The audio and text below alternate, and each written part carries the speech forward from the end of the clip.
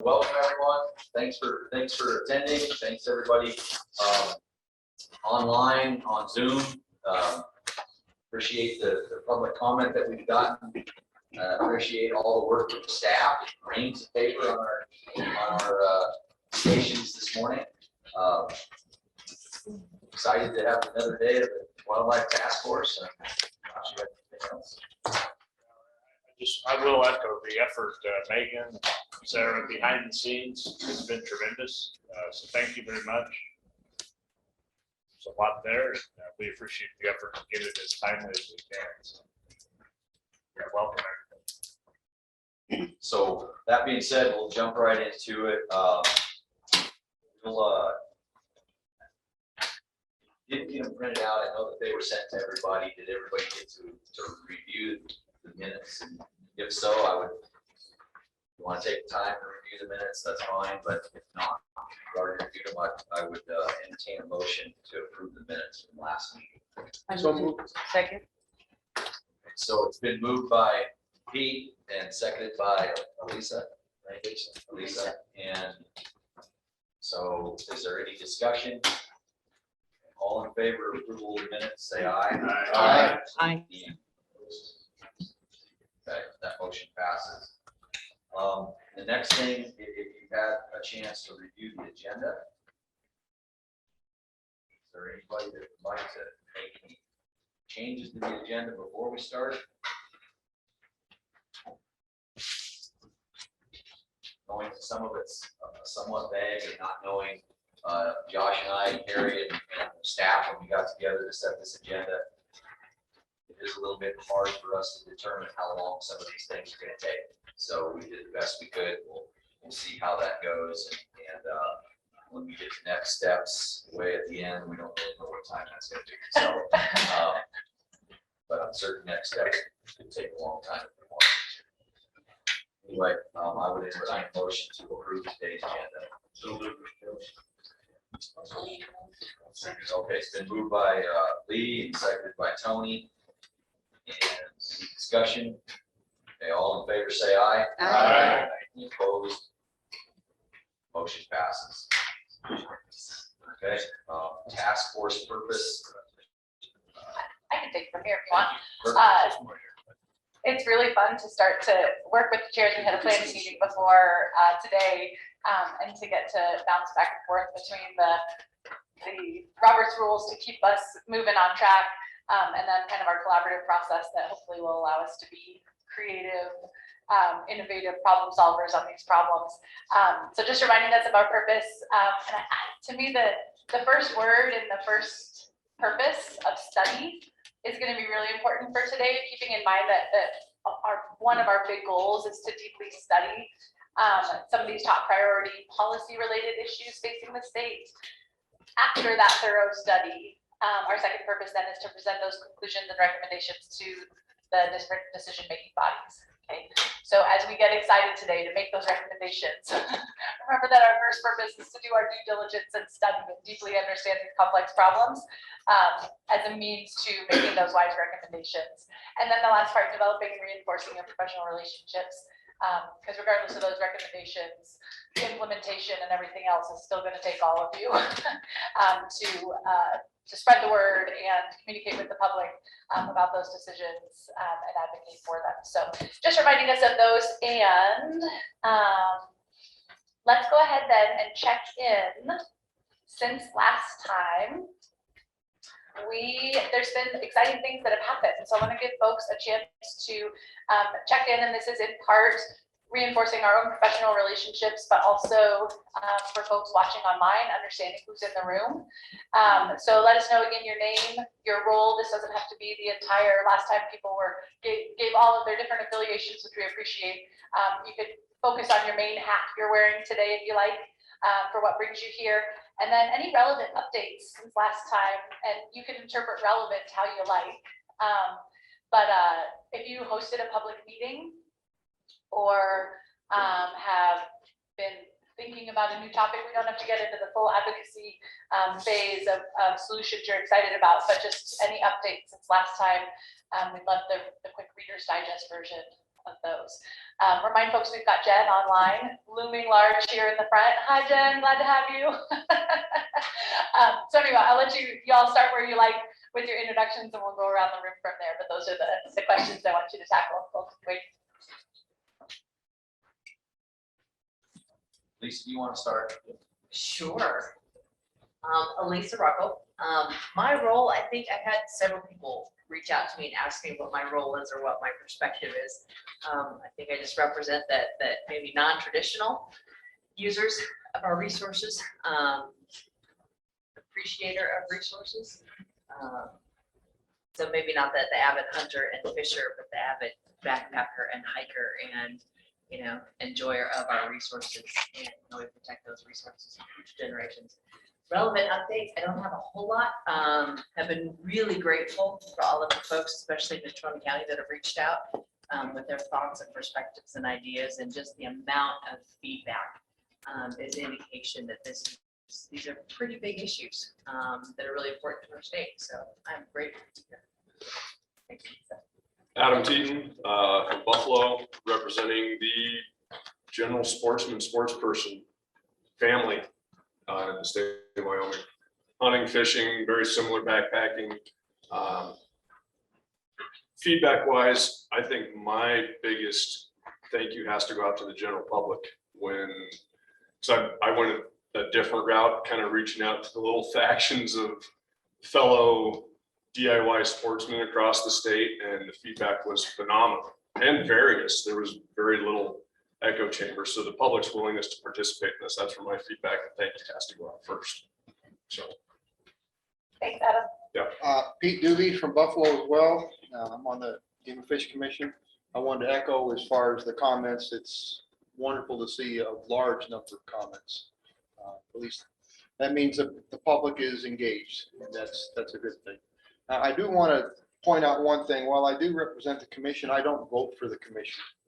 So if we decide on something here and then it comes back to the commission, what I voted for, I can't bind the commission to support it as well. So I think it's important to make that distinction.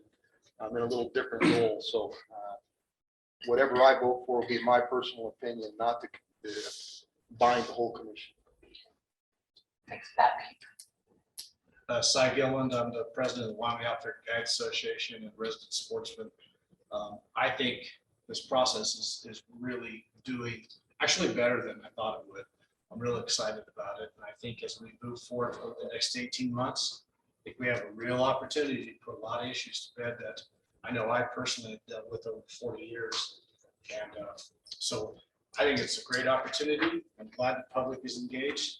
I'm also excited that the ag community is engaged, and the individuals involved with the tourism industry are becoming engaged, because they have a voice in this issue too. There's a lot of people that are involved in what happens with hunters that come in fall that don't necessarily hunt, and they have to have a voice here. They're starting to become engaged, so I think that's exciting. Thanks. Larry Hicks, represent the Wyoming Senate. Just as far as roles, I'm a resident sportsman, hunter, have been my whole life, chose to stay in Wyoming for the opportunities that this great state affords us, the abundant game populations. There's very few places that you can just go buy an elk, deer, and antelope license and hunt every year. Tremendous opportunities that we have here in Wyoming. This is a classic example of a competition for a natural resource, and I hope to be able to come up with some what I call reasonable compromise and some solutions to some complex policy issues around wildlife allocation and wildlife management. So I think this is an appropriate mechanism to tackle that. So I look forward to continuing to work with the group. We had our first meeting for those in Southwest Wyoming. Had just a little over 40 people attend. Pretty passionate group of people over there. Some of them have some pretty strong opinions as to the direction that we need to go on some of these issues. And I think my takeaway from that first meeting in Rock Springs was some of the issues that we identified last time as the top three, or kind of some of the top three issues. 90-10 tended to be one that was pretty important to that group over there. We had quite a discussion about compensation for landowners and then just point systems. And then a whole myriad of other issues came up that I think that hopefully that in the next 18 months that this group can take up and address and provide some directions. But we have a very, very passionate group of resident sportsmen in the state of Wyoming. And we're fortunate to have that because of the abundant resources we have. So I just look forward to continuing to work to try to resolve these complex issues. Thanks, Larry. Hi, good morning, everyone. Joe Schaefer. I'm from Cheyenne, Wyoming, representing sportsmen and women from that area and around the state. And one thing this was a good reminder for me as we started doing the public feedback portion. I realized even my own biases in terms of what I felt I was interested in or what the hot topics were, and was reminded by some of the feedback that I received that there are other issues that we need to consider, and things that perhaps I wasn't even aware of that intersect with the things I'm passionate about. And so having the opportunity to hear from people within the region, I think has really broadened my own perspective on the work before us. Thanks, Joe. Hi, I'm Lisa Anselmi, and my role here is I am in the hotel business, but we don't really see as many hunters there, so that doesn't really impact my feelings. I'm more here to represent. My grandson got a big elk last year. My brother and my family's always hunted, so I'm very interested in making sure we secure the rights for our Wyoming residents and the non-residents, in fairness too, because they do contribute to other places, I think, in a pretty high amount.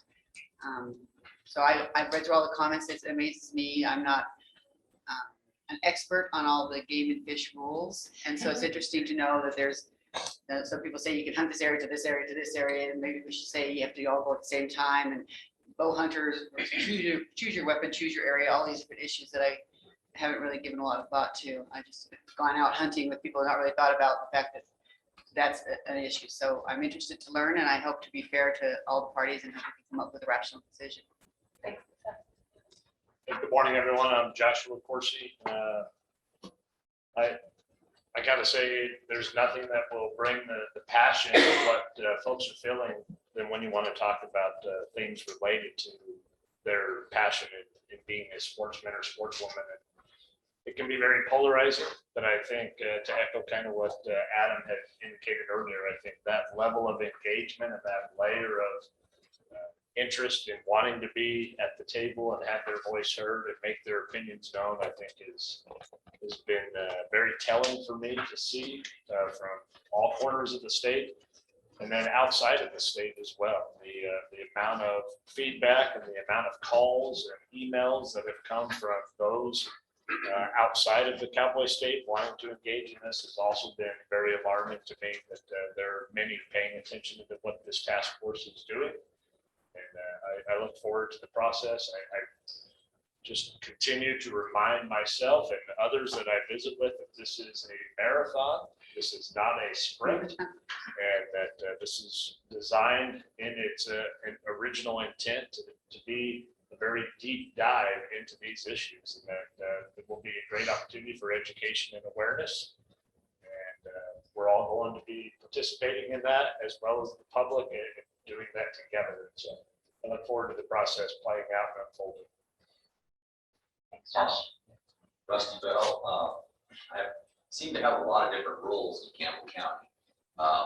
Certainly on this board, I think resident sportsman is number one.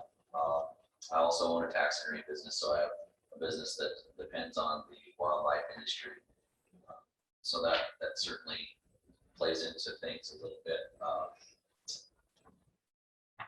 Something that most of you probably don't know, but I can't go anywhere right now without somebody either texting me, reaching out to me, whether this business or that business, or even in the commissioners meeting, somebody wants to ask me about the task force. People are watching, people want to engage. Some of that engagement is incredibly fascinating. I know we're going to get into a lot of that over the next 18 months. Echo what Josh said, this is a marathon, and a lot of what I've noticed is, and even in the public comment, everybody's issue is their issue, is their number one issue, and there might be some other things, but that's the biggest thing to them, and you know, that plays a lot into how they think, and having engagement back and forth, which is one of the things we lose with the public comment, just when they write it. We don't have that back and forth, and I really like having that with people when they call me and when they text me and saying, well, have you thought about this, or what are you willing to do to get what you want? You know, some of those things I think are important to ask the public and for them to ask themselves. So I hope that we have the opportunity through this process to kind of have some of that. One thing not very many people know about me, my passion outdoors actually is bow fishing. Oh, fishing. Bow fishing, we force feed them. We don't have to have worms. Invasive species, so carp really. So I never even knew that was a thing. we don't have to have a lot of conversation about that, but it's just a fun fact. Thanks. Tony Lehner, Converse County, Glen Rock. I wear several hats as well at County Commissioner in Converse County, but I think my role here is more to represent and be a sportsman as well as have I think a fairly strong support with the ag industry and the effects of what we're doing here on some of the ag in our area at least. And we certainly, one thing I noticed with a lot of the comments that I have received from my area, as well as reading through a lot of these, it's amazing how many differences there are in the issues from the western side of the state or the northern side of the state compared to our area in Converse County, and maybe even going more toward the eastern side with more private land issues there. We see a really wide variety of concerns, and so I thought that was pretty amazing, and again, very excited to try to deal with some of these and provide some great input for the game and fish to do what we love to do. So. Thanks, Tony. Thank you. Ogden Driscoll, officially represent the Senate in Act Valley. It's a broad spectrum as all this is on the landowner, the hunter, and obviously highly involved in tourism as well. So I can't get all parts of it. And when we were setting this up, Greg Nesbitt and I and some others kind of went through some of the issues with that part of them. Sure didn't catch them all. We did not have a local meeting. Rusty and I didn't get together to get that put together, but I can tell you, I'm past 40 people who showed up. Another meeting, we're probably pushing 100 landowners to hunters, outfitters across the board. I've been to numbers of face-to-face meetings. One of the things just got that picture right in front of me is one thing I never realized. I grew up, lived all my life in Black Hills. It's predominantly, it's probably 90+% beach ground. As I'm getting calls out of the rest of the state, I realized what a little piece of the world I lived in and how different it is to areas that are large amounts of Forest Service and BLM. I grew up in the Forest Service, but it was all in the block. It's really interesting that the variances. Once again, as past comments, everybody that calls their issues number one, and that they're really important to them. And so I think we're going to see a variance of term events as we go through this. Because I think one thing the task force is going to end up stringing through is so many of these issues that are the most important or tied to other issues that they don't realize. This is a chain that hooks together, and I don't care if it's 90-10 or 12 and their preference points or landowner issues. They all fall into how we manage our game and our game birds. I'll reiterate one more time. I still think one of our key issues should be how do we expand habitat to game birds to fill part of these problems. As the state of Wyoming grows, if we don't find a way to conserve and actually expand our game birds under opportunity, resident or non-resident, so population grows, that opportunity increases. We're at a time now, we're starting to subdivide our part. How we proactively deal with what happens in Wyoming for the next 20 years dictates, when you look at this map, dictates what our game rights and our opportunities are. And it doesn't matter what percentage we have or how good of the opportunities the game is there. Thanks. Lee Livingston, Cody, Park County Commissioner, I'm an outfitter, I'm a resident sportsman, I'm a father of resident sportsmen. I echo what Rusty is saying as far as the public comments. We haven't had a meeting yet, but Jeremy and Dwayne and I are gonna have one on the 13th. But I've had, people calling me, texting me, riding horseback down Main Street in Cody, Wyoming on the 4th of July. People were talking to me about the task force, and I'm proud to be part of it. It's gonna be a long haul, it's gonna be a lot of work, but I'm darn sure proud to be part of it, and hope I can be, some positive input. Jamie Flitner, I'm here as the chairman, co-chairman of the Travel, Recreation, Wildlife, and Cultural Resources Committee, and also as a legislator representing my constituency. And I'm also here as a landowner. And I must be completely unapproachable because yeah. So I'm looking forward to our meeting on the 13th. And I'm Brian Nesbitt. My primary role here is as the director of the Wyoming Game and Fish Department. That I'm also a lifelong sportsman. I was a sportsman before I was with the Game and Fish, and I'm also involved in our family's ranching operation in Platte County. Joe hosted a meeting, and the Jen and Pat and Joe attended here 2 or 3 days ago. He hosted it at the college there in Cheyenne. And what I would characterize that meeting as is we received some very thoughtful and good feedback from a very small crowd. There's been a lot more communication kind of on the side, like some of you have described. It was not well attended like the meeting in Southwest Wyoming was. But again, the folks that did come, they came with some good thoughts and some good comments for us. Thanks, Brian. I'm Pat Crank, I'm representing Sportsman. Albert told me that's all I can say, so I guess I'm like Jamie, I must be too old and grumpy. I've had I've had no people reach out. I got to me individually to give me comments. So it's sad when we host public. I agree with Brian. The people that showed up, and Cy even showed up out of the blue because he was traveling that day. But it's sad to me when we go to the effort to have a public meeting like that, and they're there to use our ears, and we had 3 people show up. They were very bright. They had great thoughts, comments that I could use in evaluating my participation in this task force. But 3 people is just a sad state of affairs. Thanks, Pat. Hi, my name is Albert Summers. I'm a rancher from Sublette County. I'm here representing the Wyoming House of Representatives from Georgia, Florida. I'm a lifelong fisherman and hunter, and I put the fisherman before the hunter. I shot my moose and shot my sheep.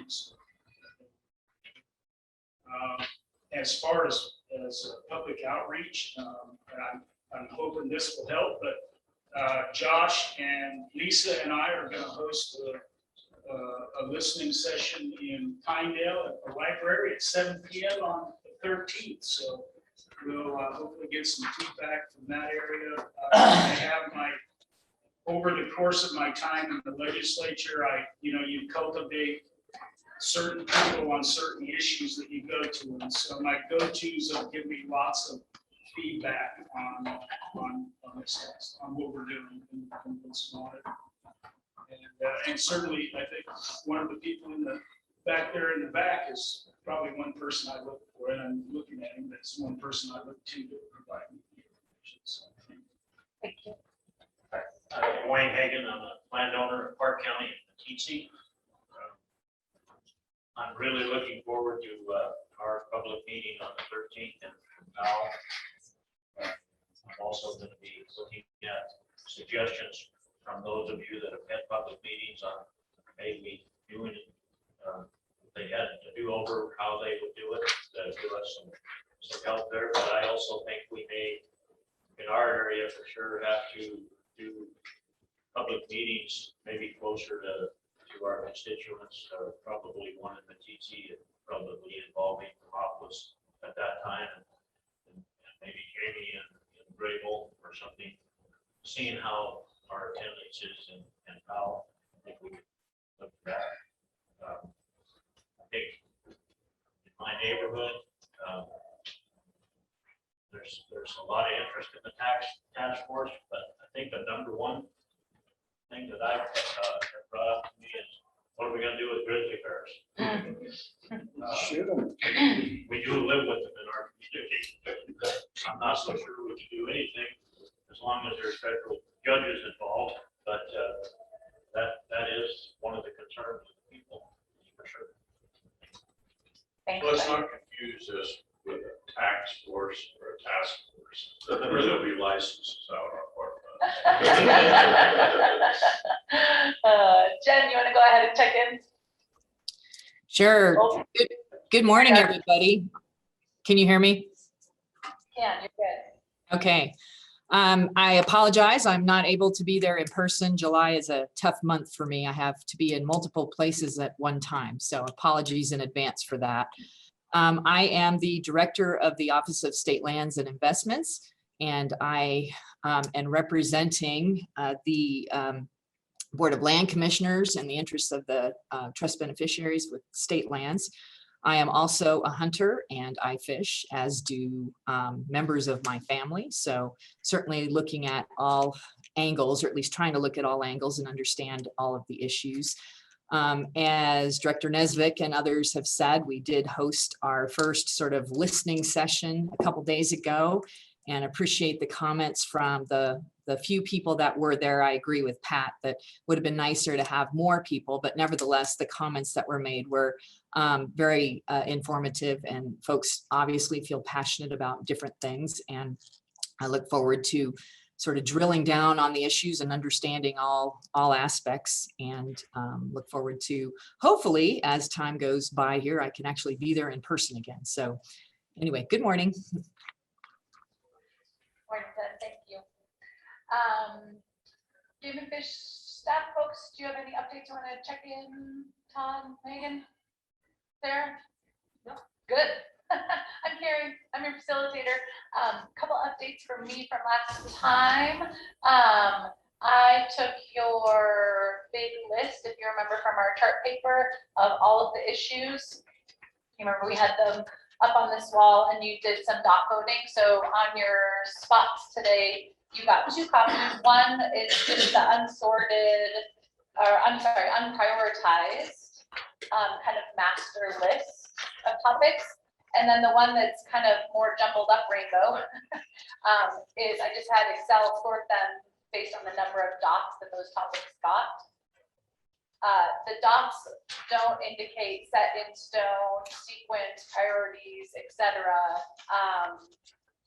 It's kind of a temperature check, so you can see where the group had energy. In conversations with Rusty and Josh, it seemed that although kind of the management issues came after issue number 1 with the big 5, their thinking was that the similar problem with the big 5, how can we increase resident sportsmen's opportunities for deer, elk, and antelope, issue number 2, is probably the next highest priority issue.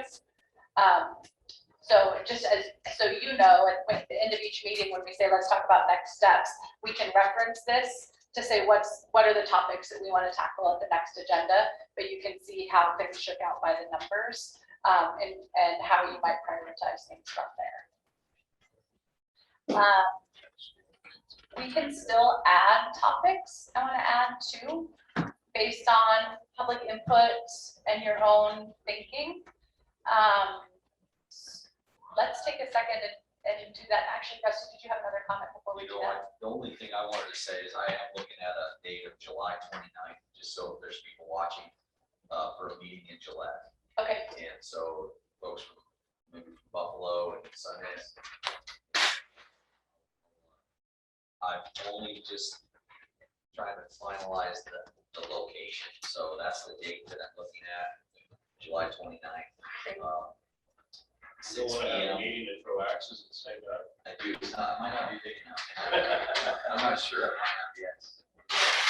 At that point, we'll have 3 meetings under our belt, and I'll be interested to hear your comment from that. So that's just the date that I'm setting in stone. I just don't know the location, so I don't have that.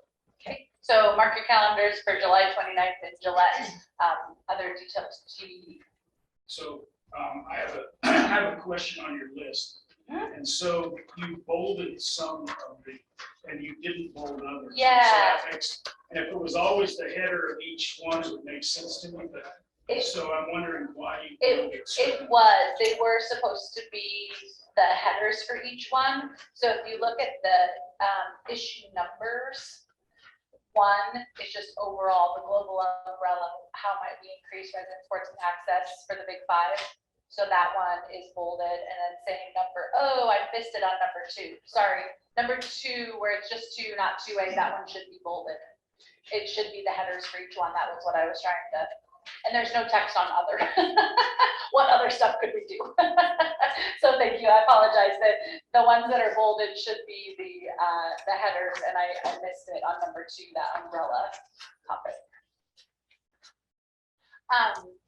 We're gonna continue on to talk about public input and reflect on what we've learned. Before we do that, just so we can be tracking issues, are there any issues that have come up through public comments or through your own thinking that are not on the list that you want to add? And we can talk about later where they might fit prioritizing, but I want to see if there's any new issues that you want to add that the task force might consider. Go ahead, Pete. I don't know if it's a new issue or not, but a lot of the comments, when we talked about the last meeting about 90-10 for Sheetless and Go or wherever, we didn't consider the fact that non-residents have compiled a lot of preference points over the years. And by cutting that by 50%, that will create an issue that we need to address, how the non-resident handles the fact that we've just cut his chances even more.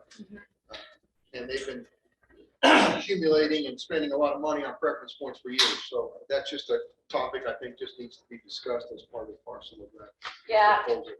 I think you're right that it's not necessarily a new issue. But thinking about with issue number 1, considering non-residents with their preference points. It was brought up quite significantly. Yeah, I saw that in the public comments as well. So making sure we include that as a part of the story. Any other things that are new that aren't on a list yet, Josh, and then Albert? Yeah, I've had several folks that have asked that the task force weigh in and really look at it and do a deep dive and provide a recommendation on fully funding the WWNRT, that the trust in its original design, and really using that as an opportunity to discuss the good work that is done and can continue to do. So, is it WWNRT? Did I get that right? Yep, And to spell that out for people, it's the Wyoming Wildlife Natural Resource Trust. Natural Resource Trust. Okay, just making sure that we all know the acronyms. We all. Okay, so thinking about this as a tool that might help support a lot of the different topics across the board, considering that as one of those. Okay, thank you, Josh. So we could think of it as an other, but understanding it as an umbrella to all of the issues, and thinking that how that could be supported. Any other new issues? Oh, sorry, Albert, yeah. I don't know if this is a new issue, but I went to the website, so this is not something you want to write down. But so I went to there and it had the flyers for the public meetings that have been on it. And just to say this about the one that's going to happen, not in my area, but it only said hunters. And so I think that's something this group needs to discuss at some point. Is this strictly going to be about hunting issues? and game populations or not.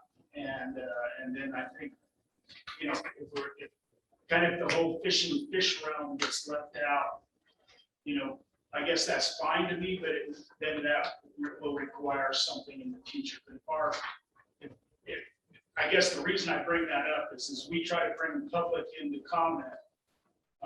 What is the expectation of this group of what we're going to get in on? If we're not going to get to fish, then I won't be as hard at reaching out to. It's really hard to get fishing guides right now, right? This is their prime time season.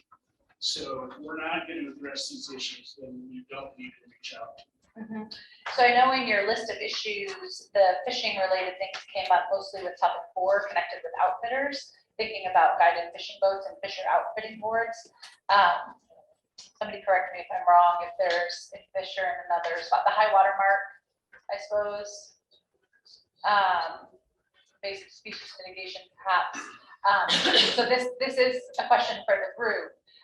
Certainly the marketing has been targeted towards hunters, and when we see the priorities, they tend to be non-fish, mostly the hunting related issues, but good for the group to consider. Are we narrowing at the exclusion of fish, or do we need to elevate that a little bit more? Tony and Jamie? I was just gonna say, I agree with Representative Summers. A lot of the comments that I got, not written, but in talking with people in our area, fishing is a very important issue, I guess, for our sport. But the Glendo and Pathfinder, all of those lakes in our area, a lot of those sportsmen really use those. And then the river, of course, and so I think definitely we want to address some of the issues associated with dealing with fishing problems, as well as enhancing or improving the opportunities for people to fish, access and all of those things. So I don't think we want to leave that out at all. Okay, Jamie, what do you want to add? I'm good. No, I concur. I think we need to make sure we don't leave anybody out. Okay, so be thinking about, we can circle back to this, but what, go ahead. Sorry. Yeah, thanks. One of the consistent points of feedback I heard from a lot of people, and it actually echoes something that Ogden said earlier in his introduction. As far as like 90-10 goes, or license issuing goes, without some form of landscape level conservation effort, we're really not doing much of anything. Whether that's for sheep or moose, or we get to the deer elk conversation, without some type of dedication to helping the game and fish manage sheep numbers so it does increase opportunity, or moose numbers, or allow conservation, or rather access opportunities to help manage elk numbers or deer numbers. We can push licenses all around the state all we want, and it's not going to do anything long term. So we have to have some emphasis on conservation efforts on the landscape level for these to actually have teeth long term. Yeah, and that I alluded to that in my opening comments. That's the piece that I heard the most that really surprised me. I was sort of oriented to this idea of policies around allocation and points as, in those structural things. And the piece that I kept hearing was we have to be looking at the management of our herds, the habitat, those types of things as a way to increase opportunity, which actually then makes it easier to relieve the pressure on the allocation opportunities. And so question for the group, considering that topic, does that conversation fit in, I think about it related to landowner issues as providers of habitat. I wonder if it's a wrinkle in that, if it's connected with like 6A and 6B on deer and elk management and thinking about habitat availability. I'm wondering if it's a new issue or if it's embedded in those. Pat, and then Ogden, what did you know? I would suggest we just solve the fish problem right now. I love how Pat just cuts to the quick of things. It's just always my impression that we were going to address all issues that were important to sportsmen and fishermen and sportsmen and sportswomen. So I think if we just make a hard statement right now, failure to include them on a poster, I think was probably a mistake. But I think if the task force says very boldly right now that we are looking at fishing issues and those important issues for sportsmen, I think we solved that problem. So let me make a suggestion, that if perhaps this is a marathon, so for right now, in this part of the race, we are more focused on these hunting related issues, but that we can work to get clear on what are the troubles, what are the friction points with fish, and make sure we're adding that to the marketing when we're doing outreach to say, does that make sense? That we don't need to necessarily collect the. Why don't we, if anyone thinks that we should not address, let's just make a bold statement right now. Yeah, what I'm hearing is, yes, let's talk about fish, and we just need to be clear about what about fish do we need to talk about? That's part of the process, but I think we just tell the public right now that we are going to look at fishing issues, and those are important, and they're important to Wyoming, and they're important to everybody that's in this room. Okay. I guess what I'm asking is, does anyone disagree with that statement? Do you have agreement that fish need to get some prime time attention of the task force, and that we need to elevate that as a priority? Yeah, as long as they're at the bottom of the list. We can talk about where they fit in the sequencing, but I'm hearing the group saying, yeah, we got to talk about fish. We can't let them get lost in the shuffle. Although I believe what we're gonna see is you're gonna see folks like in Tony's neck of the woods, in size, you're gonna see a lot of interest in the fishing. Up in my corner, I don't hear it, Yeah. and so you're gonna have hotspots. That doesn't mean we should ignore it. Okay. I also think, this goes back to Albert's point that there's a lot of those folks that are right in their busy time. Can't expect them to engage as much right now and tell us what the issues are, and I think some of us know what some of the issues are. But we might be better off talking about that, maybe we can, later, it's a little bit later in the late fall and going into the winter. We might get some more feedback from them and have some more actual interaction from them being here. So that's just a recommendation. I think in the meantime, if we have time on the agenda, coming up, that we can maybe identify some of those things. But actually getting into the nuts and bolts of that maybe later, a little bit later. Who's a group that's connected enough to what the issues are in fishing that they could help us frame kind of what are the topics that we would need to tackle? I heard Wolverine. We've actually already identified several. I mean, there's several. The ones that are on the list are adequate. I think the point here is we're trying to just say, everybody agree, all wildlife, anybody interested in wildlife should be included. We just need to be more bold about that. Okay. I think we're not trying to figure out specifically which issue or which group. It's just kind of a statement from the group that says, this is important, please give us comment if you have interest in it.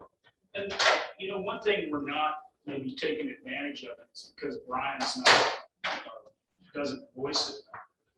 But Game and Fish over the last 5 or 10 years has got a lot of comments on a lot of things, right?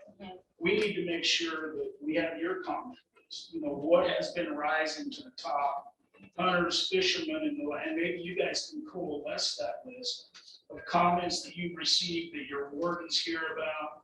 So we have a sense of what you all hear, on both.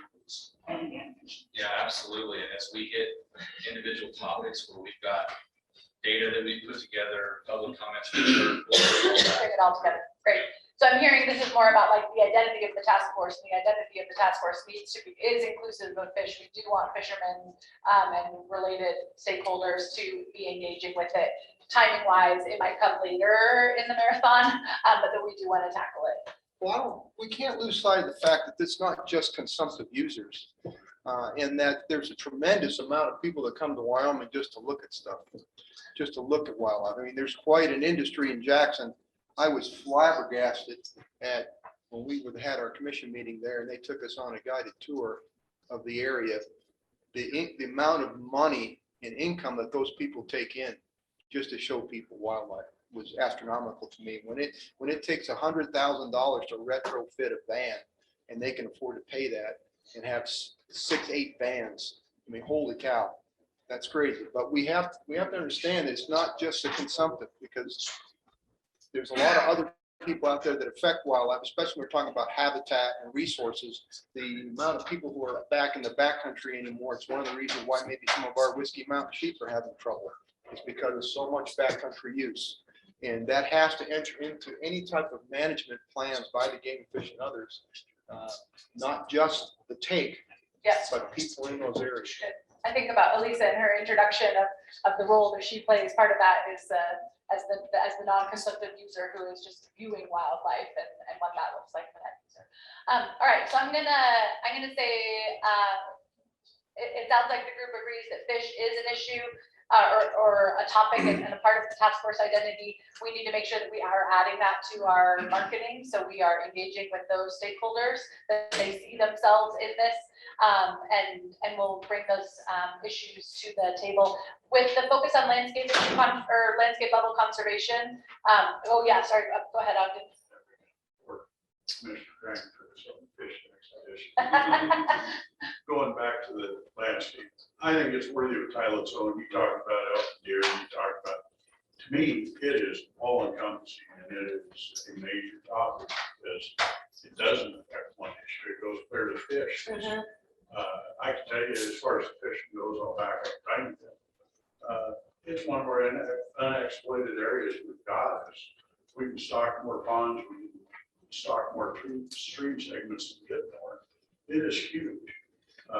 You know, you're back to the non-consumptive. We run 100 people a night on acre for our ranch. And I'll guarantee you they like looking around bills, they like looking at deer more. Wyoming's probably the most wildlife rich state in the lower 48. We want to lose that. And B, that is key, is how do we, it's not private land, it's landscape level, how do we increase habitat, make it where it is worthwhile. And I don't know how to put this, because as landowners, they're like, well, you're profiting off our wildlife, but we raise it. And to me, it's conjunction of private and public grounds.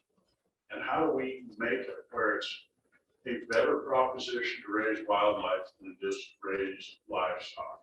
And I'm not pitting one against the other, but I'm gonna be honest about it. There's numbers of ranches that have had trucks and license availability, et cetera, et cetera. And this, realize I'm into pretty hot topics here. They be running game on the ranch instead of running livestock because that's what they love and that's what they want to do. The truth of it is right now, at least up in our neck of the woods, you can't make a living off the game constantly. There's less game and potential. And I want to see us maximize it because our amount of habitat, folks, drive to Casper, drive to Devil's Tower, drive to Pinedale. You watch New Fork down there where Albert's at, and I watched houses go up down that thing. Those meadows had to be full of game 50 years ago and full of houses. How do we protect ourselves against that and get us into the next 100 years? Do we maintain healthy population? That is a key topic. If you don't have it, you just don't have access for it. Right. So I'm going to add it as a separate topic. We'll call it number 8. We'll add it to your handouts. And if it's okay, I think that funding WWNRT, is that fair that it might be a mechanism for landscape level habitat cohesion, herd health, et cetera? Would that be kind of a sub? Is that fair, Josh? I mean, I think it could stand on its own, but I think you can make that segue that, you know, one supports the other. So Okay. I'm fine. That'd be all right. Albert and then Pat, and then we'll keep going on. Yeah, I'm sorry. I told you before we started. And I want to tear off what Ogden said, push back slightly, because I do think livestock and game are compatible. And I think if you want to retain the landscape we have in place, you have to maintain these ranches the way it does. And I just said this to a reporter yesterday, and it's not exclusive wildlife or cattle. But what I guarantee you is when you put that golf course or you put that house on that piece of land, there is no opportunity for that. And I think this landscape thing is a big deal. It's how do we grow as a state of Wyoming, right? We want to grow. Right now, we're kind of suffering. How do we grow as a state and still maintain those things that are so important to the state of Wyoming, which is our wildlife and our culture. I'm gonna ask us to table number 8 because we're not gonna start it now. My apologies to the Wolverine. That's always been my motto. If you want to see game in Wyoming, go find the best managed ranch in the county. I'll guarantee you. There's a couple odd instances. The guy that does the very best job of managing his ranch will have a thrifty game population, and one does not survive without the other. Yeah. You actually, they don't eat the same things, they don't do it, they do coexist. Right. I'm just saying the balance of them and how it happens. Yeah, in ways that you might tweak that balance. It's how you make the opportunities. An opportunity, maybe they want to run sheep, you may want to run cows, but maybe elk and cows or deer and cows are part of your mix. Right, That's where it right. falls. I will tell you this, for this, cows don't seem to matter. a lot. When I lived next to Calving a place season that's though, calving season for the visitors. Oh, don't get the baby cows. But they love the game. Yeah, So, no, for sure. I run on a ranch, we run buffalo, longhorn steers, thousands and thousands of pictures taken. Yeah. But people will go to the other side of the road and take pictures of an elk. Yeah, for sure, for sure. I'm gonna give Pat the last word on this for possible new topics, and then we're gonna talk about what we've learned from public input. I have a title for what I'm gonna call the Driscoll Wolverine proposal. I like that we already have nicknames. Yes. I mean, why don't we just call this expansion and protection of wildlife habitat? And put it as a. Very good. I think that we had something like that, but it obviously wasn't resonating.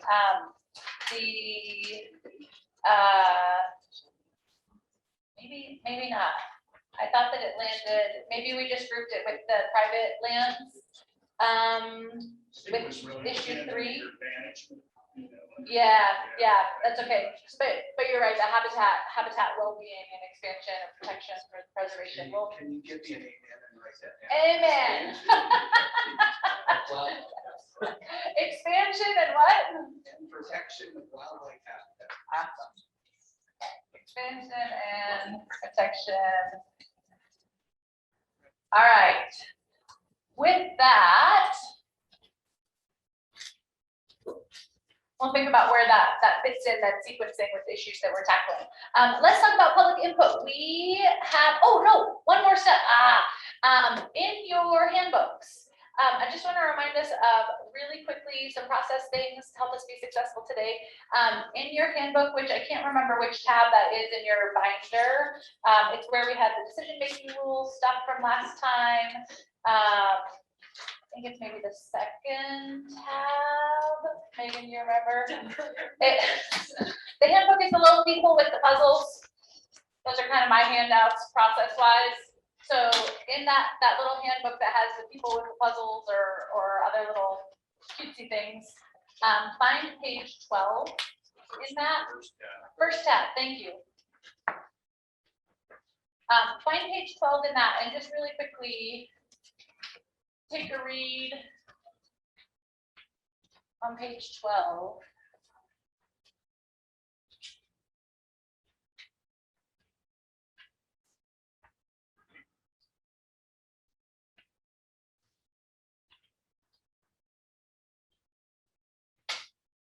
It's got 2 people sitting, blue chair, red chair.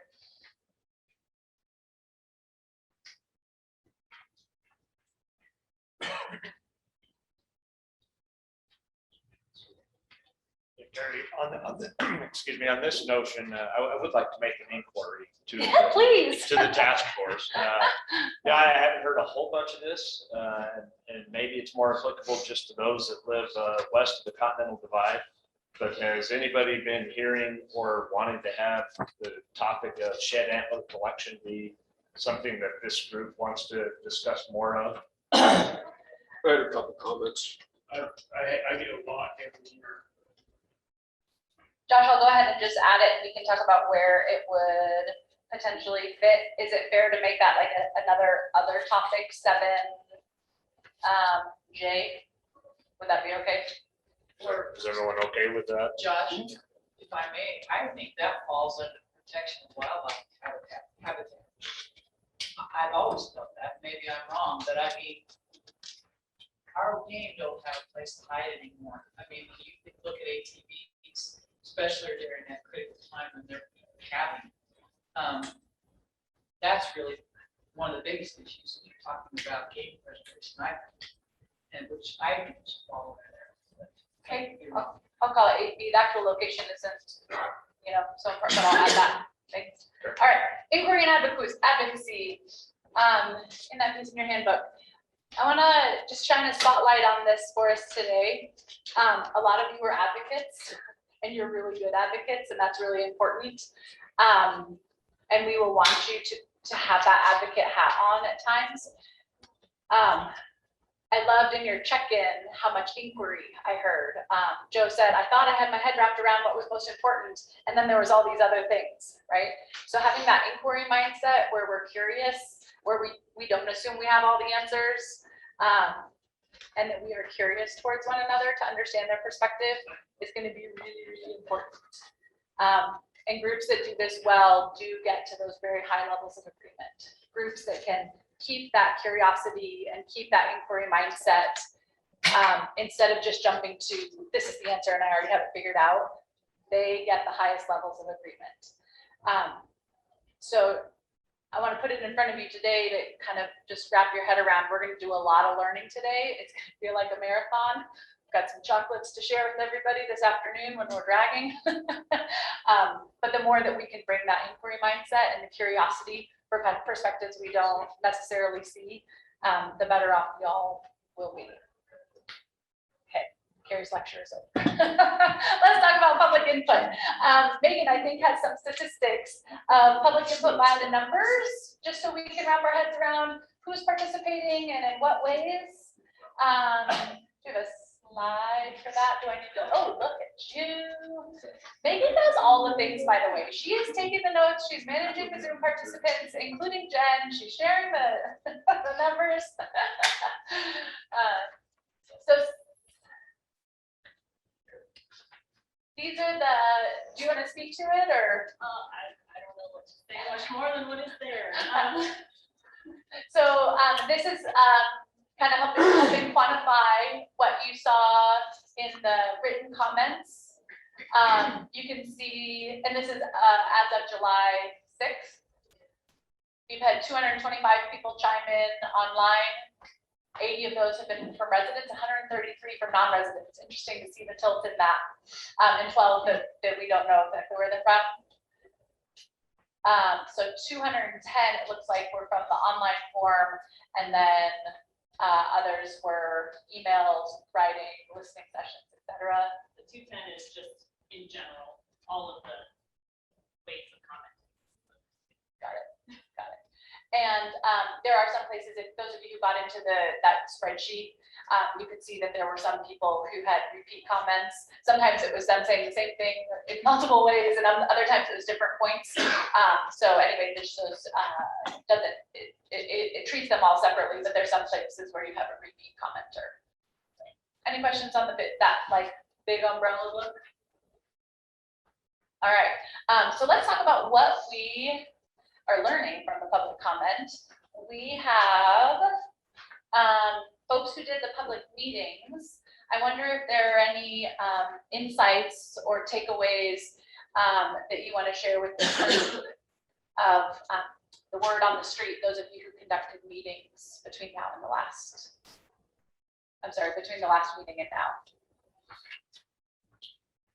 Yeah, I could touch, my take from the gathering that we had was that it's been mentioned many times already this morning. What is an issue to someone is their number one, and they're very vocal about that.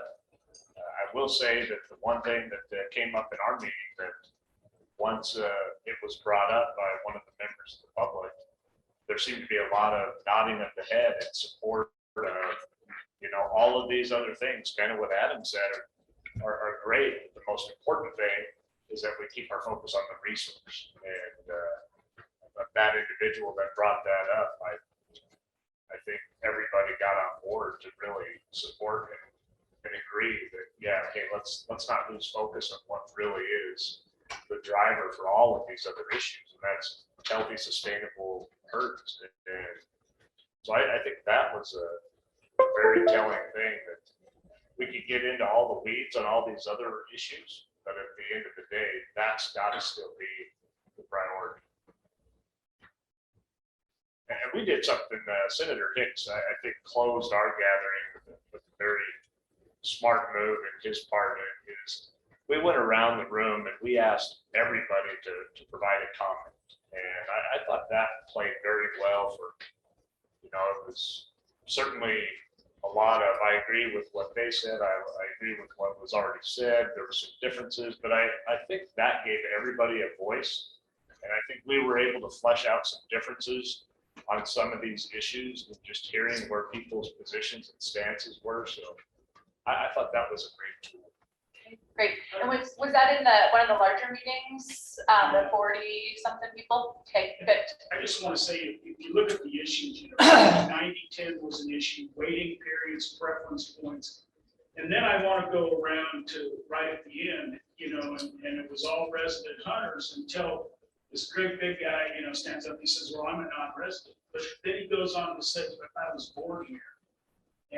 And so don't forget about those of us that haven't made it back to Wyoming after being born in Wyoming. And I thought that was, I'll be honest, I hadn't really thought of that. It was a point that resonated with me, because I think of all the people that have moved away that are non-residents, but they may have a connection back to Wyoming. Yeah, and I guess I would agree with that. That's the one thing that kind of struck home with me. To that end, backing up, if we could, just to put one more new item on the list to address that issue. Montana's got a program called Come Home to Hunt, and it addresses that issue. And I don't know a lot about the program, but I think they allow those non-resident people that grew up in Montana the opportunity to come back and pay a resident license to hunt with family.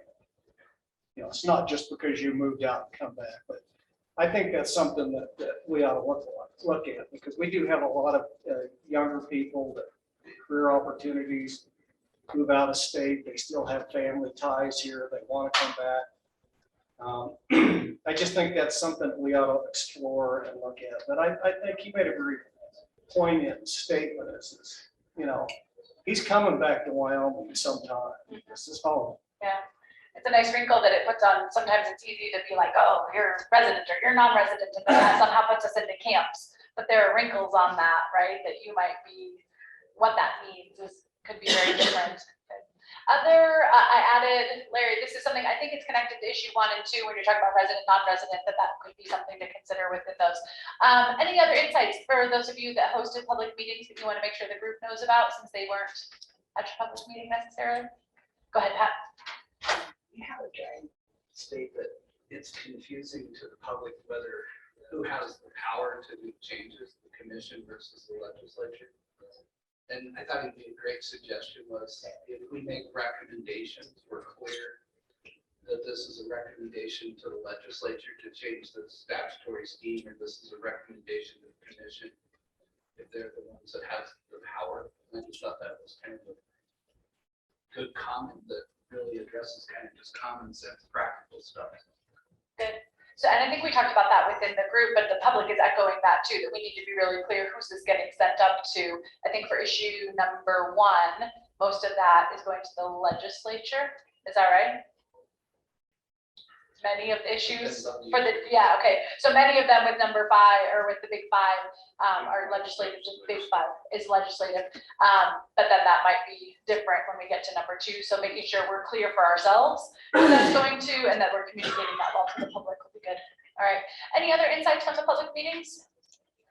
Yeah, go ahead, Brian. And just one thing that did come up, that kind of reaffirms what I think Josh and Larry were talking about, and that is that there was definitely a concern of changing landscapes and habitat in Wyoming, how we deal with it. And that was kind of the bedrock of what at least one of the commenters thought was important for her to look at. And then the other stuff was, stuff we've heard, very similar issues, preference points, access, landowner licenses, recognition of the fact that 50% of the habitat in Wyoming is provided by private landowners. All right. That was it. The other stuff's all. All right. If if that's it then from the meetings. No, Oh, I sorry. think it'd be remiss, even though I might not agree with it totally, but I think in the comments I heard in Southwest Wyoming is there was not a lot of love for landowners. Any kind of landowner license, any kind of landowner tags. In fact, some of the more, people that expressed strongly thought that there should not be any monetary gain from wildlife. I think that's a bit, that's pretty harsh to say that, and still have a constituency, but I think you'll see more on my side of the state, those kinds of issues, because it's not an access issue. Okay. So when we start talking about the landowner issues, you're hearing some echoes of that from some camps and. Yeah. Okay, good. Anything else from the public meetings? All right, you've got a big old packet and we sent you the direct access to the spreadsheet so you could read those directly. But I want to give you a second to look at the written comments that have been submitted. We know that the majority of those, at least in this one, are coming from out of state.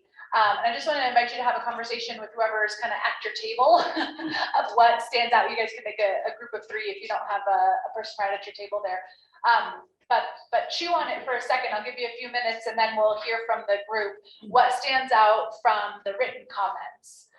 You want to acknowledge the temperature in the room, knowing that there are a whole bunch of different perspectives. Talk to your partner there about what stands out on the written comments that you want to make sure the task force is keeping in mind.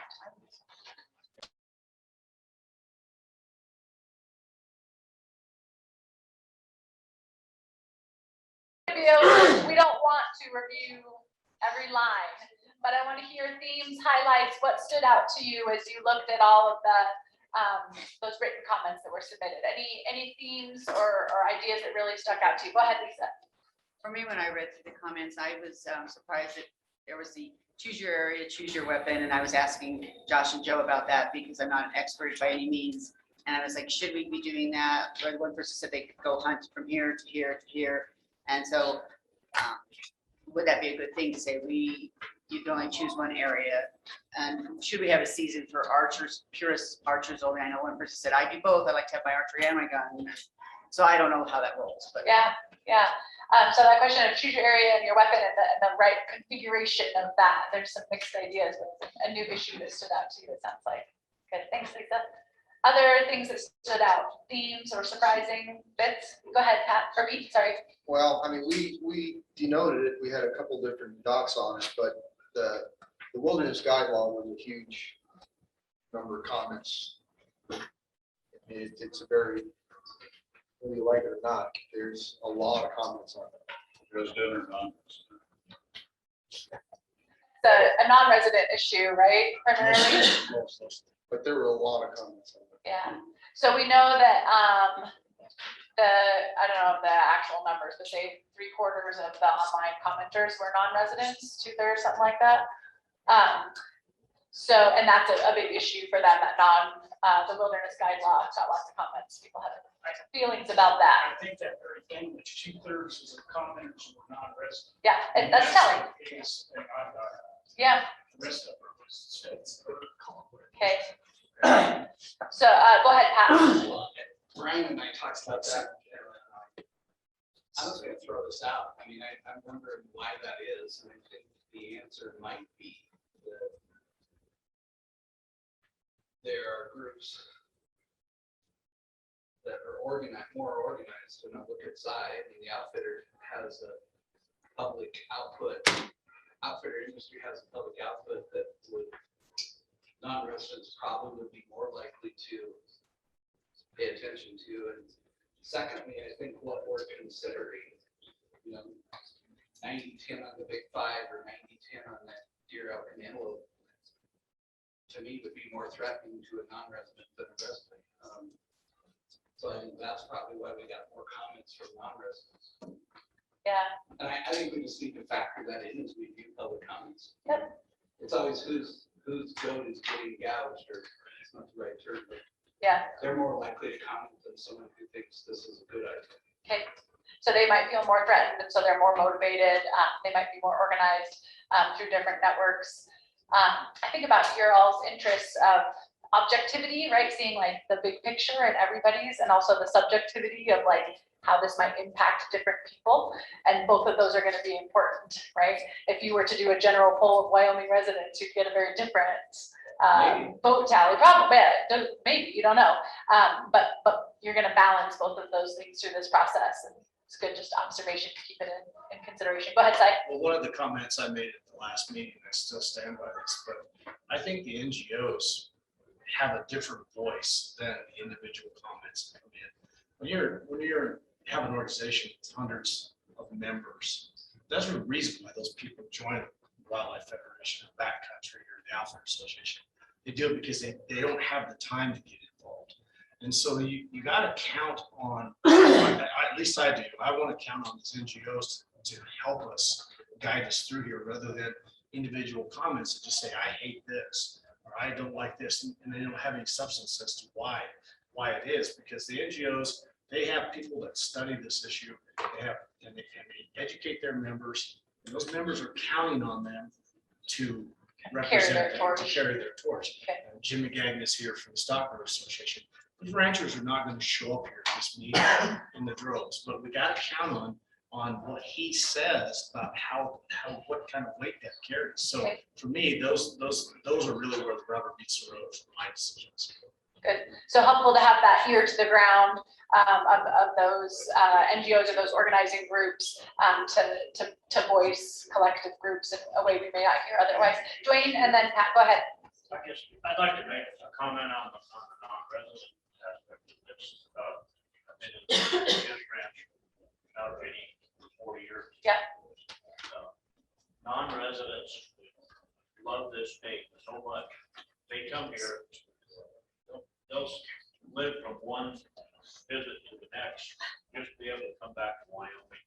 And I'm sure that's why we saw more non-resident comments. There's a passion there. They just want to be able to visit this state, hunt in this state, fish, summer trips, just very, very passionate. I appreciate that acknowledgement. I think about the unintended consequences of like, if non-residents just say, well, great, I'm going to be able to move there, and what that means for development, right? All of a sudden you're like, wait. But appreciate that the non-residents may be just as passionate about loving the state as residents are. And they're living for their visits here, kind of just getting through till that next visit. Appreciate that acknowledgement. Pat, you had a hand, and then Josh. I agree with Cy that the NGOs, but we need to be careful as a task force to make sure you look behind the NGO. You know, if Jim McGagnon shows up, it's well vetted with his membership, and it's a huge membership. We had a person, shall remain nameless, but would constantly appear for a while in front of the commission representing an alleged NGO. And when asked how many members he had, he wouldn't tell us. You know, so if it's shill for acting like they're NGO, that doesn't carry much weight with now. It's the Rocky Mountain Elk Foundation, the Wheeling Fanatics, real entities that have real membership, that's worth a lot. So just be careful with that. Okay, thanks for that word of caution. Josh, go ahead. I think the only thing I'd like to add specific to this topic is, and it kind of goes back to what Ogden said, is that, you know, while they didn't host a town hall gathering or listening session in Northeast Wyoming, he's talked to 100 people. And I think we all on this task force are charged with making sure that those folks that we engage understand the right vessel for getting their voice in front of us all instead of just us as individuals. And that is really putting out the information about the website and how easy that public input format is. But that goes to all of us. I mean, there was a handful of pieces of paper put in front of us this morning that it's going to take time to get through all those comments, but that is the right platform for us all to see, because, you know, Albert, what you mentioned, in Southwest Wyoming, transferable landowner licenses was clearly not a popular topic. But there will be other places in this state where that will be something that will have the opposite support for. And I think for us to really be able to be diligent in making the decisions that we're going to put forward, we need to have that 30,000-foot view that can look at and see that from the optics of all the various opinions. The only way we're going to be able to do that is to have people use the platform in place through the website. Okay, good. So think about the numbers of comments that have been received informally via text, through conversation when you're riding your horse in the parade, whatever it is, and how important it is to encourage those people to also engage online, so everybody can have that written, those ideas, and not just counting on you to play the telephone game to bring all those ideas to the group. You're of course holding them and valuing them and bringing them for yourself, but so the rest of the group can benefit from them. Sure. Go ahead, Larry. You know, when I read, and I didn't read all of them, but I got a pretty good taste of this, and then based on the comments that I've received in the public. And so when I look at this, and I look at these comments, this is competition for a limited resource, and that's what we're talking about. When you have people that want access to this resource and somebody else that wants access to it. And what it tells me when I go through these public comments, there's a tremendous amount of demand for a limited resource. You know, whether you're an NGO or, you know, guys like me that chose to live here my entire life because I love wildlife in Wyoming more than they do because I chose to live here my entire life. You know, and so we are dealing with that competition issue. And I'm just telling you, when I go through those comments, it tells me you're gonna have to make a lot of tough decisions. Yeah. You better start giving some thought on how you're going to go through your own personal decision-making process, because there's a lot of tough issues up there, and we're in a situation because of a limited resource. There's going to be winners and losers. And I will hope that we come to the point where we can find what we can do best, you know, and find that sweet spot where it may not be what you like, but you can live with it. But when I go through those comments and boil it down, it's like, boy, we got a lot of tough decisions ahead of us. Yeah. Yeah. And some of that isn't because anybody's wrong or bad, it's because this is a scarce resource and there's a lot of demand for it, right? There's point fingers of who's the boogeyman that's causing that, but it's a scarce resource and we really all value it. Good. Any other themes or something you want to highlight from that? Go ahead, Lisa. Just one of the things when I was reading through, and I talked to Joe and Josh had brought it up too, is about shed antler hunting. A lot of people mentioned that my neighbor does a lot of shed antler, but I guess there's no way for people to do that. And I know it was a big thing, and when I was in the Senate, we had the bill where, you know, east of the Continental Divide, west of the Continental Divide, and the dates for shed antler hunting. So I do think, and the pressure on animals when people are out there on RVs trying to reflect it, as Representative Flitner also mentioned. So I just wanted to say that I saw that in a lot of the comments. There were some concerns about it, and wanted to echo Jamie and Josh's concerns about it. Not that I have any answers. Yeah, you know, I don't know that people, unless you live in Southwest Wyoming or Western Wyoming, can understand the number of people that flood across the borders during that season and impact that the resource. I don't think, unless you live there, I don't think you can get it. Okay. And it's incredible. Okay. Yeah. So a place where maybe really hyper localized impact, but big. Unfortunately, that's, you know, it's not Southwest Wyoming's problem alone anymore. It's everywhere. The eastern front of the Bighorns, Colorado, South Dakota, Montana, they're all there in the spring. Okay. Appreciate that. Dwayne? I also think that's probably the greatest trespassing violation. Yeah. Much more than that. Yeah. All right, so I'm capturing those for that new issue. Anything else that surfaces in public comment, and then we'll get to our folks in the audience. We can talk about if we need a break to make sure we're fresh for that. But anybody, any other comments of what surfaced from those online comments? All right, decision for the group. Do you want to take a quick break so we can come back and be fresh to hear from the audience? Does that work? Let's do, what time is it? 9:25. Let's say 9:35, take 10 minutes. Does that work? And when we come back, folks in the audience will have a chance to collect your input. All right, so I believe we have one person online, but let's start chairs if you'd like with the public comment from the audience, yeah? All right, sure, thanks, Carrie. Okay, so, Rusty, I'm done talking. Anyway, the one thing I didn't ask is where would you like this public comment person to stand? Where would you like them to stand? I'm happy to pass off the microphone, so it makes it easier for them to hear. That would be really good, but I didn't know for the video. If you Oh, for Zoom. It will capture them pretty much anywhere in the room. Everyone in the room is on video at the moment. Hey. So just anywhere close to the table probably to capture it through Zoom. Okay, maybe we just have to stand up, maybe. Like at the corner there, perhaps near me. Okay, that sounds good. So just some ground rules. I think everybody, one of the big things, we just want to have good civil conversation here. That's the main thing. We're all trying to work out some difficult issues, and we know everybody's passionate about these things, but we certainly want to keep things civil.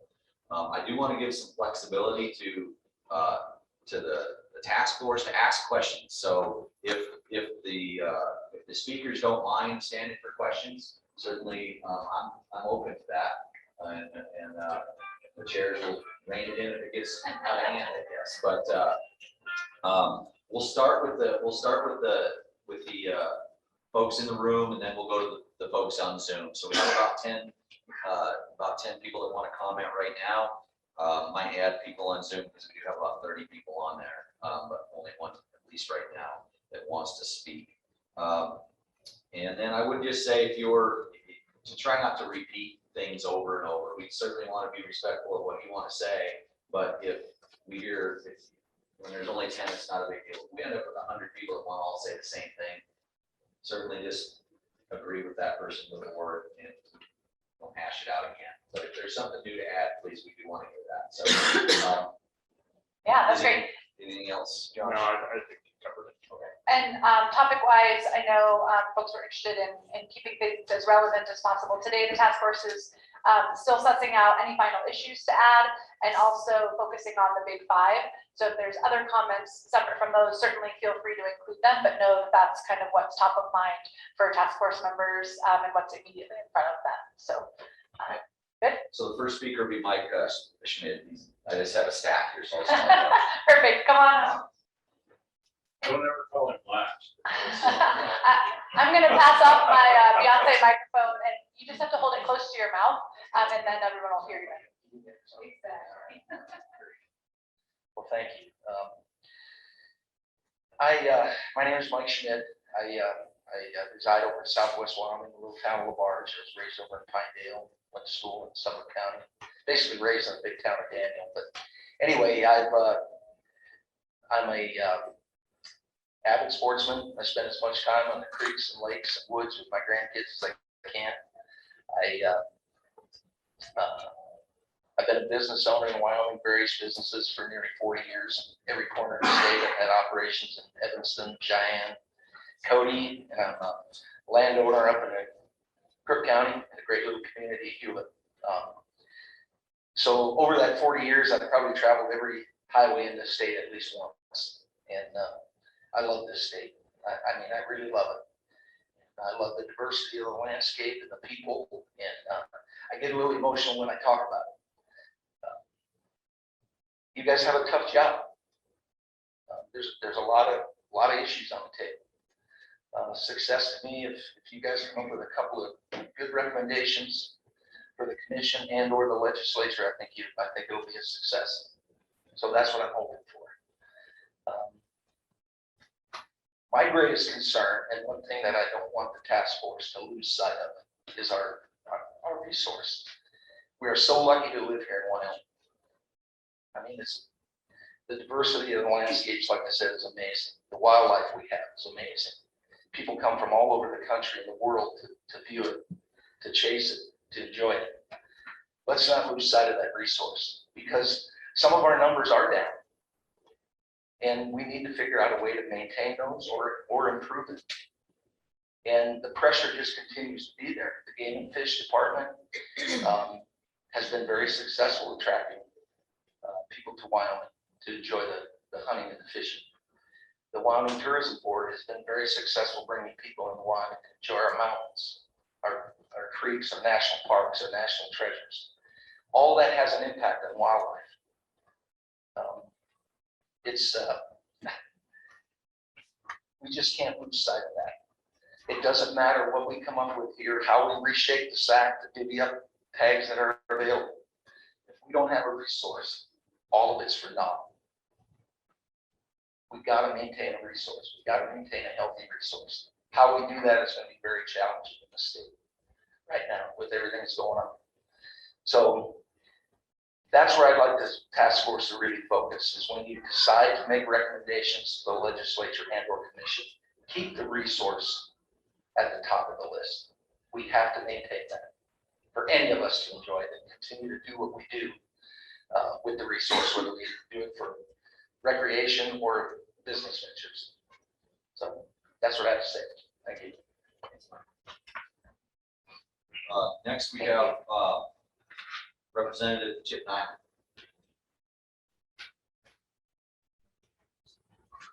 Okay. Thank you all. I appreciate the opportunity to be able to visit with you for I actually get to see you in person. I guess I don't bring my perspective that I here to chat with you about is more in regards to the landowner rancher. That's what I do in Hewlett. We have a family ranch on the Bellfish River, just outside of Hewlett, Wyoming. And our biggest issue that we deal with is white-tailed deer. Some elk, it's starting to kind of develop the elk population in our areas. But I guess what I want to chat with you guys and kind of give you some food for thought is, and this is already from Albert's perspective, not everybody is up on this idea, but the reality of it is, as a landowner and a property taxpayer and a rancher, a critical part of wildlife is getting, in my business, is profitability. And I know there's folks out there that get real heartburn when you talk about making money on wildlife, but quite honestly, wildlife are a major expense for us. We grow crops, I run irrigated ground. White-tailed deer are a major impact on what we do. And for years and years and years, my attitude towards deer, wildlife, was they weren't beautiful, they were rats. They wiped out our crops because we had such numbers that were devastating to our property. One time they did a count on our property there on the Bellfish River, 2.5 miles, had 1,152 white-tailed deer in a 2.5-hour count. And if you're figuring they're eating 5 pounds of feed a day, do the math. And right now in our country, hay is $200 a ton in the field. Those animals are having a pretty dramatic financial impact on what we're doing. And so I guess what I want to say is, I know we're not going to get rid of the deer. We've got habitat that is ideally suited for them. We've got cover, we've got water, and we've got food. They're going to be there. So our attitude has changed. And what we need as landowners, and from my perspective, is an ability to be able to better manage the wildlife that's there.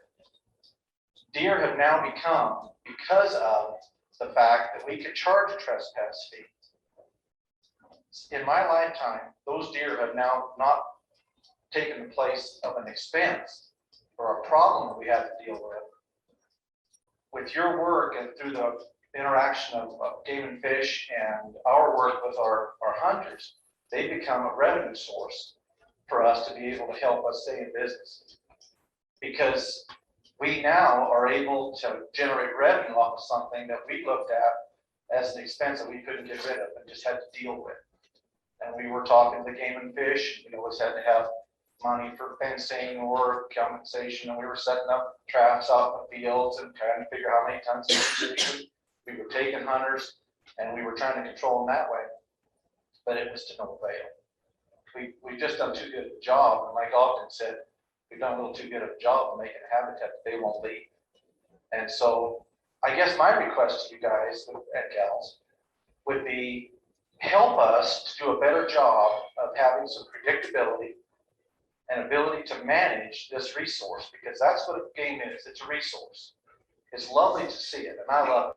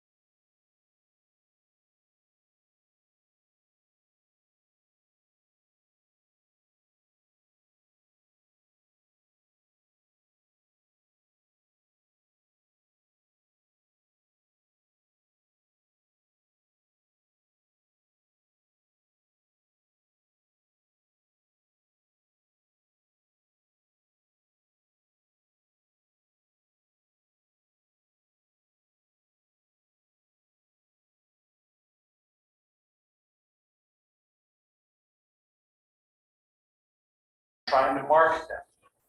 And I'm trying to market that tourism and that ability to come to my property and offer that opportunity for them, which is going to help me in my bottom line, help me stay in business.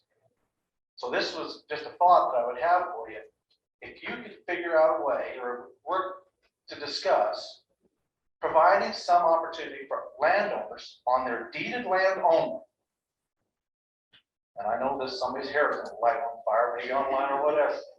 But let landowners with their deeded ground have a specific number of tags that are guaranteed to them each year that they can make sure that their hunters are covered. For example, here's the issue I face. I faced it this year. I got one group of 7 guys come all the time. All the time. I mean, these guys have been coming for 40 years. This year, 4 of those 7 did not draw tags. And the call I got was, Chip, we got 4 of our guys that didn't draw. I don't think the other 3 guys want to come by themselves. So in effect, I've lost 7 hunters. Now, I'm not going to tell you what I charge because that's irrelevant, but I'm going to tell you this. That helped pay my taxes.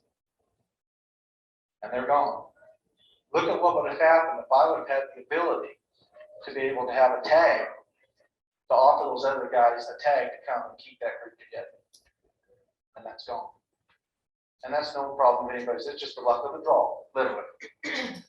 But in reality, I've got a population of whitetails there that is unbelievable. Ogden's got the same deal up the river. IPY does. All of us on that river do. So if there was a way that through the management of the game and fish, that if we could come up with an amount based on deeded acres. Now this is not, and this is what I'm asking. In an effort to stop other folks' hair from maybe bursting into flames, could we do a tag that is specific to that property? That tag that I would have would only be good used on my land alone. It would not be transferable. They couldn't take that tag and then go and compete with anybody in the forest or on any other piece of property. That would provide predictability for us as landowners, that we knew that we would have a certain number of hunters. And that we could provide that. If I had hunters, I didn't draw a tag. Don't worry, I got a tag. I got this many, I can be able to deal you out. We'll make sure that you can come, and I can get my deer harvest. And in so doing, my thought would be, and maybe this is, you guys can tweak this or whatever, massage it however you like. If you go in on this deal, that you opt out of any damage claims to the game and fish, which would allow the game and fish to keep revenue. They're not sending guys out into the woods trying to figure out how many pounds of crop they've eaten or overseen or anything like that. You don't get damages because you've officially come to the point where you're managing your game through the cooperation of the game and fish. I don't think so. Yes, sir. I have a question for you. You're talking about bucks. Bucks or does. Would the landowner, would your idea also extend to the fact of doing doe harvest after your hunters are gone to residents or non-residents for maybe minimal or nominal fee at all to help control population? Shooting the bucks isn't going to do any different. It's not going to help. No. But you have to control the doe population. How do you propose to handle that? That's the exact problem I have because every one of my buck hunters, and I'm already doing it, I require that they shoot does. I have to manage the doe population. It gets completely out of control. And that's another point in this that we got to recognize. We as livestock producers are stewards of the land. If it's making money, you'll manage it. You'll take care of it. Overpopulation of deer brings smaller bucks, it brings weaker fawns, it brings all kinds of problems. If you don't manage it correctly, you lose.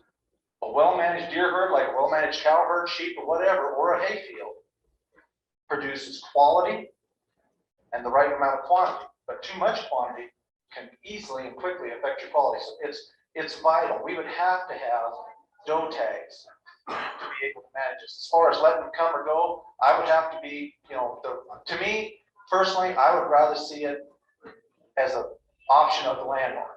If you want to take non-residents or residents, shoot those does, like with my situation, for every buck tag I get that they come, I require that they shoot 3 does. You got to. This isn't just come take a buck out and leave every doe on here. I've got to manage this herd. Now, what I also do is I allow youth hunters to come free of charge, but I've got, now, let's be honest, folks. This is about making business. It's the way I look at this. And we have to. If you want to be honest, it's business for me as a private landowner.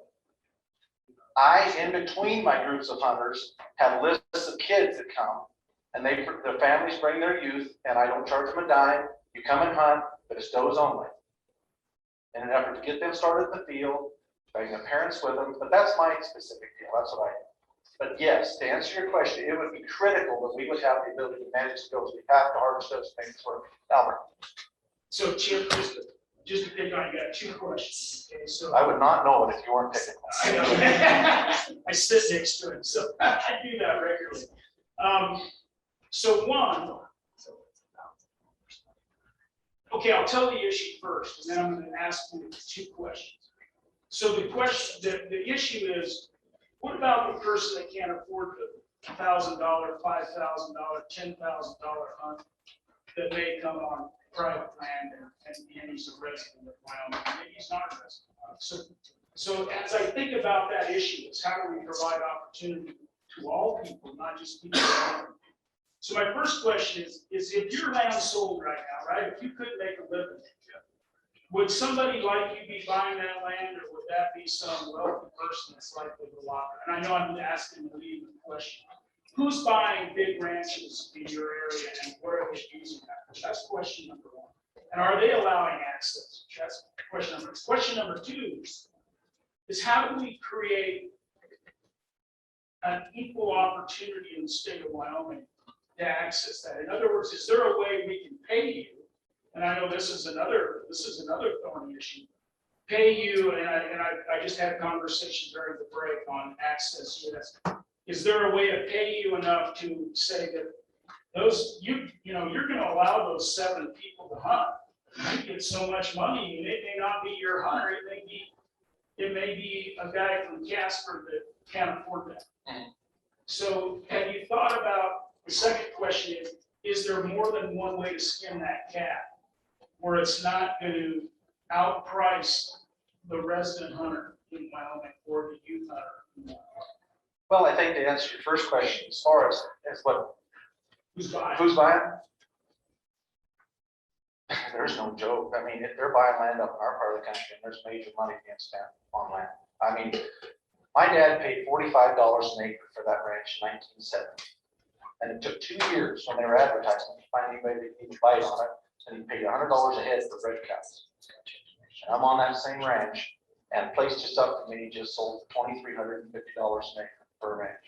It takes 40 acres of ground in our cow. Well, yeah, not quite 40. I'd say 25 to 30 acres of ground to run a cow a year. So if you're telling anybody that you're doing this and buying it to run cows on, you're fooling yourself, because that's not true. And so do you think those people are providing access? They are. I know that several of them are. People have bought. They're very glad to come out and do that. Some of them are locking it up, but the reality of it is that's happening right now. I mean, even if they give you a tag, I can do that right now. What tags are allotted? My thing is, I can charge whatever I want for a trespass fee. I can let whomever I do or don't want onto my property the way the system is right now currently. It's just the thing that I'm trying to figure out is how can we do a better job of managing the resource, because as that resource becomes more valuable and profitable, then it's better managed and it develops. And what it'll do, I believe, I've already seen it on our place and places around, is it increases the amount of game and the quality of the game. And that game is not fenced in. And it spills over into other areas, on other properties, on the public land, as it's better managed. Instead of just shooting everything and killing everything and stuff like that in order to try to control a problem we're dealing with. I'm just asking, does the conversation need to be that we could take and just have an honest conversation about the fact that there's value there, and when you help these landowners realize that value, then they become an asset to that property. And then we continue to develop that asset because it's helping our bottom line. And that helps us, honestly, Albert, to compete with some of the prices that are being paid for that. Because then we've got an ability to have an extra value add to that ground, because wildlife is, I mean, I mean, we try not to even cut the hay for fear of killing fawns at a certain time. That's the stuff we deal with. I mean, I ask my hunters, try to shoot something that's 4 points or side or better. That deer will still be there. They generally live and die within 1.5 miles or 2 miles of where they're born. You know, and we manage that to increase that because I want those hunters to come back. They have a quality hunt. So I don't want to shoot my place empty at deer. I want them to see game. It's like often the more game they see, the more apt they are to come back. Because they don't see that. I have hunters that come from Minnesota. I see 8 deer a year. I come to your fields, I see 200 whitetails and 180-acre alfalfa field. He said, this is like heaven. He said, I've never said, well, just don't be on the paying side of watching what they do to an alfalfa hay field on third cut because there'll be nothing left and dry. But that's how I have to compensate for that, is I have to charge a fee because the seed and the fertilizer and the electric bill to pay that pump to put that water out onto that field and that pivot all have major cost implications. And every deer in the country figures it out. So they all come to my house. And so it's now my responsibility to do a good job of managing them, or else they become a problem for you unless Game and Fish is ready to come and fence out all this property. Because if we can't manage them, I know they're not our deer. You know, I tell the Game and Fish, come get your deer out of my hay field. They're not my deer. Well, whose are they? Well, tell them to come get them. Well, the public's deer. Well, what are we going to do about it? You know, they're eating it all. You want to fence everything out? That's not feasible. But if we can come up with a thoughtful way of making these things valuable for these private landowners, 50% of our state output is publicly owned. So limiting somebody's ability to be able to hunt or enjoy a quality hunt, you know, that's not in the cards because there's opportunity all over our state. Now, in our situation, granted, northeast corner of Wyoming, primarily deeded land. So that's the issue we face. And that's the thing, with everything you guys are seeing, it's not ever going to be a one size fits all. What works down in Albert's area would be less likely to work in our area. Trust me. Representative Niles, thank you. Do you have anything else on the question? I do a little bit at a tiny bit.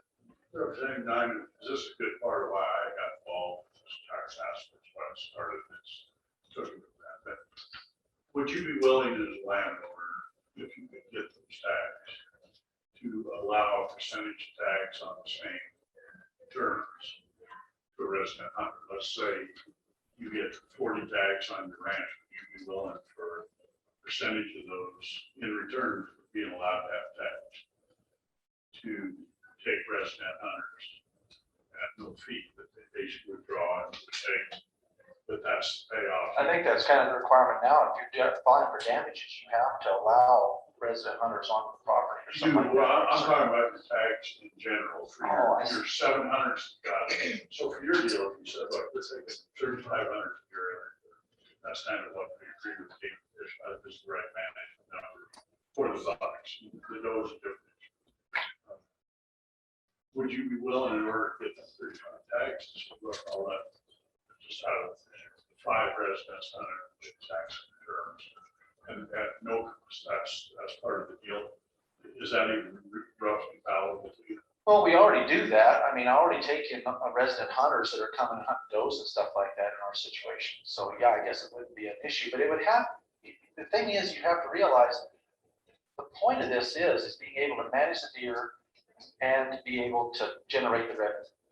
Now, when would you take those hunters? Would they be does only? Would they be a special season later on? After your general season's over, would you allow, let's say, Game and Fish, would say an extra 7-day season, December 1st through the 7th, resident hunters only. If you're on this program, can't charge them a fee.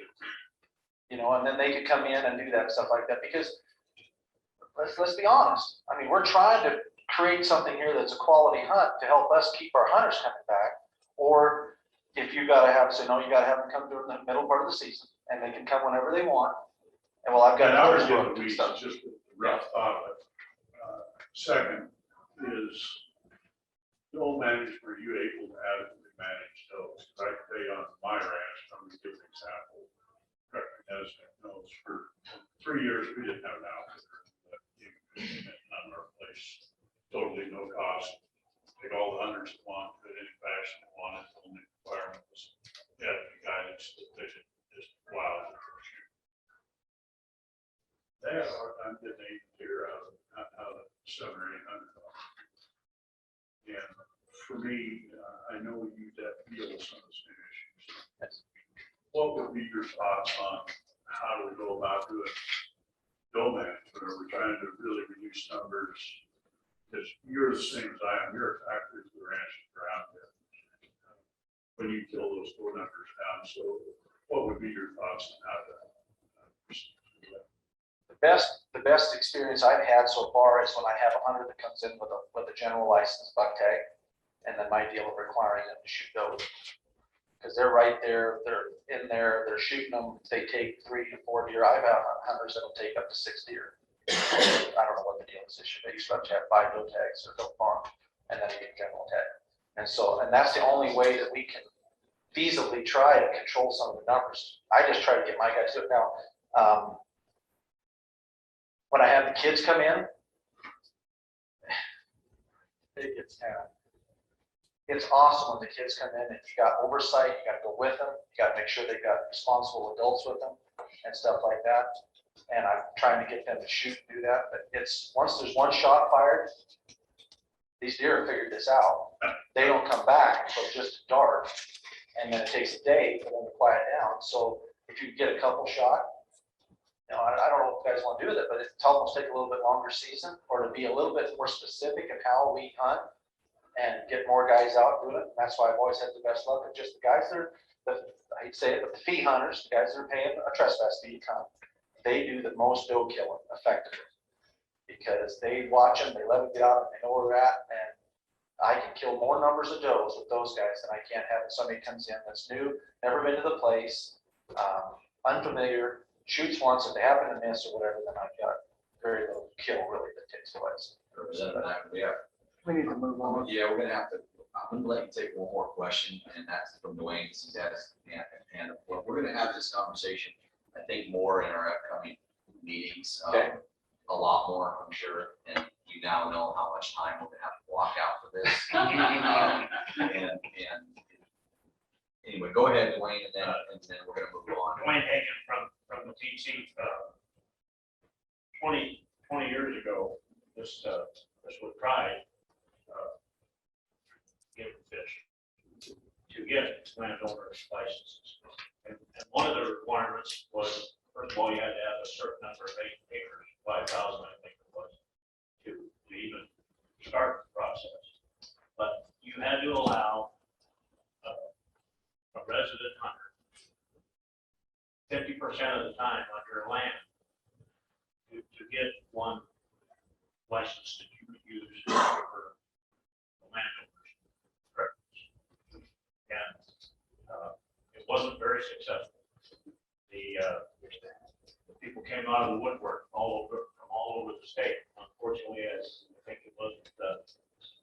If they had meetings the same day all over the state, probably would have been different. But they had different meetings at different times, and the same group dominated the meeting and got that whole process down. But one of the other aspects of that was you had to allow game fish to work with you for harvesting either cow elk or deer.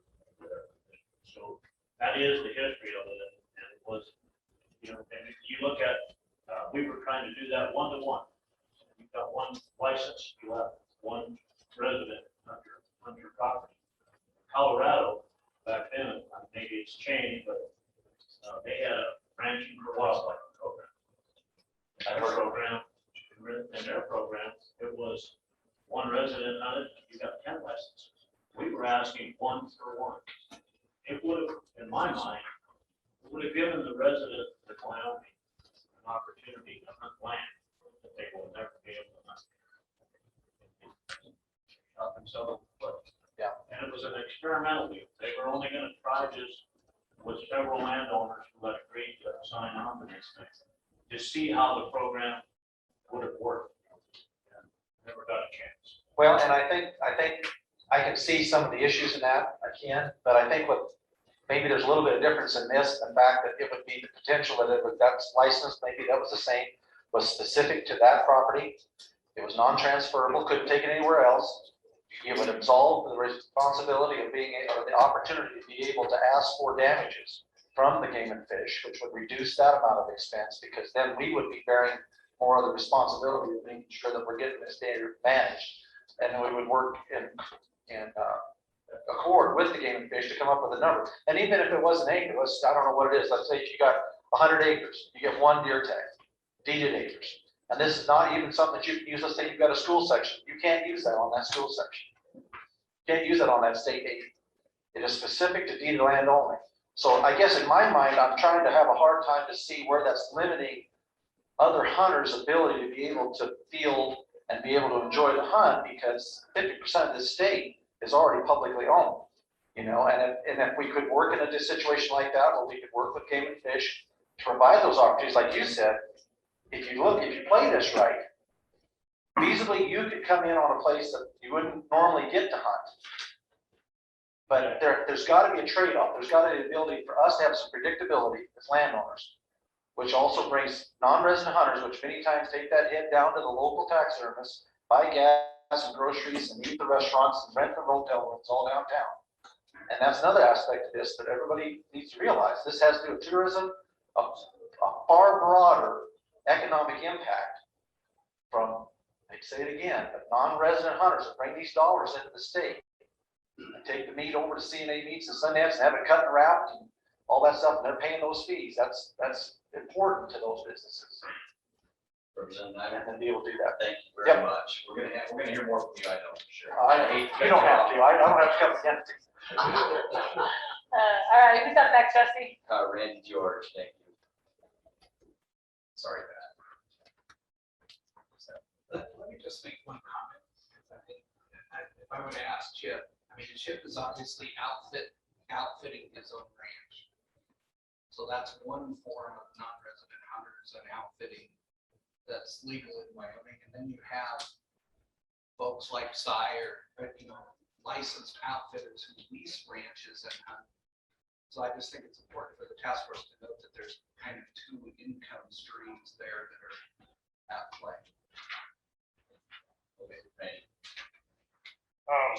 I'm here today just basically I don't have a topic or I didn't pick a topic, but just, I'm a resident hunter. I live there every time. My name's Randy George. I'm a saddle maker. I build saddles for a living, and I guide hunters in the fall, and I just wanted to let everybody know in this task force how important it is.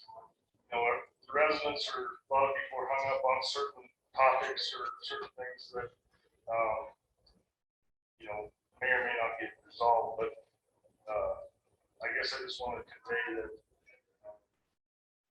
non-resident hunters directly impact me because it helps feed my family.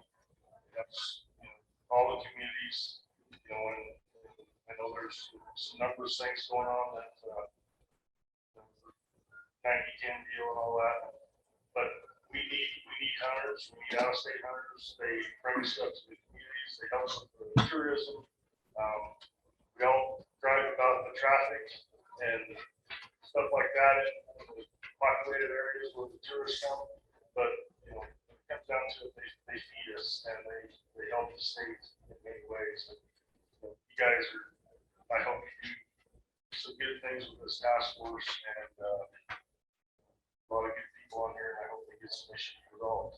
So I just want to thank everybody for the hard work and let everybody know and the residents know, we depend on people from out of state, and we all want to hunt, but we just need to work together good. So thank you. Thank you, Randy. Next we have Zachary Key.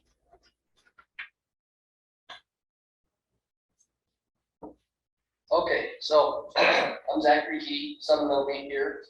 I have a face in many places, manage a business. I'm the co-chair on the Muley Fanatics for the Summerlin County chapter. Donate tons of manpower to the Wyoming Wildlife Foundation, and then so family man, married, 12 years, kids, kind of the whole thing. Giant outdoorsman. I mean, backpacking, hunting, fishing, everything you imagine. Boating, it doesn't matter. I try to partake in a little bit of everything. So that just gives you kind of why I hope you take some merit into my thoughts, I guess. So I'm kind of all over the place. I've been following this since the start, and so I have a lot of things, and I'm just gonna keep them short, because I know there's not a lot of time. Wilderness, non-resident, they should be allowed to hunt in the wilderness. Non-consumptive users can go up in the wilderness all year, they can harass the deer when they're dropping their babies, you know, they're all over the countryside. I don't understand why we limit those guys from being able to hunt, you know, wilderness areas from a non-resident situation. If we're allowed to use that thing, utilize that thing year round, you know, I don't understand why they shouldn't be allowed to as well. And my reasoning behind that partially is that will break up some of the pressure, some of the hunting pressure in my mind. So I kind of reiterate what Mike's saying. My biggest goal with some of my recommendations today is how to protect the resource. And my biggest passion is how to kind of, you know, displace some of the hunting pressure and some of the pressure on the actual wildlife itself. So I think wilderness non-residents should be allowed to hunt. Non-consumptive users is a big deal for me, big passion. And I said that, it sounded probably a little snide, I didn't mean it that way, with the pressure that the non-consumptive users use. But I want to give you just one snapshot. You know, typically in the Wind Rivers, you look at 20 to 50 vehicles at the Wind River trailheads. Last year, COVID, 400. I'm not joking. I mean, they were parked all the way down the highway as far as you could see. We've got, this is my point, is the non-consumptive users want to have some say in some of these processes. They want to have some input into some of our game and fish decisions and everything else. Well, I'm the guy I know we always are trying to figure out how to manage the resources in the state, how we're trying to develop enough funds to manage these things. There should be some kind of regulation thought process or non-consumptive user fee or something. I don't want to exclude them from here, but I don't understand why the hunter and the fishermen and the anglers pay for everything. And then those guys come up, and I'm just being honest with you, they're walking all over the landscape, and they're not doing it on purpose. I'm not saying they're bad people. I'm a backpacker. They're walking all over the landscape where these babies are dropping on the ground, and they're bumping these deer and sheep and everything else around. And if we think there's no effect on that, then we're kidding ourselves. That's just my thought. So I think you should really dig into that non-consumptive thing. I mean, it's a big deal. I think it's way bigger. The oil and gas is picked on and everything else. It's a way bigger thing that is totally overlooked. And I just hope I hope everybody broadens their thoughts on that.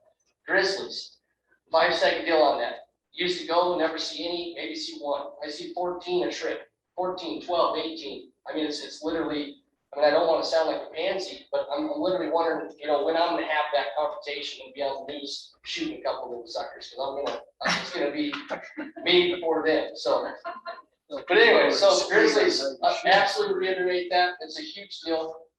So the 90-10 tag ratio, you know, that's the biggest subject of the matter right now. I'm not for it. I'm just telling you guys, I just don't understand what we're trying to accomplish with it. I don't feel like it does enough. It doesn't do anything, in my opinion. I mean, it makes us feel better. You know, now when I put in for a 63 elk tag, I have a 16% chance instead of a 14% chance. We kick some non-residents out. We put the financial budget, the game and fish at risk, trying to figure out how to drive more funds from the residents to pay for that efficiency. I mean, it just sounds like a total mess to me. I mean, maybe we go to an 80-20 with everything or something like that, and make it a little, you know, maybe tweak it a little bit. But I don't see a major amount of end goal with that is my only problem. And I just hope you guys think about that. I was at that town hall when that gentleman stepped up and said, hey, I was born here, lived here 18 years, went to college, got an education, and I ended up moving out of town. He's got 21 elk points, still hasn't drawn a tag. That was his dad. He's like, I come back to Wyoming every single year. He's like, the only thing I ask you to consider is if you go 90-10 on everything, I'm probably gonna be 30-40 years before I can come back and help with my dad. So you guys got to think about those, you know, things with that 80-20, 90-10. I don't. There's always the devil that lies in the weeds, and I feel like that's a little bit of the situation with that. So I'm a big hater of the point system. I have points in every state you can imagine. I'm one of those I don't know why my wife stays with me with as much money as I spend on non-resident points, but I've got Nevada and Arizona and Utah and everywhere, and they're tiered and pointed and bonused and everything. I haven't drawn any of them tags. I've got the same amount of points there as I have in Wyoming for sheep and moose, and haven't drawn any of them tags. Maybe I'm an unlucky guy, I don't know, but I just believe that the point system is flawed. I believe that we're wasting our time discussing the point system, in my opinion. And the reason I'm so passionate about this is being the co-chair on the Muley Connection of Suffolk County. I honestly helped Lincoln County. Lincoln County's kind of dissolved, and we've kind of encompassed Lincoln and Suffolk. And I'm telling you, 10 out of 10 people I talk to, and that's what I do. I'm a social networker. I mean, they're absolutely against that point system. Now, a lot of them like the 90-10. That's a different story, but they're against the point system. So that's the transparency of that. What I propose to you on that side, I always try to come up with a solution and something I don't like, but is a waiting period of 3 years. Three years for elk deer. And my thought process is there, and I'm going to steal a guy's phrase from that town hall meeting, but it'll free up the log jam, so to speak. I've been putting in, I drew a 63, then I didn't draw it for a year, then I drew it for a year, and then I haven't drawn it for 8. I haven't drawn it for 8 years. I've got some buddies who draw it almost every year. They have like 12 of them. I've had 2, or me, I get it. They're luckier than me. I get that. But I feel like we got to figure out a way to clear up, this 90-10, everything else. I think that all should be put to the wayside, and we should figure out how to clear up some of the log jam and give the residents and non-residents a chance, to actually be put in for that. You put them in for a 3-year wait, and I want to be precise on that, a 3-year wait on limited quota, so period. I can't put in for 63 1 year and then the next year work the system and go do a 64, which encompasses a 63. I don't get to do that. I have to wait the 3 years, wait my turn. I can go hunt general elk, that's fine. Go hunt general. I still want everybody in the outdoors, taking their kids, everything else. I mean, that's got to be important, but I just ask you guys to consider that as an idea. I feel like that at least kind of flushes the log jam out, and it allows new sportsmen and new people to enjoy the same area. And it's the most creative way I can go without going limited quota and a point system, all the nightmares that are sitting with that. So I've got 2 more things, and I'll get out of your hair. So I'm the guy that was a select the region dude in the email you guys probably read. So I think why I'm relevant in this state is I'm the guy. I'm the diehard hunter that literally breeds it, daily. And so I'm the guy that goes and hunts H, and I hunt that for 20 days, between archery and rifle. And I go over and hunt G for just about a minute. I mean, I'm usually hunting 34 days, 30 to 34 days and G and H combined. I mean, I'm the guy that just breeds it. Then I don't win, so I go up to the Black Hills and I shoot a buck up there. So I'm the guy. Like, you guys have true, testimony to a guy that plays the system and uses it to his advantage. And I'm also the guy that realizes we can't have our cake and eat it too anymore. We got to protect the resource. It's time we back ourselves up, and we got to come down a notch. I feel like we've become so selfish with all these thoughts. 90-10, me. But we got to back up. It's not about me. It's about the resource.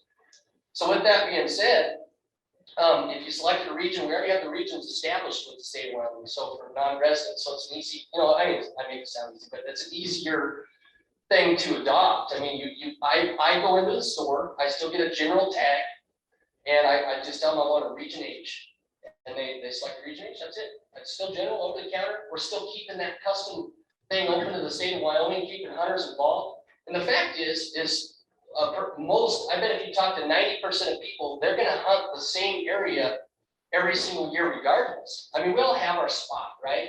We'll have our spot. We hike horseback into 7 miles every year, and we just love it and see what we want to see. So most people hunt the same area every year anyways. But this is a way you can keep the general perspective. We can break up the pressure across the landscape. I have to pick my area. I get to hunt it for the amount of days I can take off work. And then the resource gets a break. There's not just people funneling in, and then I get, I don't win there, so I go up and harass all the eastern side of the state and try to shoot all your whitetails. So it's just something I'm really passionate about. I feel like it's a better step than going limited quota. on mule deer and points and all the other nightmares that we'll never return from if we go that route. The last element of that, I'm kind of the pick a weapon guy. I mean, I get it, but I still feel like that doesn't do a lot. I mean, you know, I just feel like if you were to pick a region more so and allow people to use both weapons, you kind of appease the public a little better with that. And I just feel like it breaks it up enough on the landscape. I think you could dive into the pick a weapon later in life if that, you know, down the road, if that makes sense. Okay, last thing I have. This was not in my email. So being on Wheelie Fanatics and working with all these NGOs all the time and stuff, you know, the number one issues are obviously habitat, weather. Number two, you know, I'm big on the wildlife crossings. You guys probably see my stuff with that. Wildlife crossings are huge for me because when you hit one doe, you kill three. You know, so all that's a big deal. But one of the big things is predation. It's huge. I mean, it's, you know, those black bears in the hoback. I mean, I can go up there and see 18, 20 black bears in a 2-day archery hunt. Did it 2 years ago in Bear Hole. I mean, that's probably why it's called Bear Hole, but it's one of them deals. And those bears and predators, I mean, they're brilliant. They're very smart. And if we underestimate that, shame on us. You know, so with that being said, I have one last idea. So how do we talked about breaking up the hunting pressures. That's fixed, or, you know, in my mind is somewhat resolved. And then I ways you said that too. But so what if we included a bear tag with your elk or deer tag? So you go into the kiosk, and I have a silver lining for you guys in this. You'll like the last part of this. So you go in, you get an elk or deer tag. It includes a bear tag. I'll give you an example. 2 years ago, it was the first year in like 7 years I didn't buy a bear tag. What did I have? A giant boar 35 yards away, and I was pissed.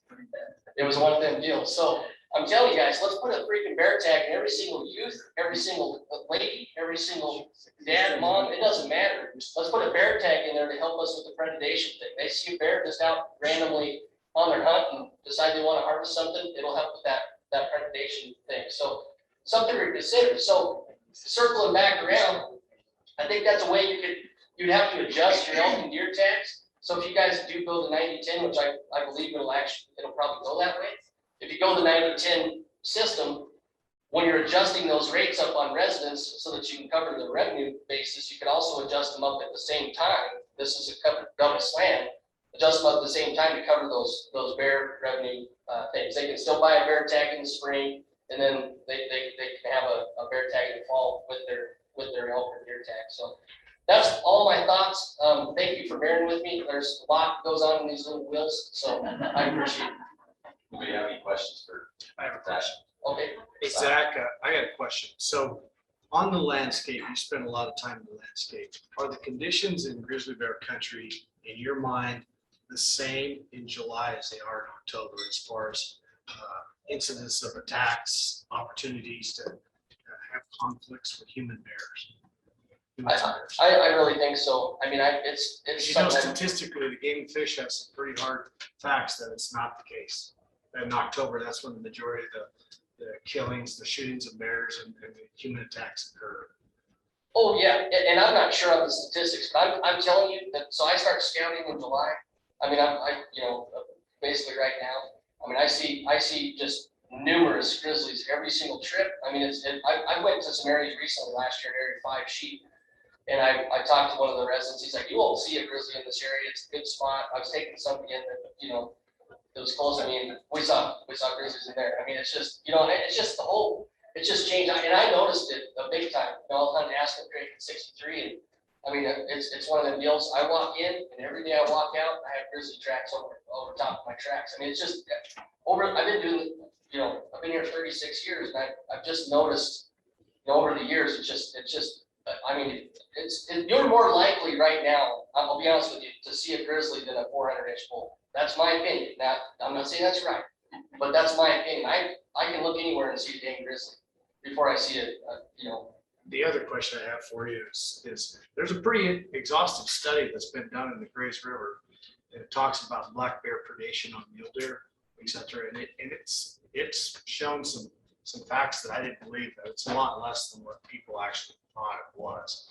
So if you want to put a predator license on a resident license, why in the world would you not make it a mountain lion instead of black bear? That's where the problem is. Hey, and that's all of the, I mean, That's literally the my first problem. idea is it includes a predator tag, so if I went and bought a deer, I could get a black bear. If I bought an elk, I could pick a wolf. That was my first idea, is you could actually go in and end up with 2 predator tags with those licenses you could pick and come out.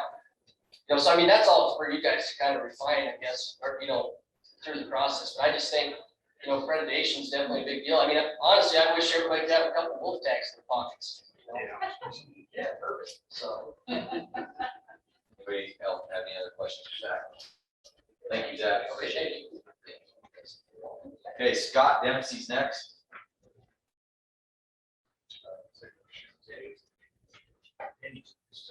Danny, sorry. That's all right. So it's a primary subject right now, 90-10, is that what we're really worried about? Focus on the big 5 and stuff. Execute, Yeah. Big 5, okay.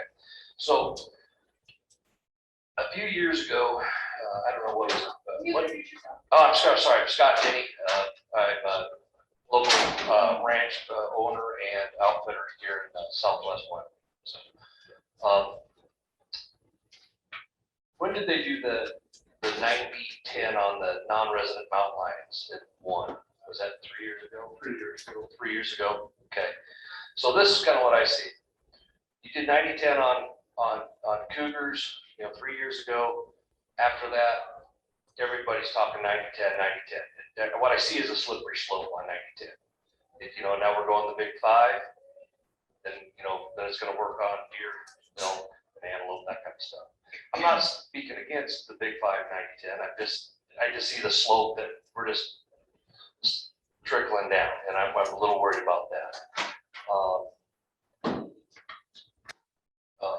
On the mountain lion side, I think there is a lot of problems with non-resident mountain lion guys coming in, that kind of stuff. There's other ways to work that, but really, that's appreciate your time, all your efforts, and that kind of stuff. Good luck. Thank you for being very on your meeting. No problem. Jim Gagnon.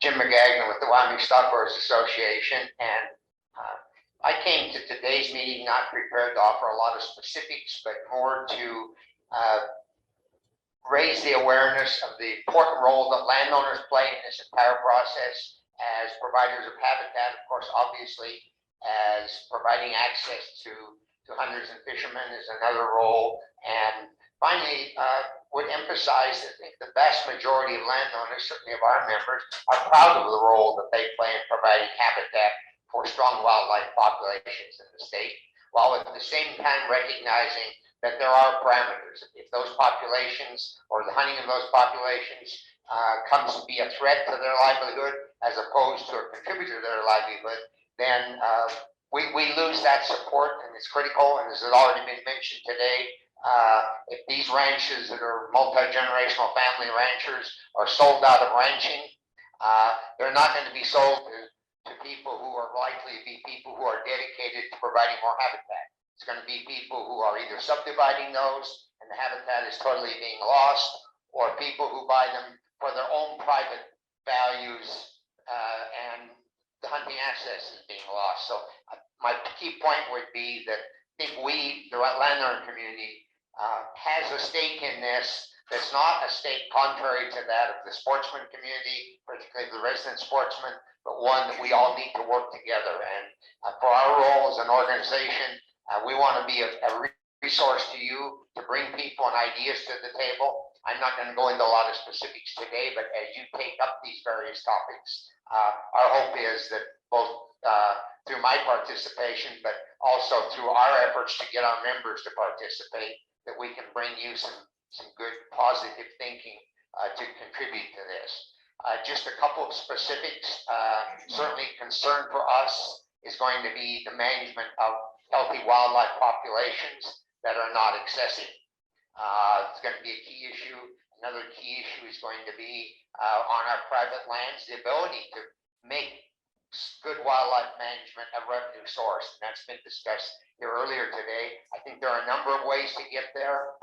Certainly the idea of under a clear set of circumstances, some transferable landowner licenses, I think is something that's been on the table for 30 years that I can recall, but maybe just too much as a general topic without any entity taking the time to refine it down to a program that could actually work in everyone's best interest. And I hope that will become at one point in your process a major focus here. I would agree with most of the comments that Representative Nyman offered, but I would offer one caution that will be a challenge if we were to take that approach. I'm aware of numerous of our members who harbor large wildlife populations, particularly elk, say during the winter season. But when hunting season comes, those animals are no longer on their property. So a license that only allows you to hunt on your own property would be of no value to those people. So we need to be more creative in how we could evolve that to where it would treat all landowners equal in terms of the opportunity it would provide to them. But certainly some transferable landowner licenses with some parameters. I would be the first to acknowledge we need to look at acreage requirements. We need to look at how many. I'm not at all suggesting that every license should necessarily be transferable. It's an area of great interest to us, as are all the other landowner issues that were raised in the list of items that you identified. I think you've covered it quite well, and particularly in that area, we intend to be engaged. As I listened to the discussion about expanding this to include fisheries, which I commend you for doing, but a couple of other thoughts came to my mind. If this is a comprehensive look at wildlife management in the state of Wyoming, then I would hope that somewhere on that list, we would be looking at the management of the carnivore species, be that grizzly bears, wolves, mountain lions, etc. And most likely you also need to be looking at the management of avian species, such as the sage grouse. I didn't see that on the list, so I just throw that out for your consideration if you want to look at going down that path as well. But beyond that, in the interest of your time today, I would simply say that we want to be engaged. If we can be helpful to you, particularly in helping to ensure that you receive good broad landowner input into this process, I've been thinking to myself some ways we can reach out to our members.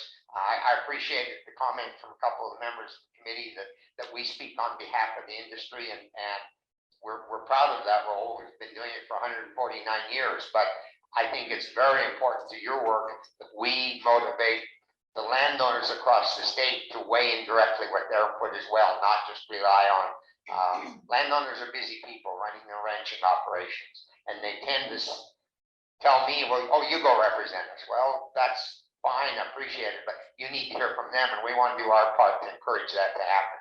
So with that, I'd be happy to entertain any questions. Yes. Josh has one. Jim, you mentioned acreage requirements, and I'm just curious, with your membership base, when you mentioned that specifically, if it were to move, for example, where the current system requires you to have a minimum of 160 acres, if that was increased to a full section, how would that go over in your membership? Josh, I think we recognize that there's some need to increase that. I'm not prepared today to say what that number should be, but let me take that a step further, not only maybe to increase it, but on the other end of that spectrum, let's say 1,000 acres, I qualify with 1,000 acres, and you have 10,000 acres. Is that equitable that I get the same number of licenses as you do? Because the licenses are really a reward or a payment for the habitat you're providing for the wildlife. So I think we need to look at some type of a formula that could include an increase in that minimum, but also some recognition of the relative contribution of all landowners. Thank you. Lisa had her hand up too. Thank you, Christine. Jim, I'm sympathetic, of course, to the Stockgrowers Association because these people have had family ranches here in Wyoming, and that's something we're all proud of and we all love.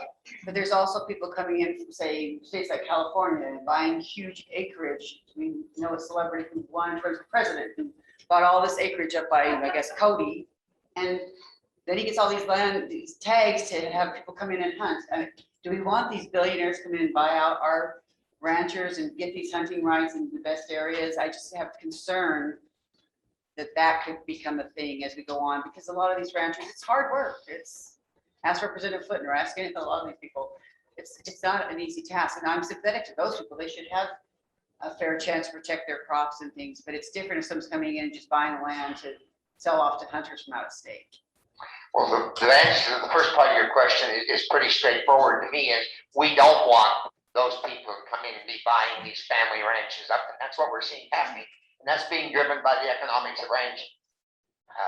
The next generation can't see a future for themselves, continuing to manage that. So for that reason, one of our primary focus points at our organization right now is diversifying the economic opportunity with a ranching operation. That it's simply looking ahead, no longer going to be viable for many, that you keep that ranch moving forward and keep it sustainable just with the dollars that come off of the back of that steer or that lamb. So that's where the wide range of opportunities, whether it's renewable energy development in some cases, whether it's outfitting in other cases, whether it would be the ability to have some licenses that you could derive revenue for. The answer to economic viability of our industry doesn't lie with the game and fish, with wildlife, but it can be a component very significant for some operators, less significant for others. And I think to the extent that we can identify some ways, not at the expense of the sportsman, but to the benefit of the sportsman, both with healthier wildlife populations and with more access to provide a revenue source to landowners, that could do more than about anything else to reduce the movement of ownership of these lands to the type of people that you're referencing. Jim, I want to make every landowner in the room mad, but so when you think about 90-10, it seems to me there are several income streams. There's what the outfitters charge and then spend in our communities. There's economic impact on hotels and gas stations and all of that. There's another one that I think is difficult to capture, so I'm going to ask you to, when you come back, try to capture for us. But Chip outfits his own place, and there's an income stream to those landowners. And I know how private and independent landowners are. They're not going to say I made $50,242, but I think it's important when we consider the economic impact of changing the 90-10 or 80-20 or 50-50, that we think about that income stream to landowners that outfit their own place or charge trespass fees or something like that. So would you be willing to try to figure that out for us and tell us what that number may be, so we could look at that economic impact to private landowners who are not leasing to an outfitter, but are doing their own outfitting, but it's a critical part of their cash flow to keep their family ranch in operation. I think it makes a lot of sense, Pat. Certainly, we're not saying that a landowner should be leasing to an outfitter. A lot of them do. It works very well for them. That's a personal choice. Some of them don't want to be bothered with doing their own outfitting. But if they do want to do it themselves, there's still that economic impact and economic contribution. And I'd be happy to do what we can to kind of help put some parameters on that. As you well know, that's going to vary so much from one area of the state to the other, and from one species of wildlife to the other. So it's to say we're going to come up with a number. Maybe what we could try to come up with is a type of analysis that will enable us to better assess what that is. It's just an important fact that I'd like to add before I make those specific license elements. It certainly is. I mean, we're very supportive of what the outfitters do and the role that they play, but it's not that that's the answer for every landowner is to lease your land to an outfitter. It's one of the options. We're doing the same thing today with just providing recreational opportunities. A lot of these ranches have tremendous opportunities to derive revenue from providing recreational opportunities, both to residents and particularly non-residents. For some, that's something they will undertake and do on their own, but for many others, we need to have a way that they can have someone with professional expertise in that field come in and manage recreation on their ranch for them. And so having those options as to how do you do it, I think are critical, but recognizing that in either case, whether it's with an outfitter or whether it's on your own, it can be a significant revenue source to maintain the viability of that ranching operation. Thank you. Jim, anybody else have? Just one example, I think, of increasing the number of acres for landowner licenses. An area where I live, a 320 acre parcel, which used to belong to a bigger ranch, was sold, bought by some non-residents, who then divided it into 260 acre parcels. So it went from 2 landowner licenses to 6 landowner licenses, just like that. So I do think that's something that we'll look at. A number of acres. Yeah, just kind of on that whole acreage issue. So it's much different on the west and the east, right? On the east side of the state, everything's blocked up. On the west, it's river corridors. So you may have a lot less acreage in the west, but take up a whole lot of moose habitat. For example, the ranches in my area. So it's very, very different. And I guess my question to you, Jim, and it goes back, I tried to tease it out before, but there's a bigger issue about how do we as the state of Wyoming help landowners realize their wildlife, the wildlife value of their ranches. So we as landowners provide that wildlife habitat and perhaps that access. But at the same time, we're not just going to cater to the rich, right? So the rich guy buys my ranch and he holds it off, right? He says, I'm going to it's my family, my friends. And or we price it out of you give me 5 licenses and I say I'm going to sell it for $10,000 and nobody gets the opportunity except those that are rich. So how do we, as we go through this process, think of how we can provide access and also provide habitat as landowners and get paid. In other words, there's got to be some profit in this. It's one of our sticks in the bundle, right? Well, it very much is, and I think that kind of takes me back to comments from one of the earlier speakers that, we spend a lot of time on this resident versus non-resident, and it's an important issue. It's going to be a challenging one for you to deal with, because the non-resident is a major source of income, both to game and fish and to landowners. And if we could devise a system, a fair system whereby anyone who's benefiting from the opportunity to harvest our wildlife in the state is somehow contributing toward that habitat that the landowner is providing. I don't know how we get there at this point, but that's a challenge for this group. That would be a fairer system, so that you're not, as a landowner, telling me I've got to always be advocating just for out-of-state, non-resident hunting, because that's the only way I can get any revenue off of the habitat I'm providing. But there's some fair way in which I can get some revenue out of the habitat I'm providing that's benefit all our residents in state. Now, whether that's a direct payment from the hunters or whether it's an indirect payment from some other sources, I think is open for discussion. Just one final comment, since today you're focused on the big 5, I would just mention the fact that, that's not as one that we have as much involvement with, except in one important way. We've been an integral part working with the Game and Fish and others on developing the Wyoming Bighorn Sheep Plan, which has been in place for a number of years, now is in legislation. And I just want to make you aware that we're totally dedicated to that plan, and we appreciate the working relationship we have with Game and Fish with regards to bighorn sheep management and the opportunities where they exist to expand those populations. We think that's very important, while at the same time, in accordance with that plan, respecting the role of the domestic sheep industry. So just want to make sure you're all aware that we see that as a partnership that we can point back to with with signs of success rather than confrontation with Game and Fish and with the Bighorn Sheep Foundation and others that we've been able to sit at the table with. With that, thank you. Okay, next up, we have Joy Bannon.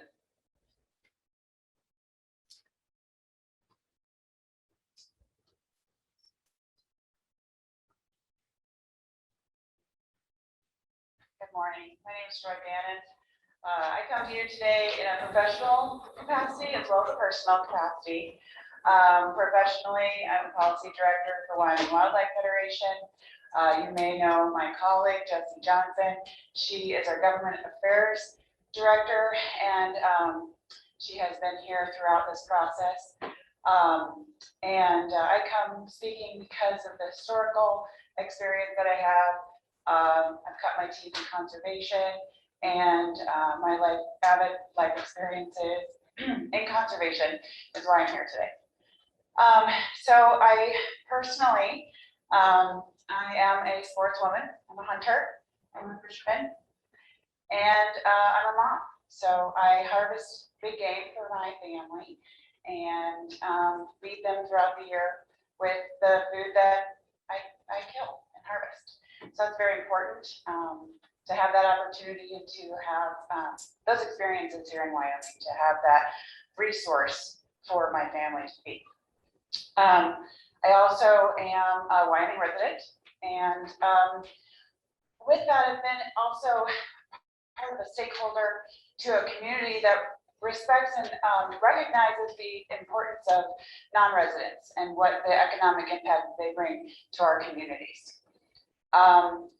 With that, looking at the task force that you here are in your charge, thank you for the transparency that this process has had, as well as the engagement of the public. It's very important, and I think that that's been well done here.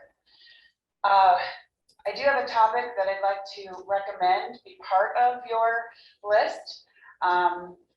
So it's a recommendation that has been a priority in other task forces in Wyoming. So the Outdoor Recreation Task Force, the economic needed diversity options for Wyoming, otherwise known as NDOW. The third task force being the Game and Fish Future Task Force. And all three of those had a recommendation, a priority to fully fund the Wyoming Wildlife and Natural Resource Trust Fund. That is the recommendation I bring for you today. It was mentioned this morning, and I do think that is a priority to help with the resource. We've talked about that today as well, and it does provide for a lot of opportunity to aid in the resource and to keep that into our, on our landscape into perpetuity here in Wyoming. And with that, I thank you so much for all of your work. And I think too, the amount of equity and investment that this task force has can really push that recommendation or that topic to fully fund the trust to the finish line. Thank you for your time. Rusty? Yep. John, what's that number? It's 85 million, I believe. Is that what?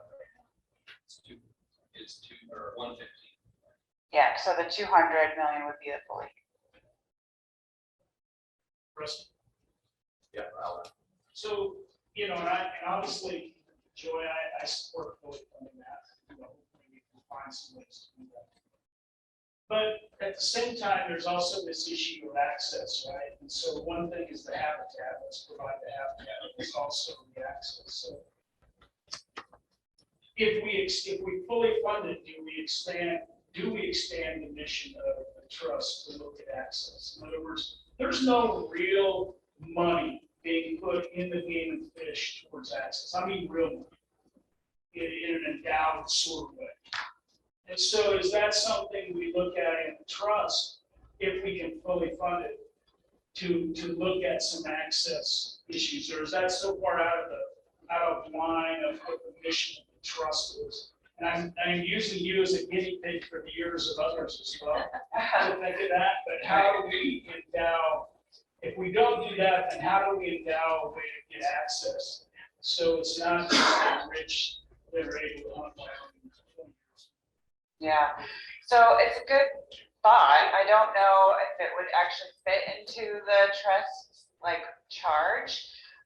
But it's certainly something to discuss as far as what that could look like. I mean, access is certainly part of the Federation's mission, as you know, keeping that habitat is critical, but then we also want our folks to be able to access lands as well. And you can look at lands that are not actually accessible, but they are public lands. I mean, that's a way to look at things. I mean, the acquisition of certain lands perhaps could be part of that. Thank you. Okay, Jeff Smith next.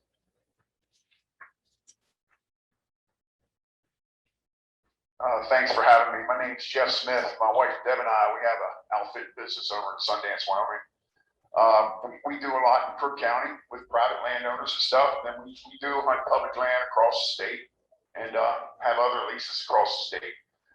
But what I want to just ask of this task force, it's, you know, this is quite an important endeavor you guys have taken, and management of our wildlife and the elk, the sheep, everything is huge and should become, you know, first play with this to keep in mind. But also, you know, there is an economic aspect, you know, to this non-residents coming into the state. Non-residents are very important with the economy. I know how many people, you know, we employ. We employ quite a few people over there in Sundance. I have 8 full-time employees. So there's 8 families in Crook County, depending on Deb and I, you know, to further livelihood, and that comes from non-resident hunters.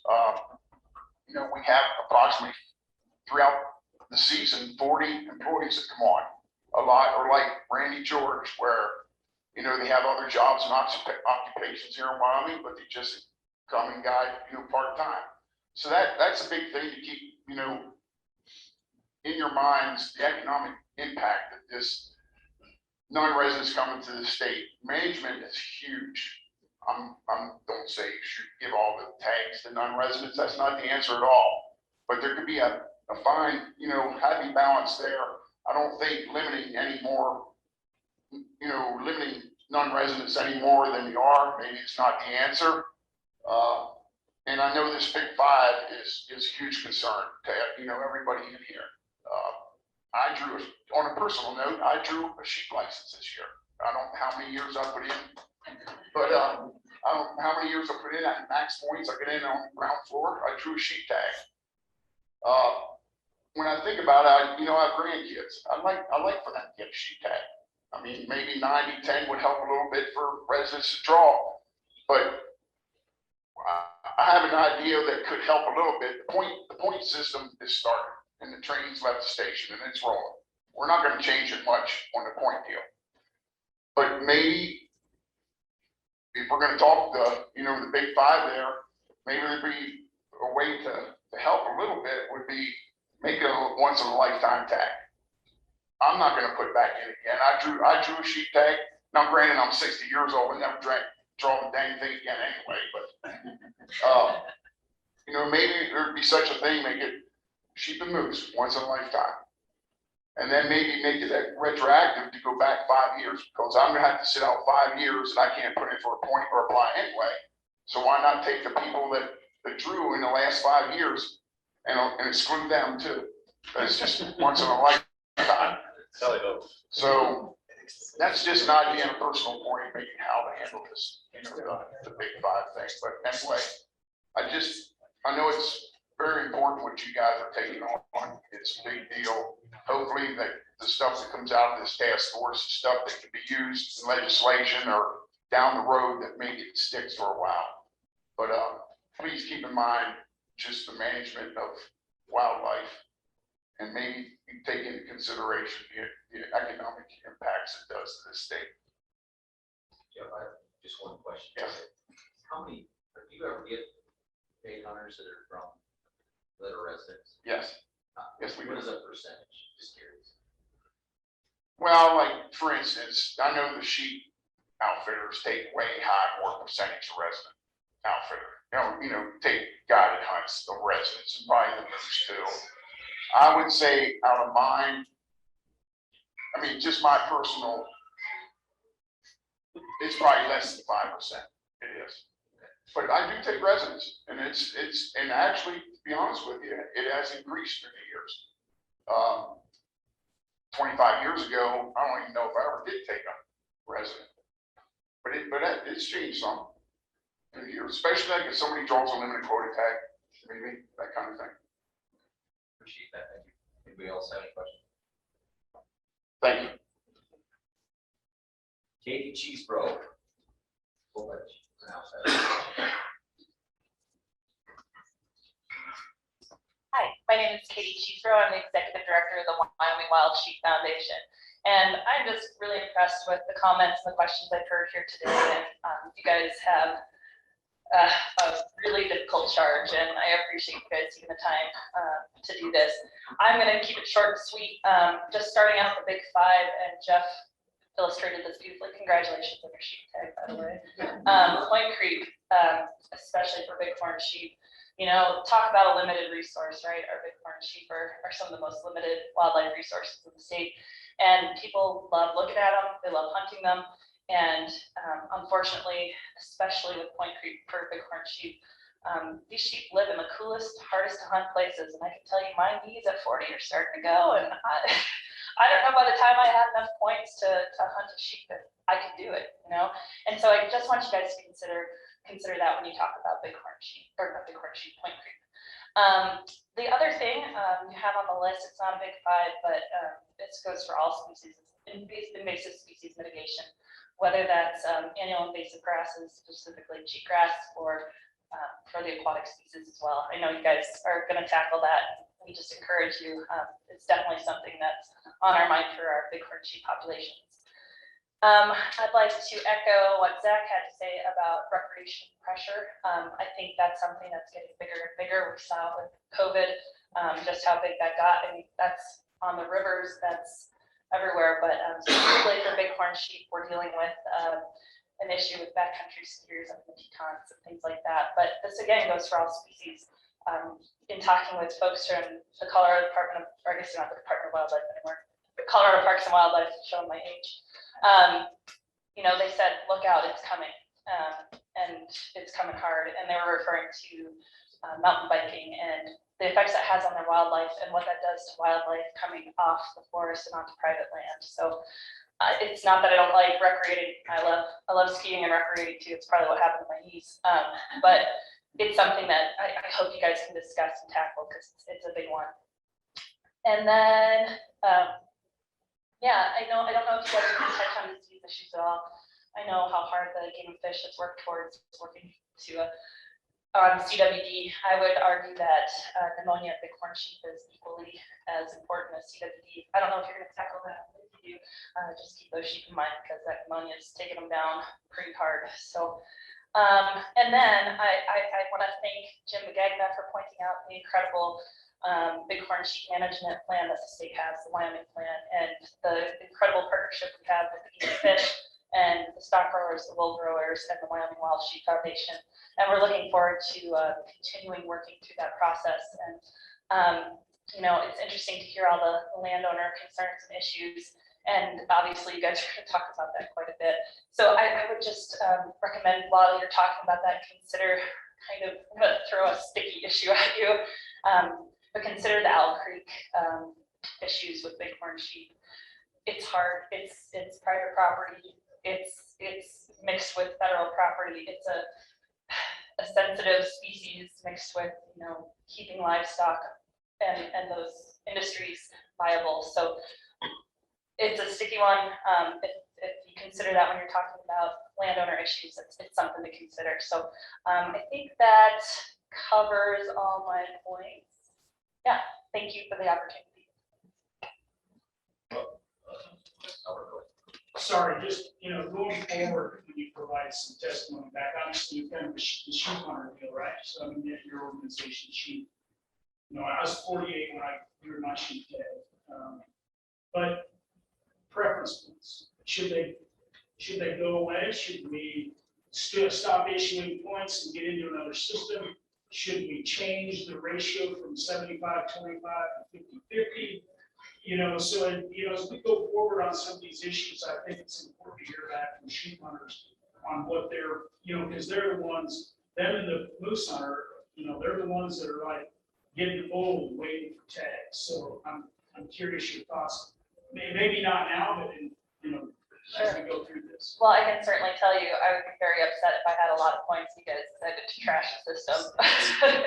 So I realize how hard this is. I've heard some suggestions and thinking about them, it's really difficult. I've had people come to me and say, maybe, after a certain age, if you draw a tag, you could transfer it to somebody in your family. But I don't know how you make that work without those kinds of things happening. So certainly we can reach out to our membership, just so you guys know, we have over 800 members in Knoxville. We can reach out to them and ask them what some of their thoughts are on that point system. Thank you. Okay, so there's nobody else. The last one in the room is Jim. Jill.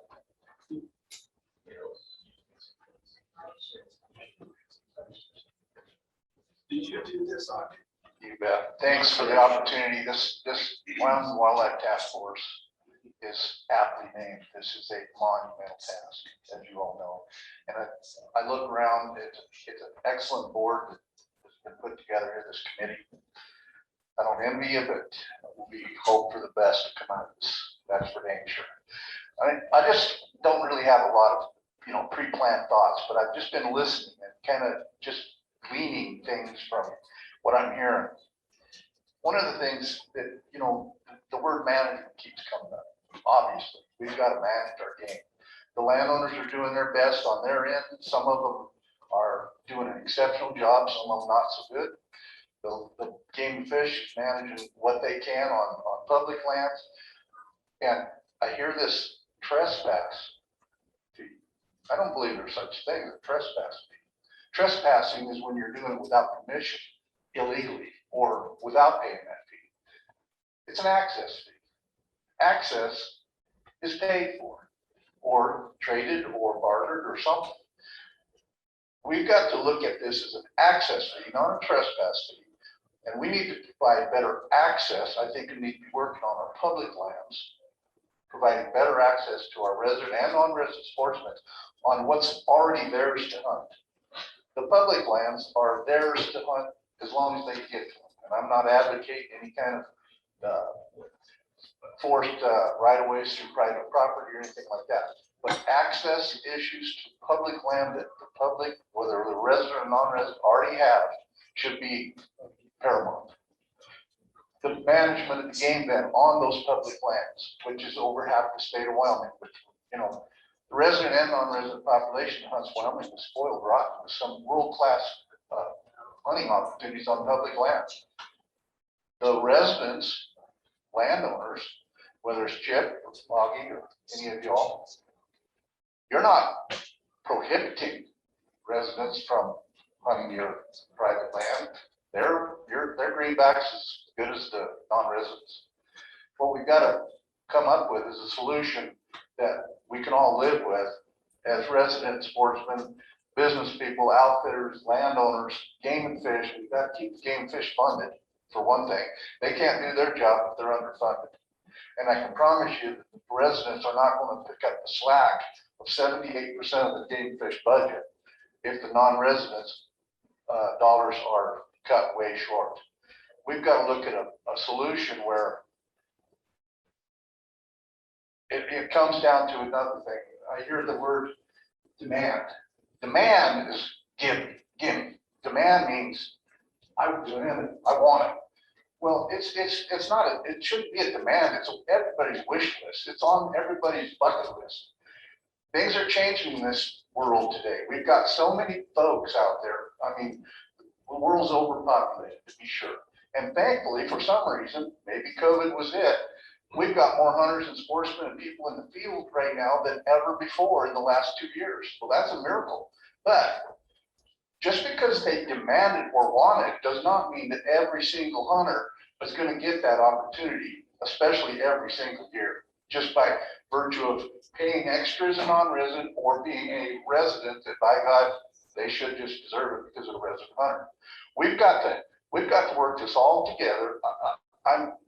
What you folks are charged with is huge. I'll come back with more definitive suggestions and comments online. But for now, I really appreciate the dialogue. You know, Zach, he's as hardcore a resident hunter as you're gonna find. And I can promise you, Zach's seriously sought this whole thing through, what he had to say today. If a resident hunter with his experience and his knowledge of the area and his willingness to get out and hunt from hell to breakfast, he represents the real resident hunters. And the guys that are again, access is not limited to non-residents. That's a fallacy.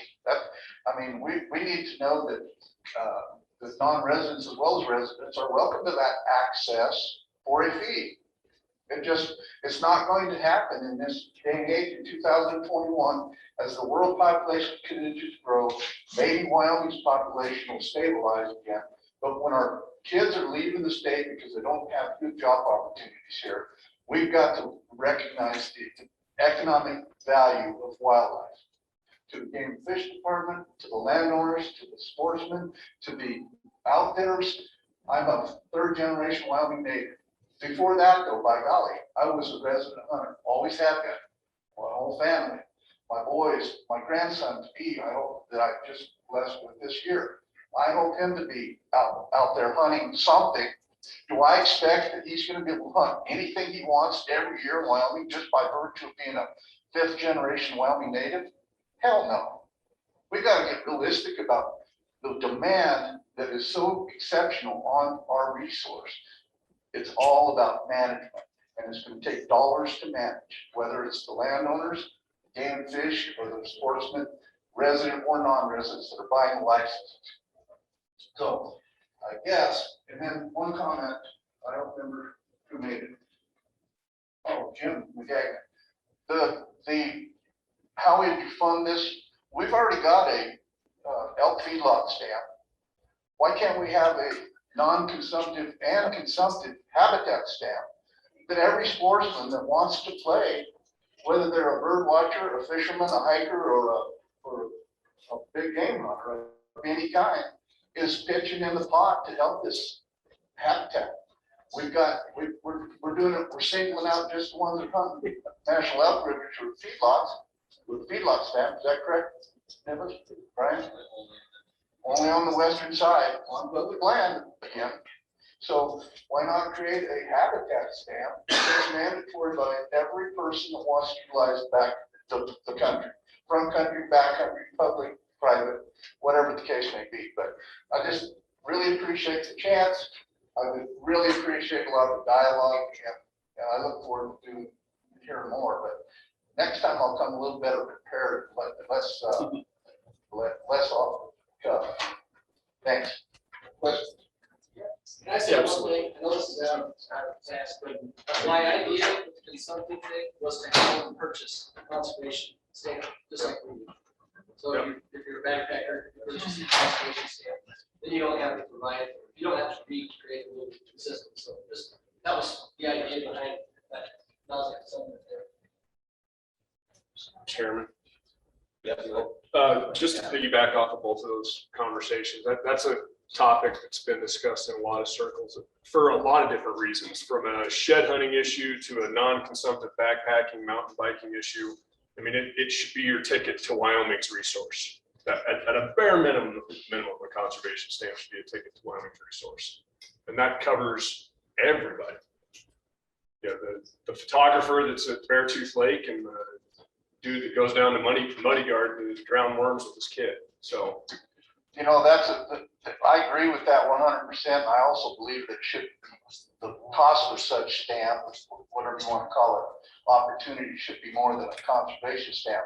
But then the problem lends itself to policing that. Who's going to be out there in the field seeing if Joe Blow hiker or spelunker or rock hunter actually bought this stamp. So that's the problem I see, but it may need to be more, I'm not sure how we're gonna place it on the non-consumptive people, but it needs to be there. Thank you, Mr. Chairman. We did look at this on the TRW Travel Rec and Wildlife Committee. We talked about it after the public, they did and then people came and said, well, we want to have credit because we maintain the trails and, you know, so how do we get this credit? So it became this whole thing that people came and said, well, I've always had access. I don't want to have to pay for it. And we finally just tabled the issue. I'm just saying it's a difficult issue and there's a lot of people that have strong interest in it and could, you know, people are like, well, we're from Wyoming and just all those things came up. And I think Representative Flintner, who's now the chair of it, is aware of that issue too. I just wanted to let you know that I see some difficulty with that. On the non-consumptive user buying the conservation stamp, that, you know, at first blush, that's a really, it sounds like a good idea. We just want to be very careful with it. I'll take case in point is Buffalo Bill Reservoir out there outside of Cody is managed by state parks. And up until a few years ago, anytime you pulled over and wanted to walk your dog near that reservoir, it was a fee area. You were supposed to have a daily fee just to get out of the truck and walk over there. We struck a deal with state parks and we opened up some of those areas to no fee areas. But you know, at what degree do you consume or non-consume before you have to pay that fee? And I'm not saying throw it out. I'm just saying we got to look at how it's going to be implemented if we're going to go down that path of when it's applicable. I mean, if I just, you know, get out of my truck to walk over there and throw a rock in the water, do I need to pay the use fee? So just a thought. One thing I didn't say that I would like to add in closing. While Jeff Smith runs a major sized business, ours is not that large, but we do contribute heavily to the livelihood of 20 people that depend on fall guiding as part of their annual income. There's people, if you've lived in Wyoming for 6 months, you know that the economy here dictates that not everybody's got a great job at the power plant or at the coal mine or at Caterpillar. There's people that do piecework or contractors or construction workers that are seasonal at best. And I'm telling you right now, there's 1,500 licensed guides in this state, and they aren't doing it to get rich. They're doing it because they enjoy it. They enjoy being in the field, and they're subsidizing their livelihood to feed their families. So by all means, it's not a small potatoes deal when it comes to the amount of economic impact that it puts through the entire communities. What we pay the landowners pay their taxes and all their stuff. I mean, the economic cycle of this whole hunting thing is huge. So thank you. Thank you. Thank you. Okay, so we're gonna go online. We had 3. We still have 3. Still Okay. have 3, yes. I'm gonna turn it over to you then, Megan, to All tell right. us who it is. First up online, we have Liz Rose. She'll be coming in just a moment. Switch the view on the screen.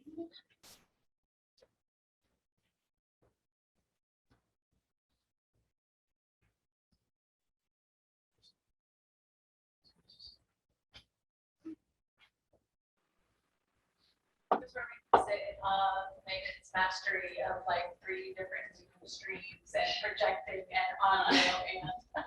So Liz, if you are able to unmute or turn your video on, you should be able to now.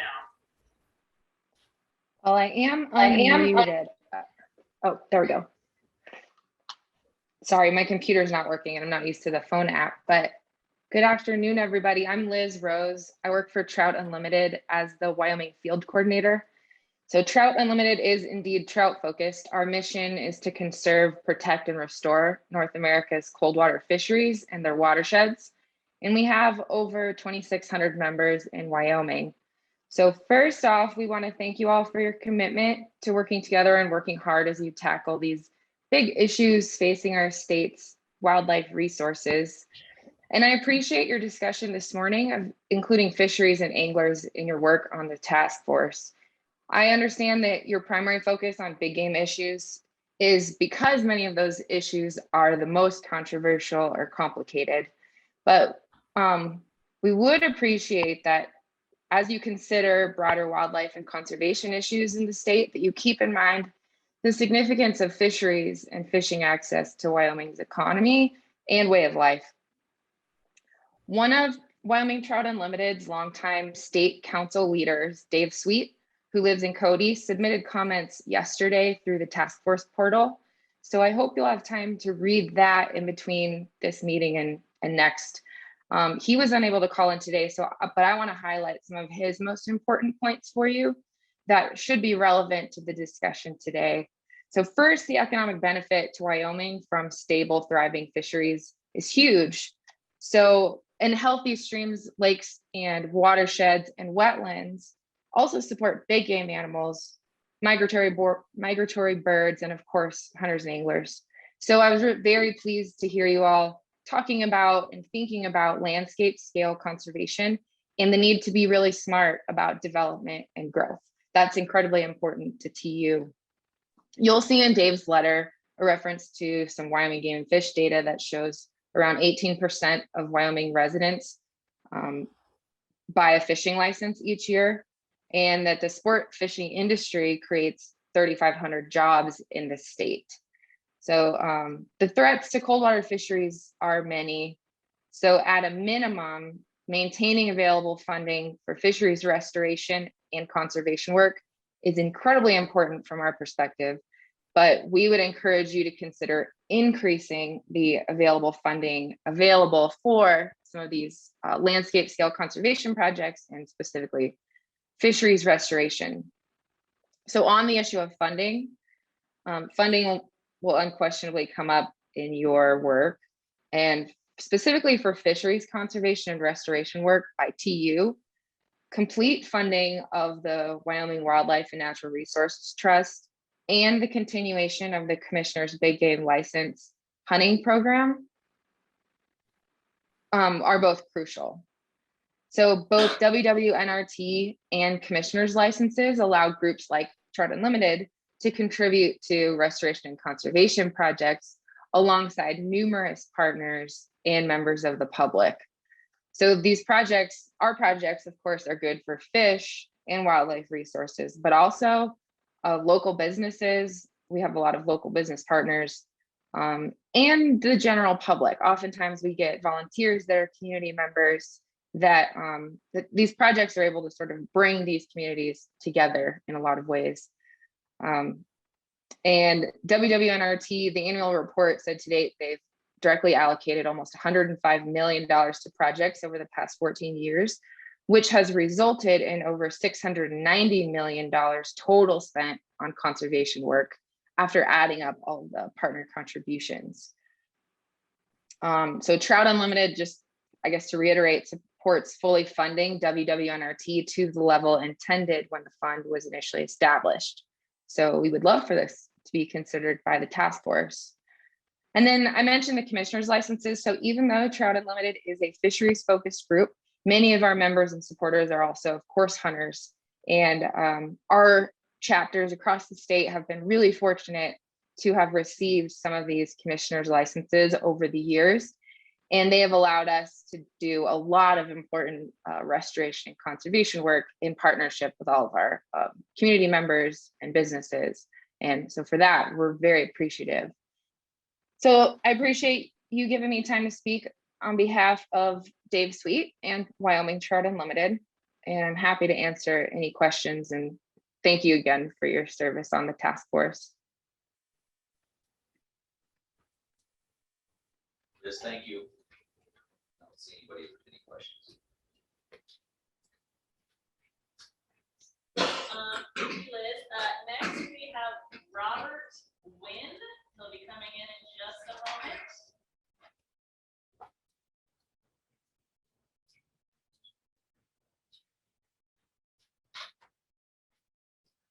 Robert, you can unmute and turn your video on if you'd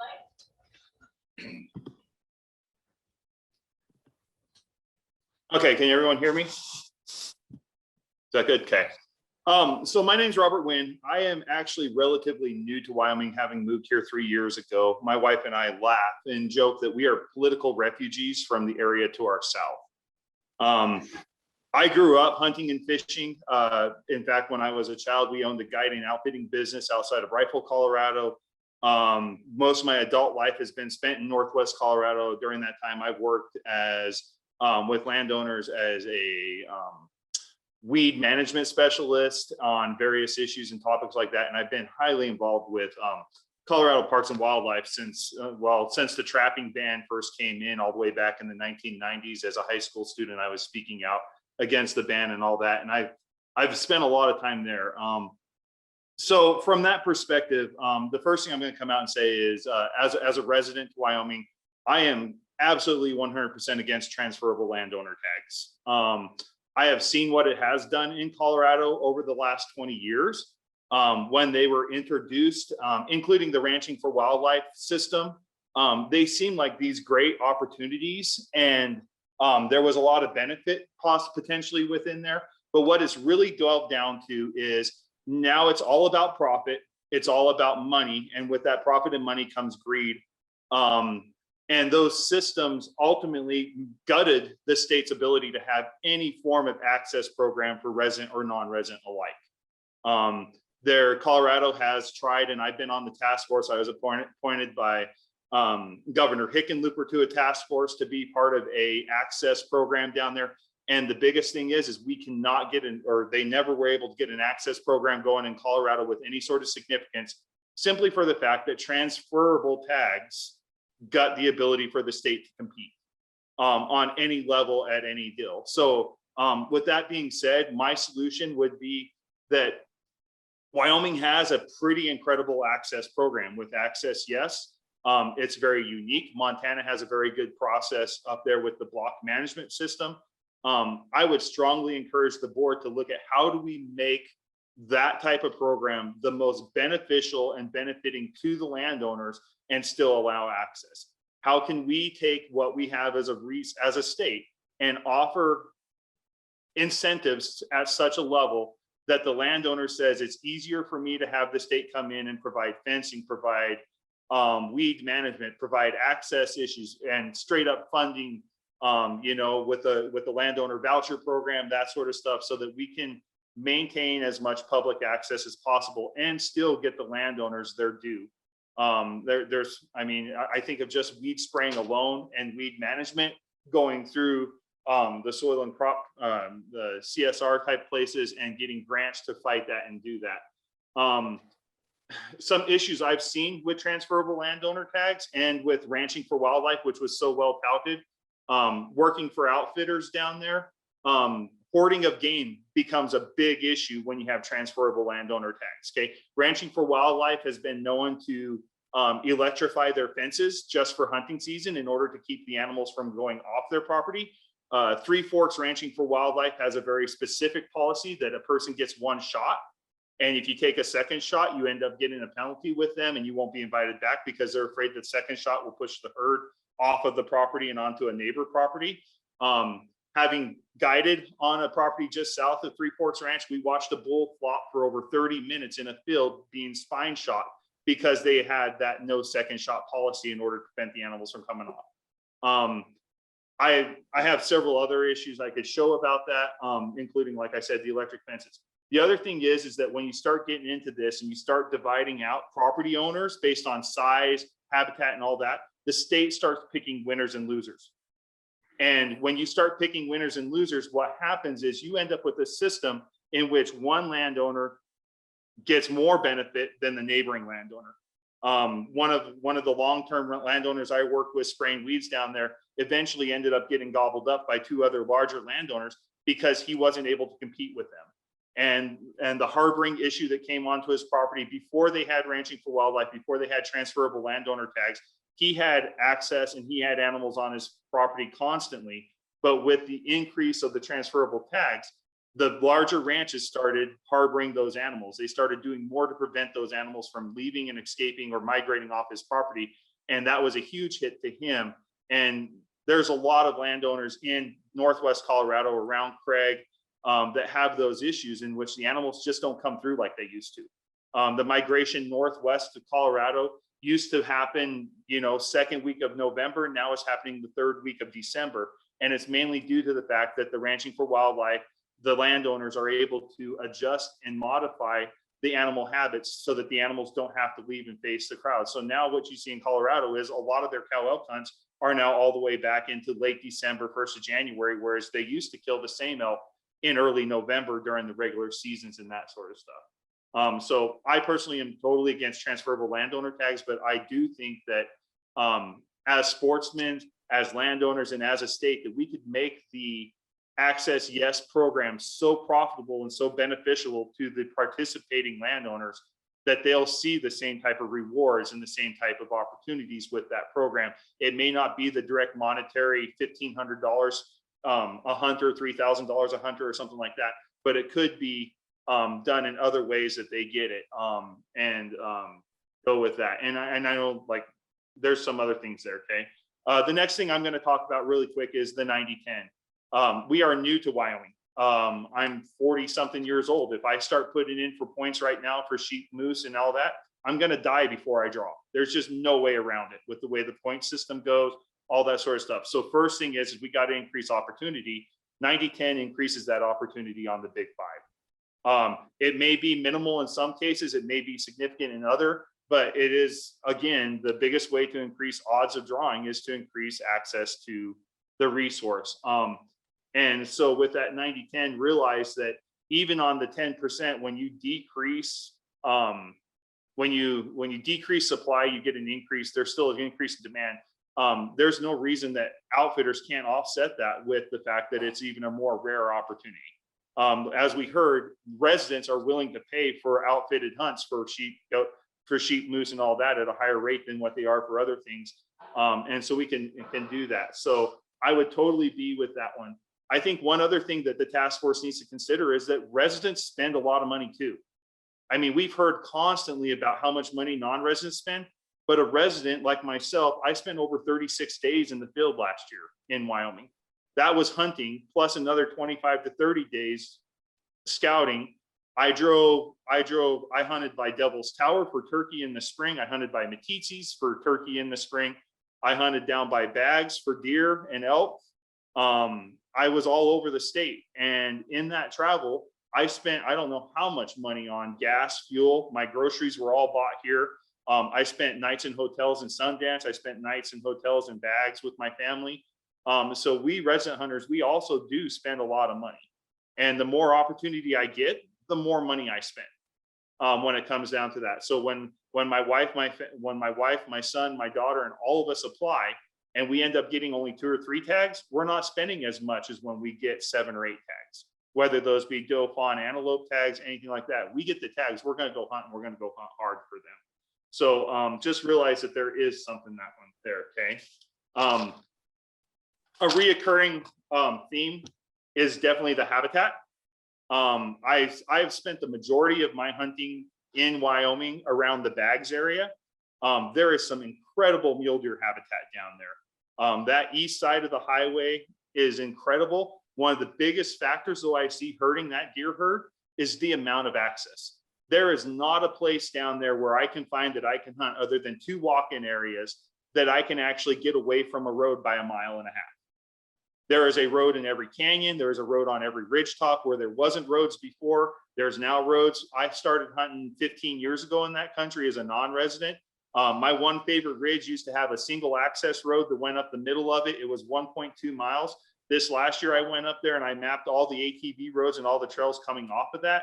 And there was over 9 miles of roads on that now where ATVs or full-size vehicles can get in that sage habitat.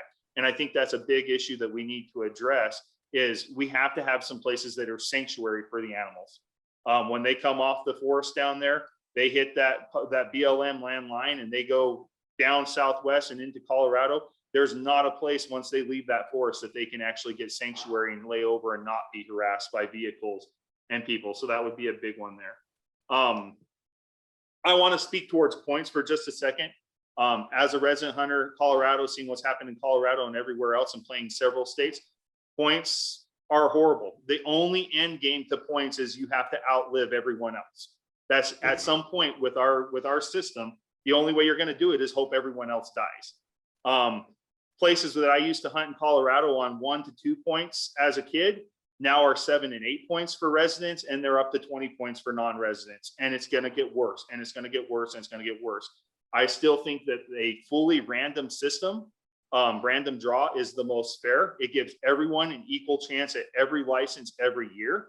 I understand that some people think that it's really unfair that some people are lucky enough to draw above the odds. There's going to be some people draw above the odds and some below.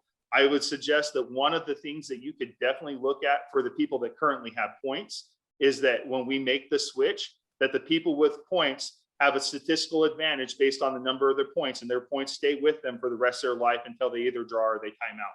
So I go in with 0 points on the random system. My name goes in the hat one time. A person with 23 points ends up getting 23 chances within that same hat to draw the tag on that system. And that would be a way that we could still honor the points that they have and still go back to a random tag, because I'm concerned. My daughter right now is 14 years old. If we build points for her right now based on past, we're looking at tags that are going to take 45 to 50 years for her to draw. And that's under the current point creep. If it increases at all, then it's going to be 60, 70. She won't draw a tag while I'm still alive. And the chances of her probably hunting it after I'm done are probably nil at best. So I would be on that one there. I agree. Living here in Lander, I see Lander, the Wind Rivers, much like much of Colorado. Wyoming is a breath of fresh air in the fact that it feels like Colorado from when I was a kid, 20, 30 years ago. What I've seen happen down there as far as the mountain bike, the ATV use, the off-road use, the hiking, the rock climbing, all that sort of stuff, it's exploded and it's not going to stop. And with modern day technologies, with your ability to find stuff online, to do maps online, with all the technology that gets us into the backcountry, it's going to get worse and worse and worse. And there's lots of studies coming out of Colorado that talk about the negative impact that mountain bikers have specifically on calving season, that sort of stuff. And Colorado right now is in the same struggle. How do we get these non-consumptive users to help contribute to wildlife management? You know, and trust me, there's never going to be enough mountain bike trails. You can have tons of mountain bike trails in there and they're going to want more. Trails that I cut with the Forest Service as a kid that were once livestock only trails are now 30-mile loops for mountain bikes outside of Glenwood Springs. And where you used to hike, where we used to backpack and see 10 to 15 people, now we see groups of 30 to 40 people together. So it's gonna get there, and Wyoming is on the mark. I mean, there's just no doubt about it. People love Wyoming. There's beautiful mountains. There's a lot of places to escape, and it goes from there. So I would really like to see us start talking about how that goes. One other thing, there was a gentleman that commented earlier about black bears and fawn survivability and all that. I would suggest looking at Chuck Anderson has been doing a predator study that's raised a lot of red flags in Colorado. It was highly controversial because no one wants to kill predators down there. They think everything's going to magically balance out and it's this fairyland down there. But Chuck Anderson, I worked on his study of neonatal fawns out of the Piance Creek Basin on the Rome Plateau. And I worked with him for several years. He hasn't published his data yet, but what they found with black bears is, and with mule deer, what we are seeing with the migration patterns is mule deer are habituated. They go to the same place to have their fawns every year. Black bears are habituated. You take a black bear, move it halfway across the state from a garbage can somewhere, odds are that bear is going to end up back at that garbage can within a few weeks, unless he finds something better to eat.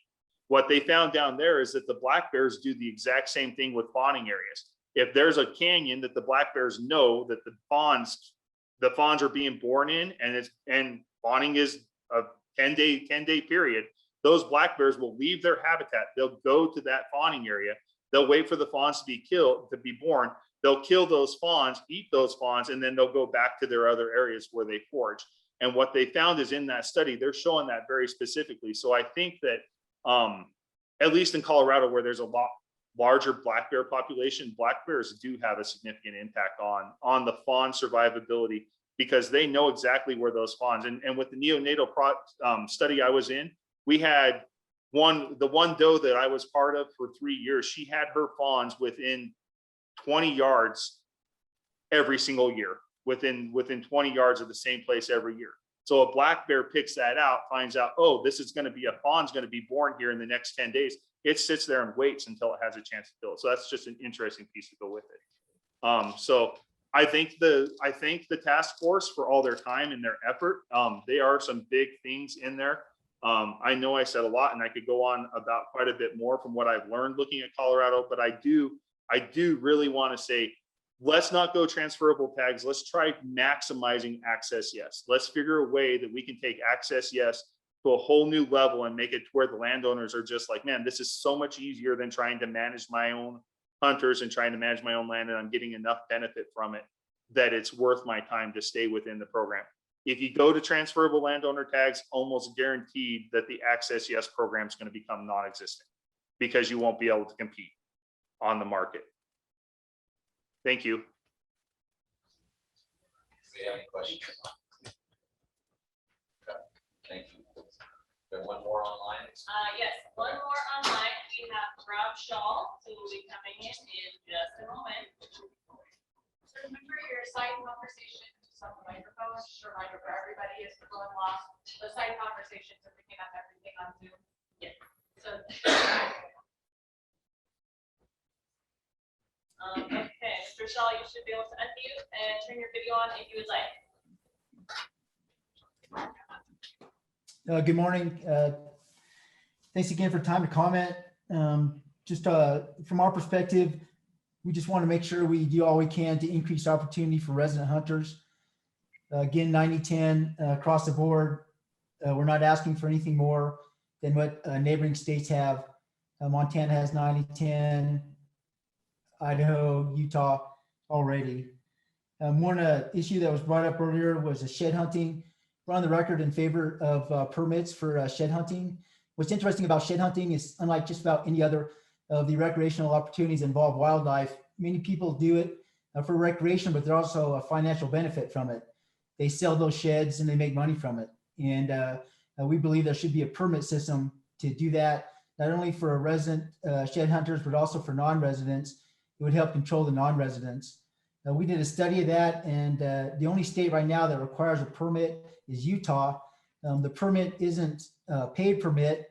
It's free, but you have to pass a online ethics course for shed hunting to get the permit every year. And just in terms of numbers, this is only from Utah, of course, because Wyoming doesn't have permits. We don't know how many people are shed hunting. But they started that system in 2009. And at that time, they had a total of 13,000 shed hunters. And the latest data we looked at was 2018, and it was up to 19,000. So it increased 44%. And most of those are resident, but there were quite a few non-residents. What we kind of understand is a lot of the people who shed hunt, especially in the part of the world where I live, come up from Utah and Colorado.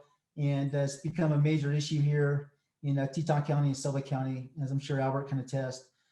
That's all I had to add. We just for our perspective, we believe that a $5 to $10 permit for $5 to $15 shed hunting permit for residents, and $15 to $30 permit for non-residents for shed hunting would help add some revenue to the Game and Fish Department. Again, many people are doing these sheds, are selling them, so they're making money off of them anyway. And it would help control some of the numbers. And perhaps we need to go to a draw system for non-residents if that came to that. And I'll take any questions. Thank you. Anybody have any questions for Rob? It was a little bit tough to hear, but I think we got the gist of it. So I appreciate that. Okay, we had one more person that came in, Representative Sweeney. Just asked if he could address the task force, and so he'll be the last public comment at this time. Thank you, Representative. Thank you, Mr. Chairman. So I just wanted to briefly comment. The last thing any of us want to do is damage our current structure with game and fish. You know, the funding is tight to begin with. And I really learned that, I think it was in the 18 or 19 session. After I got elected, I've been very involved with Hunting with Heroes and putting that together. And or two of the participants with Hunting with Heroes was a big time sportsman. And he started talking to me about resident preference points. And so I agreed. It took a year or so to try to put it together. But my point with resident preference points, I think kind of goes specifically on how tough a job that you've all volunteered for. And out of your own pockets are doing this, which I don't think the public recognizes. But so I worked with Game and Fish directly with Scott Talbot in putting that piece of legislation together, and it mirrored the non-resident preference points. Why did we do that? Because if we reinvent a new program specifically just for residents, at that time, I think it would have cost Game and Fish, if it didn't mirror the current program, over $300,000 to set up a different system. So my caution there is whatever we do on preference points for non-residents and residents, we need to be cognizant of what it's going to cost to program any of this, because cost to the legislature right now is key. Even though general fund really doesn't fund much of anything with Game and Fish. And the other point I guess I would make in behalf of tourism is that's my background. Non-residents are key. And non-consumptive use, we used to have watchable wildlife program, maybe it still exists, that again was envy of the country. And so I just would caution us, we don't want to go backwards.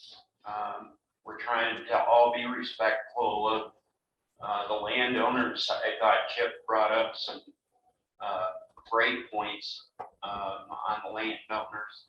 Zach is a rock star, holy cow.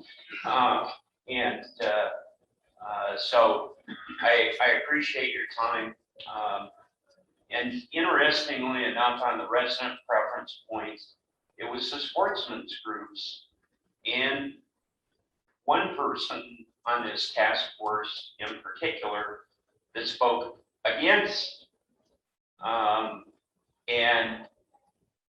Those were the very people that I thought would come about, and but it didn't work that way. I soon got my ass handed to me, and we didn't move forward. But it and interesting, and also Game and Fish was there to help present the bill, but the Game Wardens Association was against the bill. So anyway, it's hard to figure out. I wish you luck, but please always keep the cost factor and across the board the economics, because we've got to keep Game and Fish up. Thank you, Representative Sweeney. Okay, that will, for right now, conclude our public comment. So certainly I'm open for criticism on any kind of way we're running the meeting or suggestions or anything like that. We'll probably take a little bit of a break now, but I think in the future, some of the thoughts we've had here in the last couple hours is we don't want to discourage public comment. That is not the intent of any of my comments that I'm just about ready to make. Especially with the agenda we had, we've asked people for ideas and those kind of things. The flexibility on the public comments was extremely high today. I would ask the public in the future that our intent is to always take public comment before we actually officially put out some kind of recommendation. If we can keep the public comment to those specific things, we'll make sure that we have lots of public comment. And so if we can, that might help us, because what is gonna end up happening is we end up having 100 public comments. We're actually not gonna have any time to do work also. And so I want to make sure that everybody keeps that in mind. That's the intent, is that we're going to take more public comment after our work today. Wherever that gets us, we're going to take public comment on the work that we did. Not only probably at the end of the meeting, but certainly in the time that we're out, and then at the beginning of the next meeting. So I think that's important. There's going to be plenty of public comment. It's really, really important. But I think for us to be able to have time to work, if we have 5 hours of public comment, it's going to be really difficult to have us to have time to work. So anyway, that's my comments on that. Hopefully it's not taken the wrong way. Well, one thing I would say, Rusty, is that, this was the first, we didn't have very many folks last meeting. This is the first meeting that we've got substantial issues on the table. And so, a lot of folks took this as an opportunity to provide input on just the topics. Exactly. And I think as we really focus in down the road, I think that so will the public comment follow.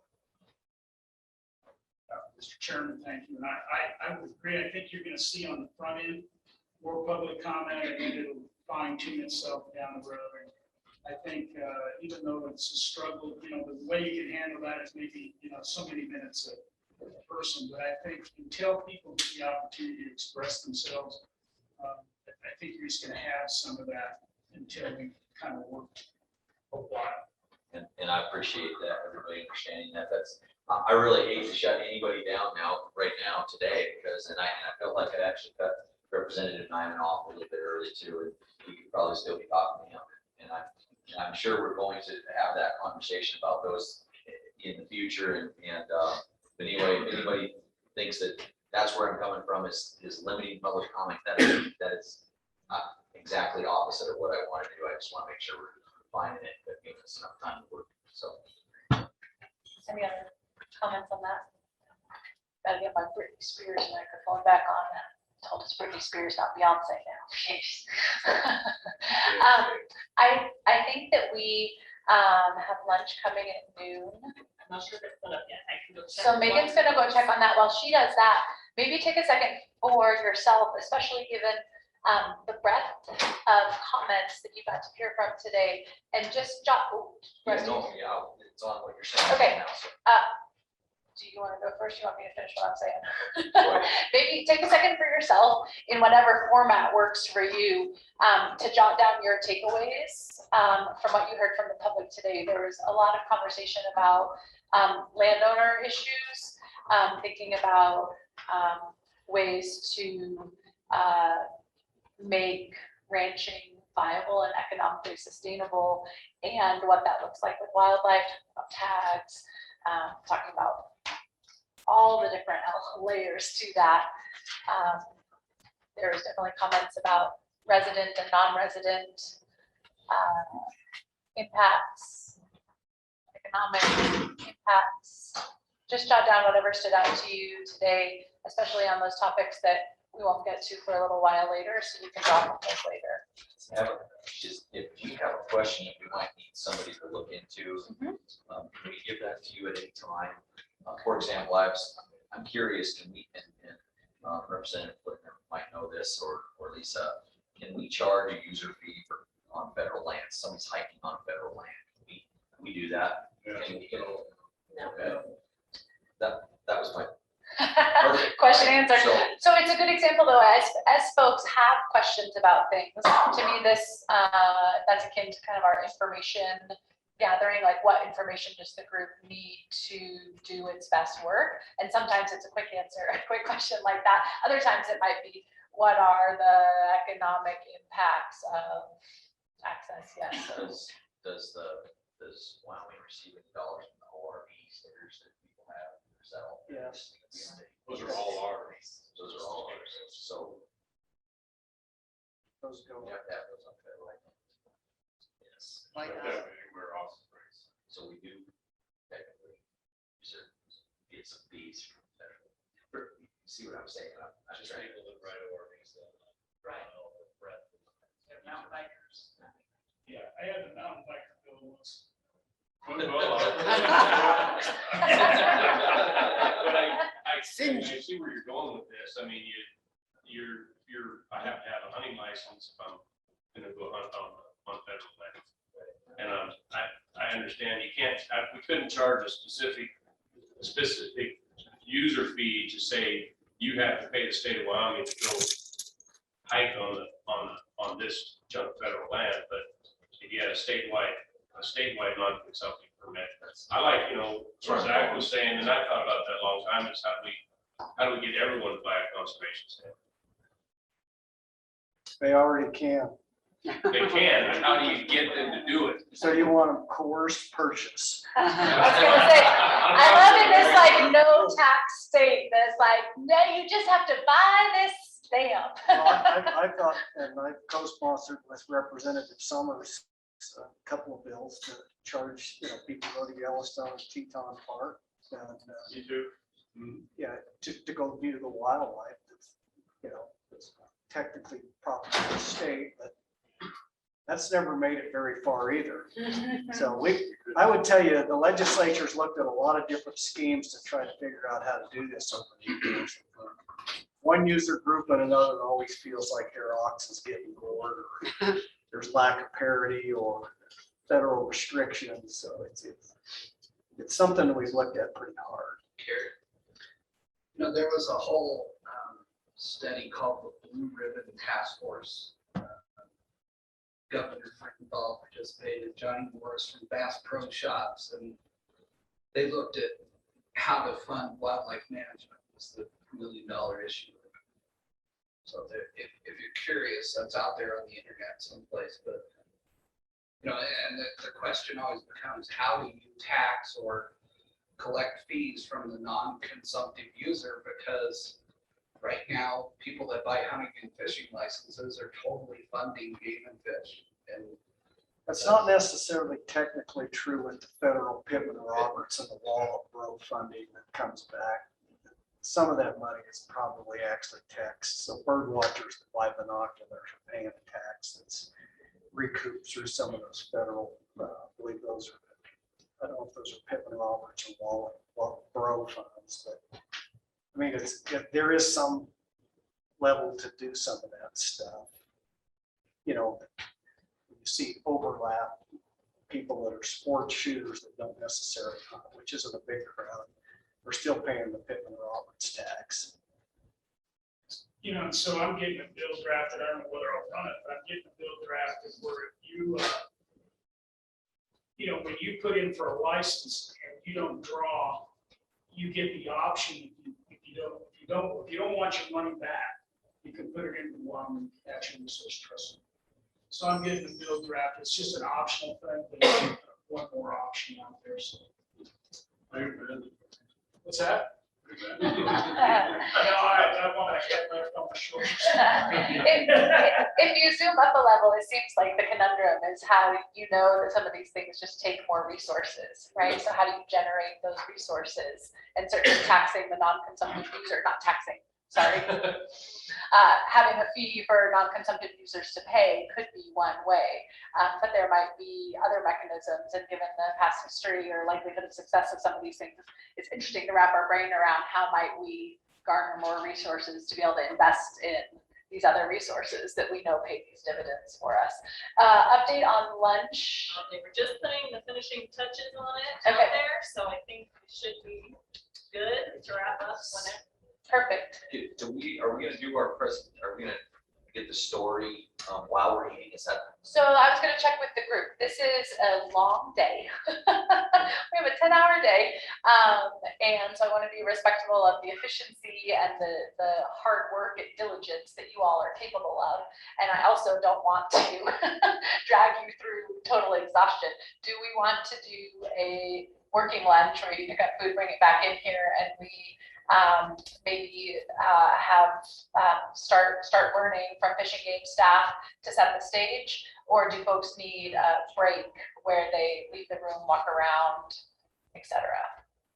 My recommendation would be to take about a 10 or 15-minute break. Okay. But if you want to eat while we listen to the presentation, that's just going to be the most efficient. Okay, I'm seeing some nodding around the table, but I want to check.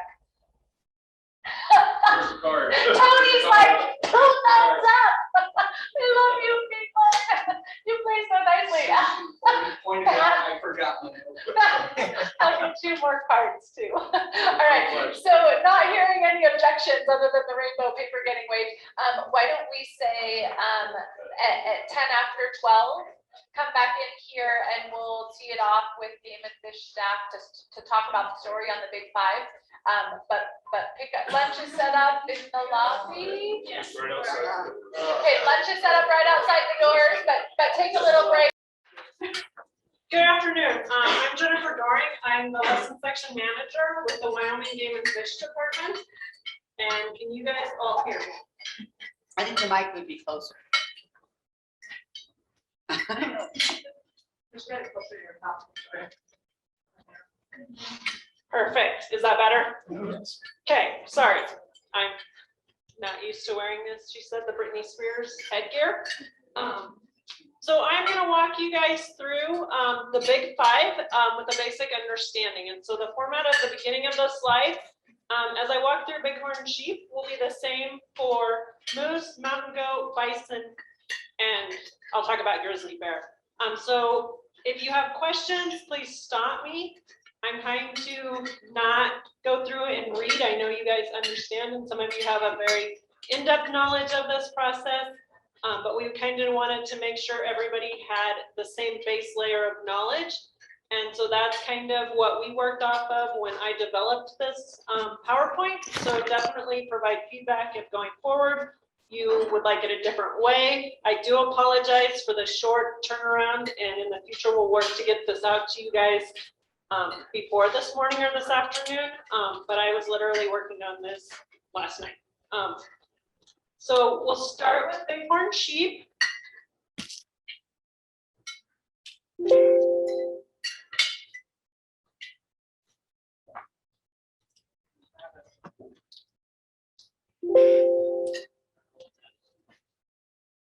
Okay, so as I walk through this, I'm going to talk about, because these were the bulleted points, I believe, off one of these sheets at the last meeting, was an interest in license allocation, waiting periods, or what the department refers to as game dates. So on our website, informational information the department puts out, we call waiting periods game dates. The draw steps for each of these draws, and some information on preference points. I will do that for each species. So we'll start with bighorn sheep. We'll have the same information as I said for moose, mountain goat, bison, grizzly bear.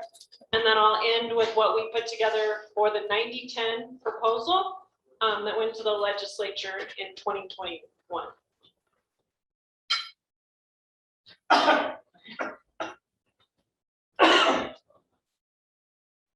Okay.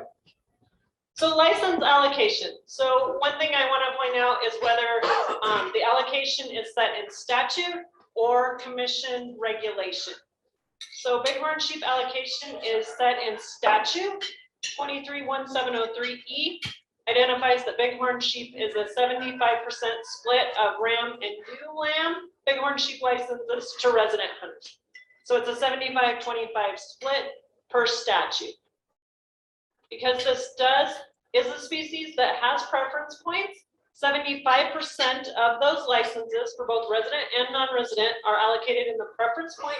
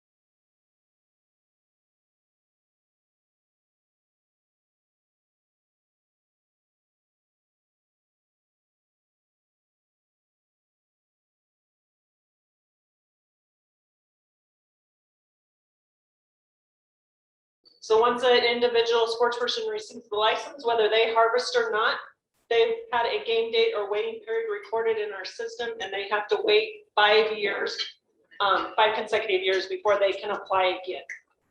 That's set in statute, so 21-1703B makes that statement. So basically, a full-price bighorn sheep applicant who was successful in 2016 is unable to apply again until 2021. That also means that they cannot purchase preference points during that time, so they won't be banking preference points. They'll just be out of basically play for that 5 years. One thing to note, because I know there was some comments about people drawing a bighorn sheep or moose and then subsequently being lucky enough to draw again. We do overwrite that game date. So if they drew in 1991 and they come back and draw in 2020, we don't have record in our system of that original date, which will show up in some next slides as I go forward.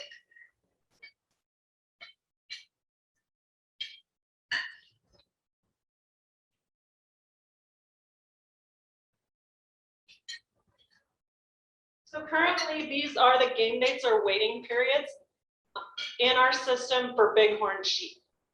So if you look at this table, we have 283 sports persons who have a game date that they drew a license in 1992. All the way up through 2021, we have the 180 that we just issued in this draw in May. So those are recorded in there. That's a total of 6,851 people who have active game dates in our system.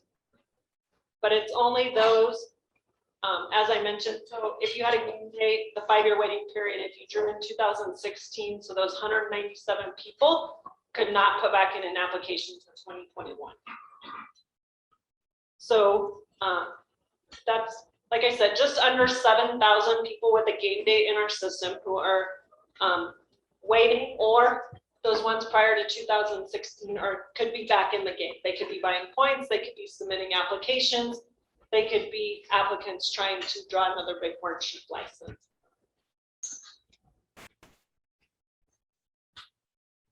So I'm going to walk through the steps of the bighorn sheep draw. As you guys know, I sent the presentations out for elk, deer, and antelope. These are not as complicated. There's not 40 steps. So this isn't going to take as long as it was to work through elk, deer, and antelope. Could I ask you a question on your last slide? I'm assuming because you went back to 1992, that was because at that time there was a 3-year waiting period. My recollection is the first year that preference points went in was 1995. So why did we go back? Why are we doing 92, 93, 94?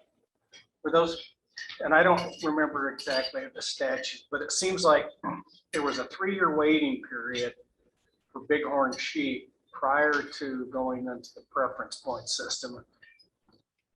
Did you know what?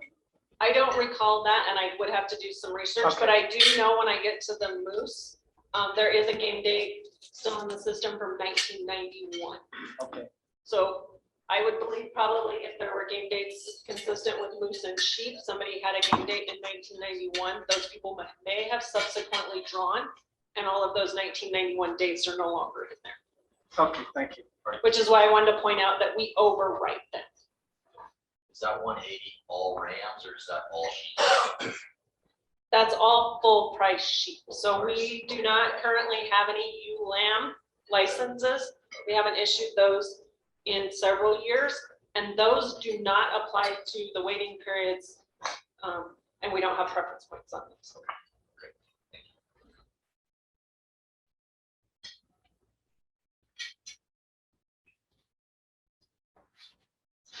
Okay, so as I mentioned in any of the other presentations we've reviewed, elk, deer, antelope, for when we conduct a draw, there's a lot of work that goes in before we even start the draw steps. We need to make sure all of the applications that have been submitted by our applicants are paid for, they're in the draw, they're eligible. We do a lot of work in the back end before we even get to step 1. Step 1 in the draw always assigns random numbers to every application and preference points. And in bighorn sheep, we have preference points for both resident and non-resident. So every application has 2 random numbers and preference points assigned. We don't have party applications for any of these big 5 species, so we don't have to worry about party applications, but we do assign random numbers and points in step 1.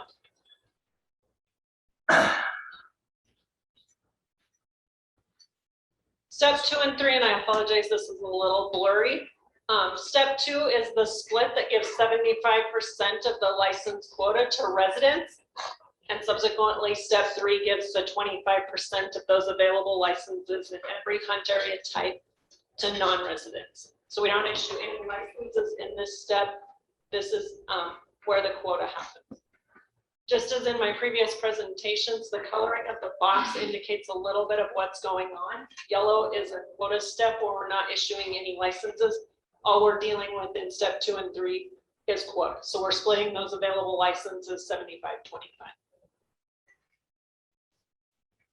Step 4 is the resident preference point portion of the drop. So we're looking at all residents, and a reminder, every application goes through the preference point draw, irregardless of whether they have points or not.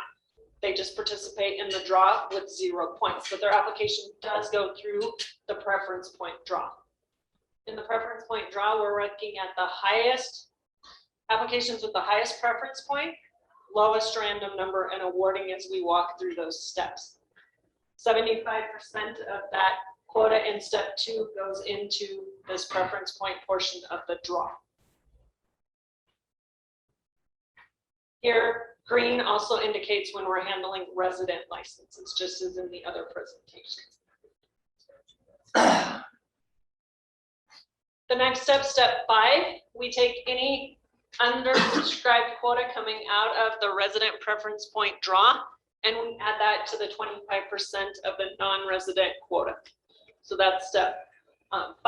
Once again, it's yellow, so it's just dealing with the quota. We're not actually issuing any licenses in that step. Step 6 is kind of the peach color. This is the non-resident preference point draw. So in this step, we're awarding non-resident applicants quota based on preference point draw. So once again, 75% of that quota that came out of step 5 is awarded in the preference point draw to non-resident applicants with the highest preference point total, lowest random number again, same as the resident portion of the draw. Once we conclude this step, we do go back and do a second pass of residents in the preference point draw. So any quota drops down, that's the arrows between, from 6 to 7, any undersubscribed non-resident quota goes in and we do a second pass in the preference point draw for residents. So here we would be looking at residents who didn't draw in step 4, but we're still looking at highest number of preference points, lowest random number in step 7, and awarding any of those licenses that may not have been subscribed by those non-residents in the preference point draw. Can I just clarify, does that mean, so if a non-resident drew a tag and it shows not, that would not subscribe?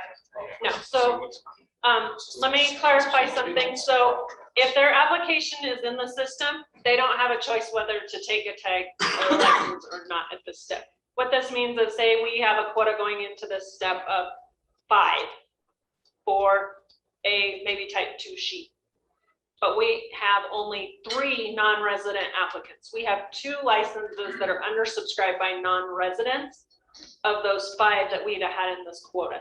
So those 2 licenses that were not, we had not enough applicants in non-resident for that hunt area type to issue those licenses. We go back and look at residents who may have applied for that hunt area type, but were unsuccessful in step 4 because we ran out of the 75% of resident quota. And we would issue those 2 licenses to residents if we had applicants who were residents for those licenses. Was there another question? Yeah, I was just gonna ask if that's ever actually happened in the big 5 draws.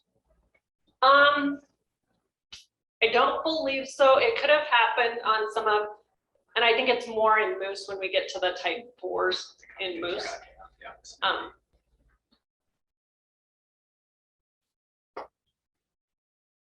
Todd. I just gonna ask this when I was thinking about it.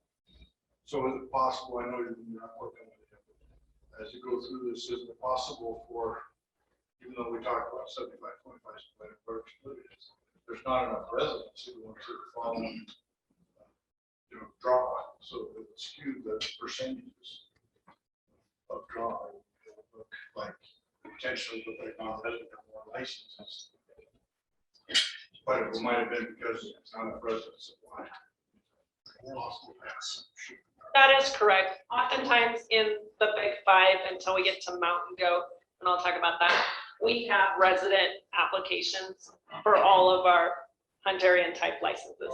But where that would show up is in right here. If we did not have enough quota or enough license applicants to issue that 75%. So if we had 4 licenses that met that 75 split, they would be added in here. So there might be greater than 25% in the non-resident portion step of that draw for that Hunterian type, for that bighorn sheep license. When I went over the elk, deer, and antelope presentations that you guys were provided, that occurs frequently. It's not as frequent as we were mentioning in the big 5. So once we're done with step 7, we've issued basically all of the quota that comes out of the preference point portion of the draw. If there is any, we do add it in.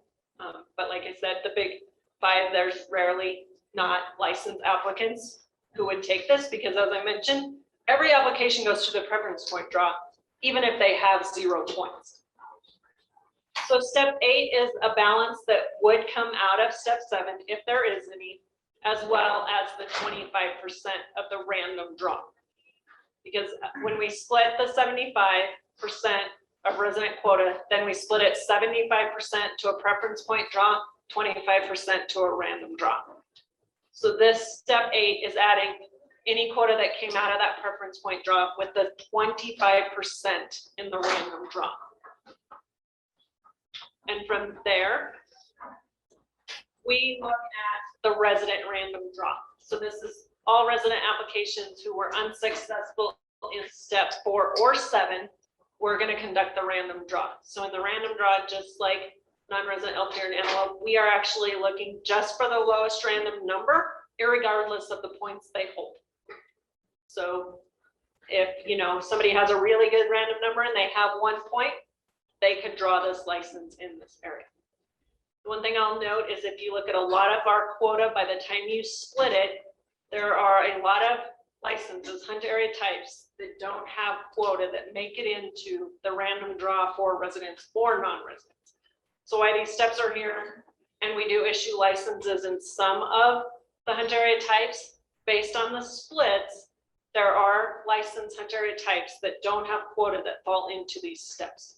So we do still conduct that, but not every license hunt area type has quota that makes it into the random portion of the draw.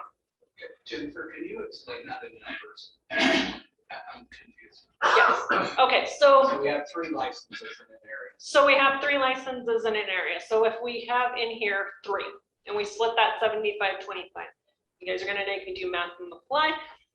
And I didn't get a lot of sleep last night. 4, yes, 4, 3 and 1. So there would be 3 here, 1 here. So when we split 3, 75%, we're still back to 3. Well, we could just do the non-resident. There's 1, 75% in the preference point draw we round up. That 1 license would go right here in the preference point draw for the non-resident. So then when we did the 25% split of the 75-25 of that 1 non-resident license, there is 0 to go in the random draw, because there was only 1 license right here for a non-resident in that 4 total quota right here. We split 3, 1, and then the 1 you have to split 75-25. Well, I can't give a portion of a license. We always go to give the benefit to the preference point. So that 1 license would go in the preference point draw. And we see that a lot. Does that help? Do it for residents. Wait. So there's 3. There's 3 on the left side. left. So then we take 75% of 3. 2. 2. 2. So we would round up. So it would probably fall out and literally, I don't do numbers that I'm a number person, and so I can't tell you that I can't just round the numbers. So it's 2.25. So we would round up and it would be 3 and 0 again. So 3 would go through the preference point. There would be 0 in the 25 to the random portion of that draw. So in that area, if that was licensed hunt area 1 type 1 with a quota of 4, we would issue all of them in the preference point draw for both resident and non-resident, and there would be nothing to go in the steps for the random draw. So let me ask this. Only in areas where we're getting more tags, does a person have a chance to end up in the resident random draw? Is that generally accurate? That is generally accurate. Thank you. My question would be, Jennifer, is it the case, do we know the numbers? I mean, we're using fictional numbers here, but to understand the magnitude of the problem, for me, I need to know how many of these licenses are we issuing? Say, did we issue last year, or do we know what we're issuing this year for this animal? 180. So we issued a whole total of 180 licenses. Okay. But they're tied to. But I would say the majority of them, it's on that computer right there. I could tell you and get that for you, and we can follow up, but I don't know that number off the top of my head. Okay, so. But is it? But the majority of them, there were very few areas, licenses, that actually had licenses go in the random portion of the draw on either side. So those 180 are split up and assigned by the location. Right, so there is, when Wildlife Division takes seasons, the licenses to the commission to approve, their quota and licenses are assigned at a hunt area type. So hunt area 1, type 1, hunt area 2, type 1, different locations. And each of those has a very specific license allocation presented by the Wildlife Division and approved by the commission at their April commission meeting. And from there, that's where we take it, we load it into our system, and that goes into step 1. We have all those areas. So 1 type 1 has 4 licenses, 2 type 1 has 4 licenses. And then as we run through the draw, the first step, 2 and 3 split those, and then we just split quota based on that. But I think there's 20 some areas. Doug could probably tell me exactly how many big horn sheep license type areas there are.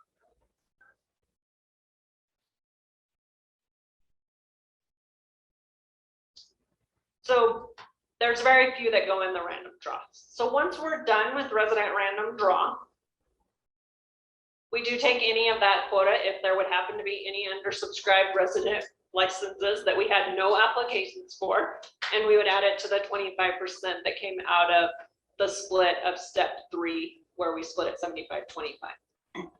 And then once again, we do the non-resident random portion of the draw. As we mentioned, depending on the number of licenses available, many of these licenses, there isn't quota that makes it here. And just for one other pass, just to give residents all benefits and issue all licenses that we had, if there was 25% quota in the non-resident draw that didn't have non-resident applicants, we do a second pass in the random draw to give those licenses to residents. So at the end of the day, at the end of all of this draw, we have never had bighorn sheep licenses that weren't fully subscribed in the initial limited quota draw for bighorn sheep. So as we talked in elk, deer, and antelope, we have a leftover draw, we have a first come, first serve. That's never happened in any of the big 5 that we're going to talk about. So that's why it stops here. We issue the majority of the time, like I said, when we get down to the last steps of the random draw, we issue very few licenses in those. So that is the bighorn sheep draw. Any questions, Todd? I just want to try to I've already got enough questions about the percentages. So it's looking at it this way. If we were to go say, hey, it's a not, because you can't really break down the 9-10. It's just not that simple. If we did all 180 set across the state, 90%, 9-10, but you have to mandate by hunt area. So by managing by hunt area, it's probably never, or likely never to ever be 75, 55, or 90, 10. That's where we get some of the issues, I think, with a little bit of look at percentages. That's got public records requests. Is that true, Jennifer? So if you look at the seasons, and I didn't put a slide in here, so I am learning that this group wants details. I was trying to keep it at a higher level because I can stand up here and talk probably for hours on this. If you look at the seasons approved by the commission for bighorn sheep, you'll see that there are hunt area type licenses that have a quantity of 1. And in the limitations, it will say non-resident only or resident only, or it'll say 3, 2 resident, 1 non-resident only in those limitations. And Wildlife Division, when they present those seasons to the commission, take the bottom line total number of 180 licenses and make sure at the end of the day it's a 75-25 split initially to residents and non-residents. So we spend a lot of time working through numbers, talking those, like if we have 4, where do we move that? How do we adjust that? And so initially it's always split in this instance 75-25. So if we went to 90-10, there may still be those instances where we don't have enough licenses that wildlife for management reasons feels that we could issue what would be 2 or 9 or whatever. And so they do break it out where there may only be 1 license in an area. But that split in a 90-10 situation would be step 2 and 3 would be 90 and 10. So just a question, and maybe just provide us later. So we had the 180, in the last year licenses issued. If you would go through this and provide us how they broke down. Okay. And my question is just on the fly, so out of that 180, obviously 75% are resident. How many resident randoms were issued last year, just statewide? Probably very few, but I can get that. Jennifer, if I can, Todd said that we could end up issuing more than 25% to non-residents. Yes. I don't know if that's accurate, but could you check that? I mean, are we always giving at least 75% of our licenses to residents? Initially, Not initially, at the end of the day. At the end of the day, could potentially, based on license demand for residents and what they put in, the potential to not have that happen. If we had no residents put in and a whole bunch of non-residents, then that quota would roll to step 4 or step 5. But at the end of the day, and I have a few slides down, the application counts that we're seeing, that's never happened because our demand is so high in both residents and non-residents. They all go in step 4. They all go in step 6 for non-residents. And so we're not rolling any extra quota from the resident portion and adding it to the 25. We're always issuing at least 75% to residents. Yes. Probably to fulfill the statute, is my guess. It'd be illegal not. Well, Todd asked that question, and I thought he was implying that we could have more than 25% go to non-residents. I was just trying to figure out the math. So it sounds like it's theoretically possible, but unlikely given actual levels. But because the number that has to be, everything has to be divisible by a score, when the Wildlife Division makes recommendations to the commission on the numbers, sheep licenses, they make it divisible by 4. So sometimes you may have a sheep area, one that I can think of is Devil's Canyon, where when we first started, we can only issue 2 licenses. So then what we do is in another area, there's 2 licenses added so that we have a total number that's divisible by 4, and we ensure that it's 75. Which is 180, which is divisible by 45 and whatever. Yeah. When you offer 2 tags in Devil's Canyon, does a non-resident have a chance at it at all? It alternates so that, yeah, 1 year, no, the next year, yes. We have to keep track of that by hunt area. The total So number there are plus the some, hunt area. there are some sheep areas in the state that there are no non-resident tags, correct?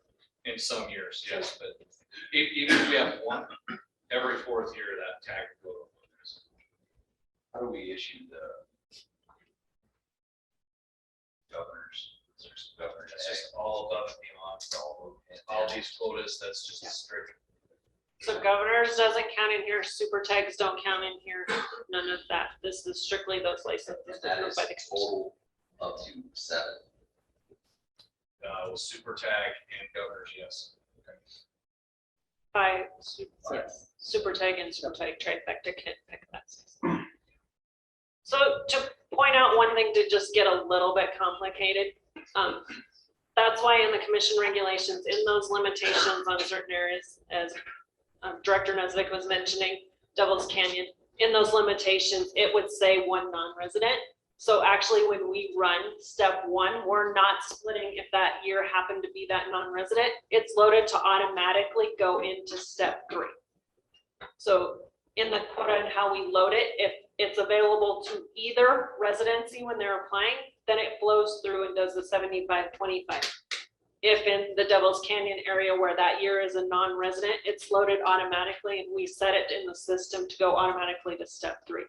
Conversely, in years where it may be 2 that both of those go to resident, we could leave it where it would split because it would round and split in a regular, but we do just identify it and it automatically goes to residents. So we don't collect applications from non-residents knowing we won't give a license in that area to make that 75-25 split. Jennifer, if we went to a 90-10, in essence, the non-residents would never have a random sheep license. Based on the current quotas that is being approved by the commission meeting, historically over the last few years, that is true. Potentially in area 5, I would have to do some math, but maybe. Maybe. I think it's still have a random. Maybe. Depends on what the quota was. We had a quota there of 70 Yeah. to 78 at one point. If we had that many. Yeah, maybe. The quota kept me back up there.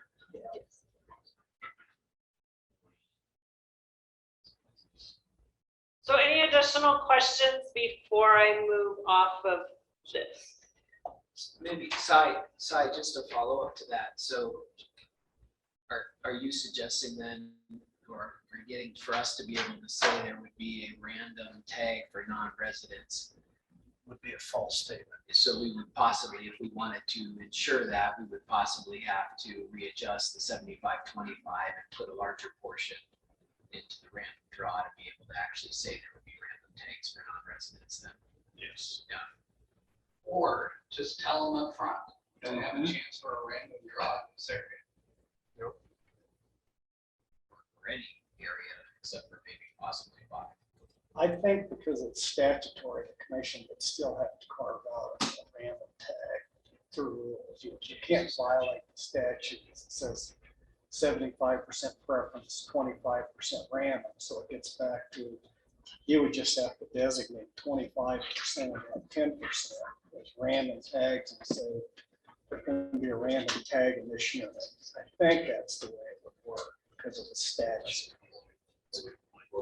The commission doesn't have the ability to set aside the statute because it specifically says, now, the rounding number is a different issue than the statutory issue. But I think that's the way it would have to work under the current statutory framework. Or if we're gonna change it to 90-10 for the big 5, you just change that 25% random draw number in that statute as well. You could. So Larry, based on the numbers last year, the 180, and that was 90-10. But 90% would be 162 tags to residents. Those 18 tags to non-residents, 10% of that, if they rounded up, 1.8, basically 2 of those tags would have to be held in a random for non-residents. That's the way the statutes would read, and I think, so then the wildlife division will go back and make a recommendation to the commission that in area 5, there'd be 1 random tag, or pick an area, it could be area 12. This year, we're going to issue a random tag in area 12, just like you currently do, breaking up that allocation because of the 25-75 that Todd was talking about. You're always gonna run into one of those because we do it in the statute on a statewide basis. They have to administer it on a unit by unit, so you're never gonna have every unit 75, 25, preference, resident, non-resident, because of those roundup numbers. So I think that's what Brian was saying. Periodically, you just gotta go in and say, well, there's no non-resident tags this year. And I think under the scenario we're talking about, they would have to go in and designate which units we're gonna have those 2 random tags that we're talking about. They could be both in area 5. if they want. Sure. So, Larry, I have a question. What's the benefit even of having, and maybe for 2, random tape? Why wouldn't you just say, let's not have a random tape for non-residents, and just let them use their preference points? I mean, just some lucky soul. It's not like we get to keep we don't keep the license plate, is my understanding, right? We give them back if they don't. That's a long discussion, but I'll try. So the very reason that the random exists is because with the preference point system in this is you didn't want to discourage people. People will always apply if they think there's some chance of drawing. And if you just do preference, there's no chance that you're ever going to draw. So that random 25% was that for the first time applicant always had a potential chance of drawing those tags. And it's a penalty to youth engagement. And that's why we need to discuss at some point in time. Changing that preference allocation to 50% preference and 50% random. And you fix that youth problem and you fix this problem. If you went with 90-10, split that to a 50-50 ratio. You guys, I just want to make a suggestion. Speak up, because I'm having a hard time hearing you, and I don't have people back there can hear you. So what? So that, this is Albert. I think that's why before you can even, and I know we've talked about this 90-10 on big five, you kind of got to solve the preference point. Right. And then you got to have a conversation about random versus preference. Right? If you're going to maintain a preference point system, or if you maintain a preference point system even until it wound down in 20-some years if you quit issuing. So it's really intertwined, and you got to understand how all of these pieces work together, I think, before you can make a good decision. I agree 100%. Because if we just take a part of it, the 90-10, just that part of it, we don't fix anything if we don't deal with preference points or deal with once in a lifetime issue. And that doesn't necessarily fix it, but it helps to make it a more whole system than just taking 90-10 on the face value. I agree 100% with you. So It's my time to disagree with my friend Albert. I disagree, but that's a discussion we need to have when there's a motion and we're talking about what we're going to do today. I think for now, I'd encourage you to just keep learning the background information, and if we can explore those tensions and trade-offs later. Let's for now focus on, let's get the background information. And some of that does include, well, wait, what would it look like if? But for now, let's make sure we get the basics, and then we can wrestle with the actual implications. Okay, so I do have some follow-ups to Representative Summers' question, because your conversation gave me a moment to look at my computer. So for Bighorn Sheep for the 2021 draw, we had 19 areas that we issued licenses in. Of those, we issued 27 of the 180 licenses in the resident random draw. In the non-resident random draw, we issued 6 licenses. Those licenses were issued in 3 of those hunt area types. And they were the ones that Director Nesbitt mentioned earlier. They were issued in 2-1, 3-1, 4-1, and 5-1. So those were the only hunt area types that had enough quota initially to make the 75-25 split, and then the 75-25 to have random licenses in that non-resident draw. So we only issued 33 licenses of the 180 in the random portion of the draw for both resident and non-resident. I did want to make one clarifying point just to remind you, even if a resident or non-resident draws in the random portion of the draw, their preference points are set to history, irregardless of whether they draw in the preference point draw or the random draw. And they go into the 5-year waiting period as well. Set to history means they go away. Yeah, okay, yes, they're no longer active, sorry. So we keep track of them, they don't disappear. I have data of millions of points, but they are no longer active points that will help them in a draw. We call them set to history. You'll probably see that in some other slides. They were in my preference point slide. So it means like they've been spent, but there's still record that you have them at one point, but they're spent. They're spent. Nothing. Yes, we cleared your account. Any other questions before I go in to next steps? How many people did you say are applying for sheep tax each year? I'll get to that. Okay, good. Okay. So this next slide, asking you shall receive. So in 2017 to 2021, and there's a reason I picked these 5 years. And when I get to the 90-10, 90-10 was based on a 3-year period of time between 2017 and 2019. But I did want to look at, because I'm talking information about the 2021 draw that just occurred, I'm giving you information on 2021 through 2017. So here, if you look at the first table, these are the number of eligible applications we received for the Bighorn sheep draw. So in 2021, we had over 9,000 applications come in for those 180 licenses.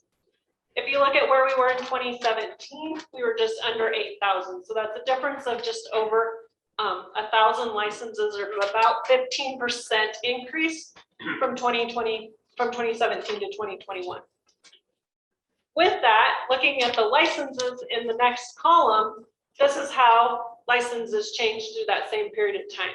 So in 2017, we were actually issuing 208 licenses for Bighorn sheep.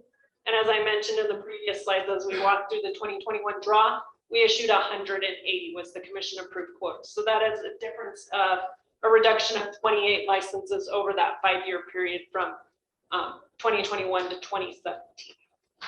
So as I mentioned, when you guys were asking, is there a way that residents would take all their licenses or non-residents? This number would have to be drastically less. And you guys are all here for one reason. Wyoming has a wonderful wildlife population that's in high demand.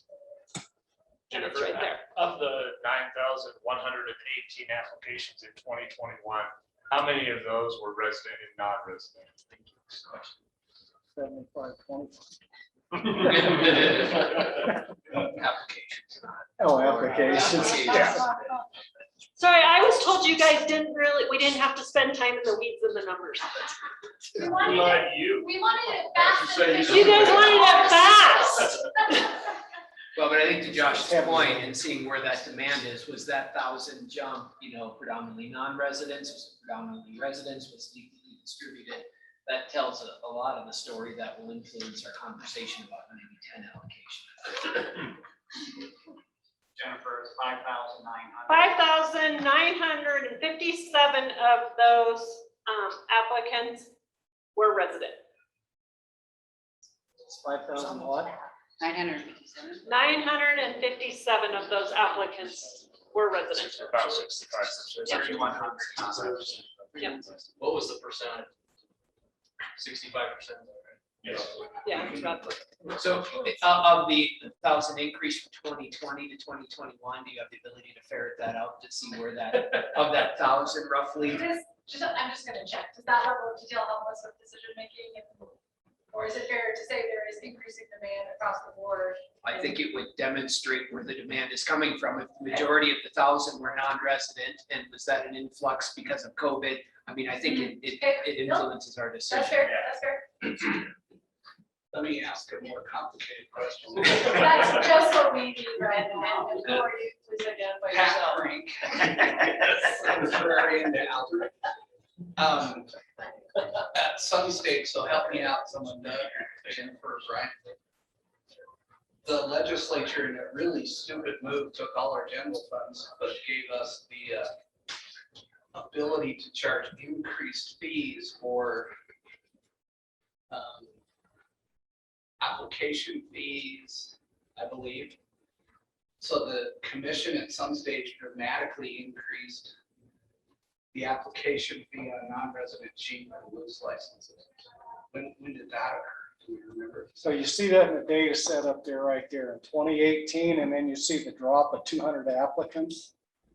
2019, Was that I when believe you that did it? was the year the new license fee kicked in. Yep, right there. And that's pretty typical west-wide, as you see a slight dip the year after a state raises license fees, and within a year it bounces right. And every state that looked at it done that. You see an initial drop, and then it bounces right back up. And I guess that didn't affect residents. I mean, we didn't increase application fees for residents, just non-residents. Yeah. So that probably did happen in 2018. 2018, we passed it. It was effective 2019, the 2019. Department implemented the new fee schedule, is my recollection. Did we find the numbers? We did, so, because I have all great numbers, so in 2017, the resident eligible applications of the 7,929 was 5,227 resident sheep applicants. So non-residents have gone up. So Residents non-residents, have remained relatively stable then. yes.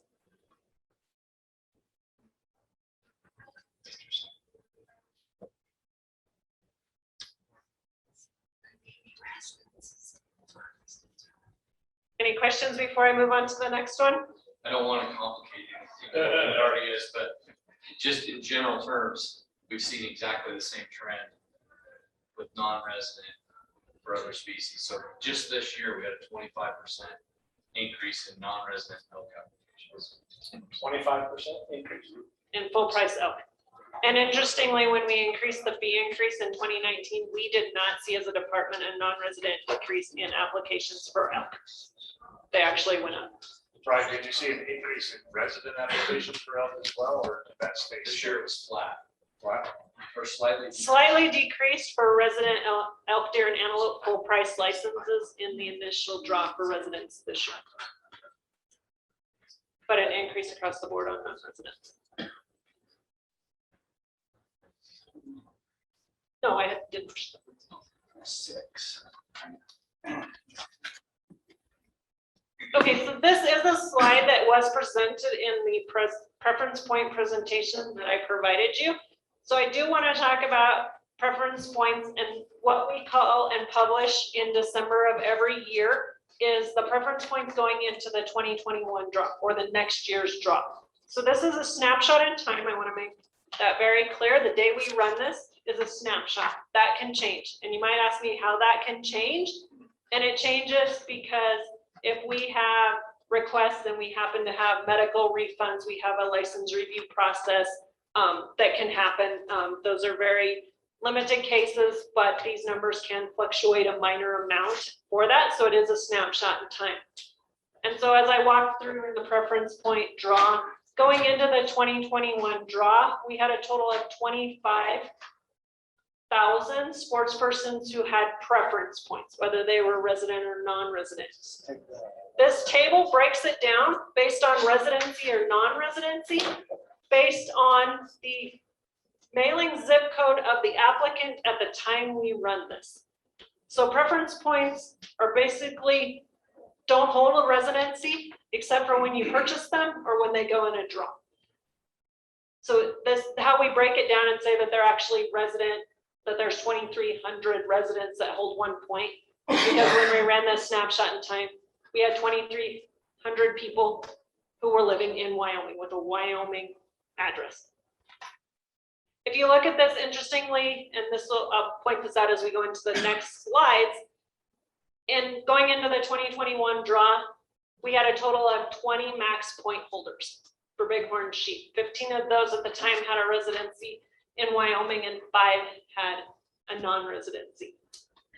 So we currently, going in at the end in December, had just under 200,000 points that were active in their bank account for bighorn sheep.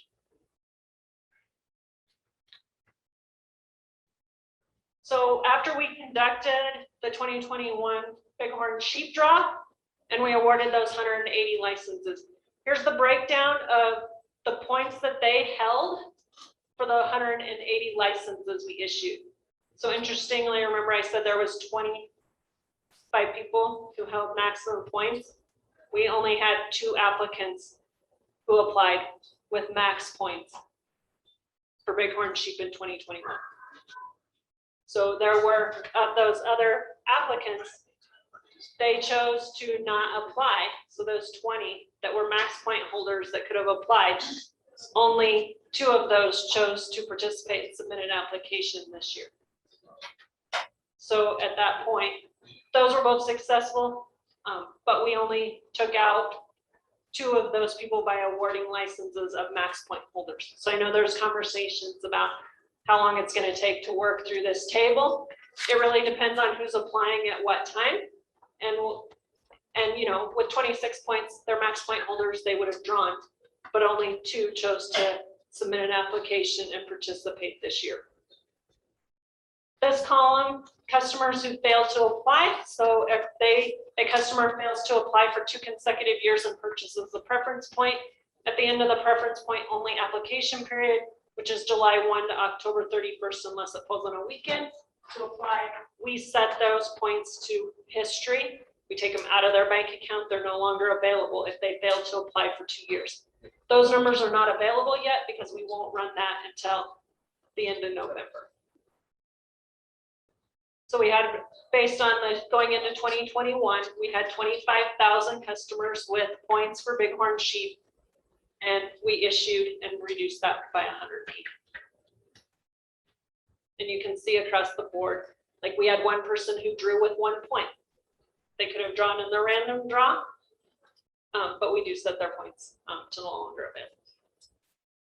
Just on those numbers, I don't want to probably shoot math. So you look at 24 points and 7 people drew and 151 is the total number.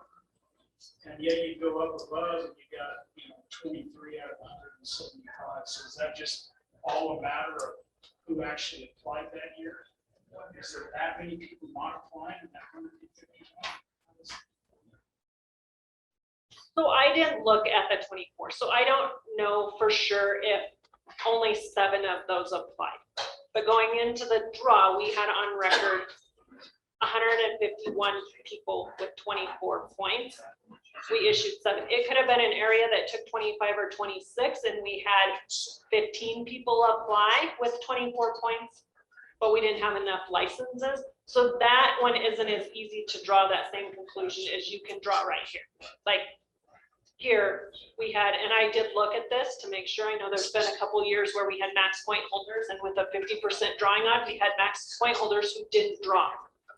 This year, we had 2 people apply with them. So. Or they want predictability when they're going to, so they'll bank it until, okay, next year, let's just drop. So just remind you on the side conversations that they're getting picked up on Zoom, which is tricky for folks, and folks in the back too, it makes it hard to hear.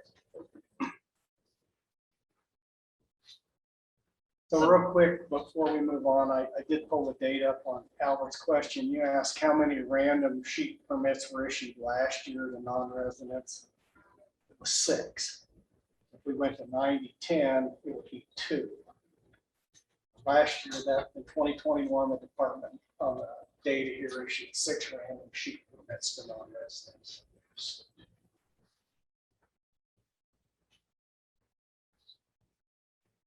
So this slide also was in the PowerPoint presentation because when I developed that, I only had 2020 data and I wanted to make sure that we had a full picture. So this is similar to that table I just had, but this shows based on the 2020 draw that we only issued 176 licenses in 2020. This gets at the number of customers who failed to apply for 2 years. So the number of applicants that we take their points away, set them to history, take them out of their bank account, and would start back at 0.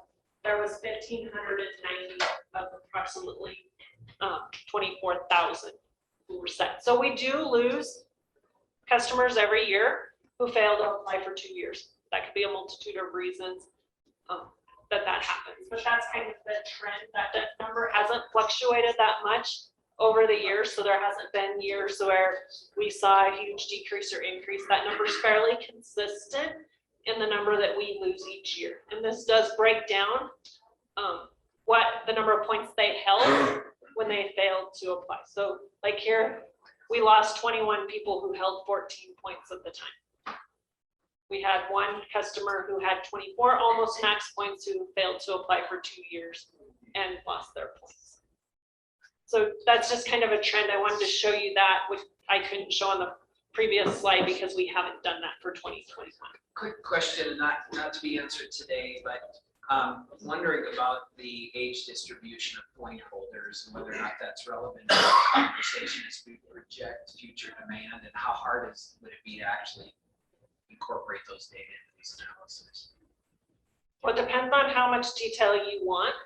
Sorry, trying to go with the. How about if I jot down as a question, we can circle back for the next meeting? So in this, when we publish the preference point table of where people stand, we publish preference point tables after we do draws that include preference points. So when we conducted the moose, sheep, goat, bison draw and published those results May 9th, we upload a preference point table. That table records a date of birth.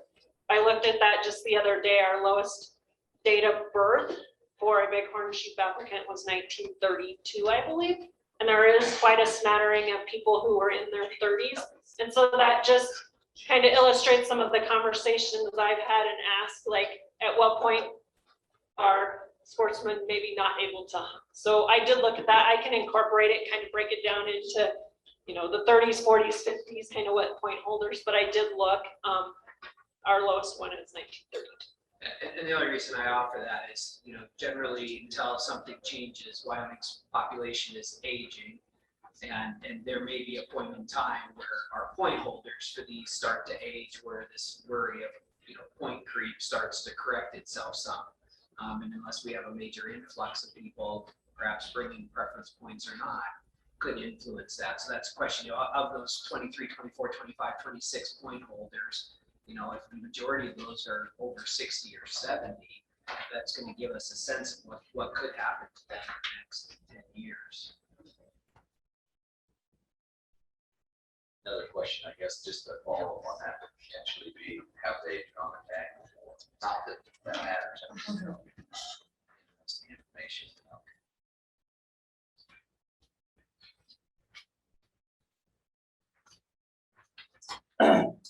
So because I thought you guys might ask that question. So when we look at game date holders who have current preference, so they have a game date on their record. So back to the table that has those game dates that I showed you in the previous slide, and then those numbers who have points. So I took out people who were awarded a bighorn sheep point for being unsuccessful in the draw we just conducted in May. So a note, when you apply for moose and sheep in the initial limited quota draw and you're unsuccessful, you are automatically awarded a point.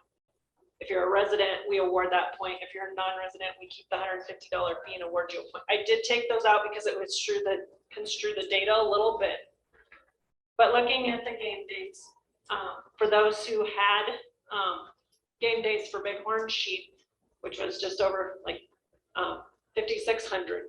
How far back are you going? 92.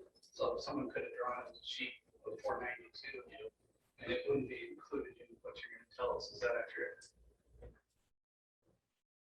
They could have drew one, but they could have written over it and drew a second. Because as I said, we write over those. But we're not, this won't include people who drew a tag prior to. Correct, like 1988 or whatever. So there are 1,927 people who hold active preference points for bighorn sheep who also have a game date on their record.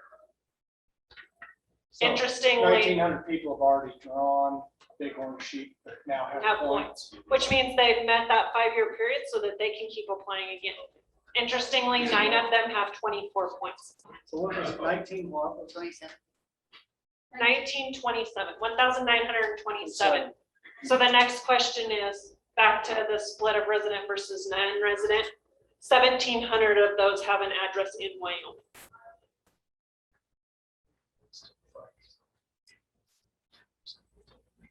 So folks, just be careful with that. So I drew a shoe tag in 1979. On his 60th birthday. 19. I mean, I've had 3 shoe tags all before 92. So there are people like me out there that have multiple shoot tags that don't appear in this table. Yeah, those numbers only, as Director Nesbitt said, only include dates that were recorded in that game dates table starting in 1992. How many points do you have? Jennifer, 24, 23, something like that. maybe it's you or Director Nesbitt. I'm just curious, maybe as we go along, we draw moose or bighorn sheep every 5 years, but draw mountain goats one time per lifetime, and when you harvest a bull or bison, then we can't apply again. But why are we differentiating? Is what it's to me, it seems like, I mean, if you don't harvest a mountain goat, it sort of sucks if you don't, but or I just want the differentiation in the rules for these big five. Because the statutes were done at a different time. And there were different opinions in the room about what should be done there. And Senator Hicks was in the middle, he knows. Am I accurate? I just wonder if you say, recommend to make it consistent. No, I didn't say he was the one. I said he was in the room. I wasn't in the legislature at the time that they did, but I was in the room. My question more, just generally, this is Lisa's just asking if we should think about whether it should be consistent. And I think that is part of the discussion as we go on. Okay. And I will talk a little bit about that when I get to the bison as to how that works. Because in case you guys haven't figured out, there's nothing easy about licensing.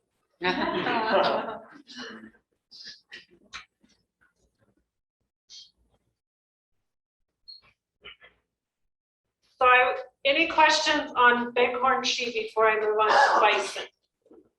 Or, excuse me, any questions on bighorn sheep before I move on to moose?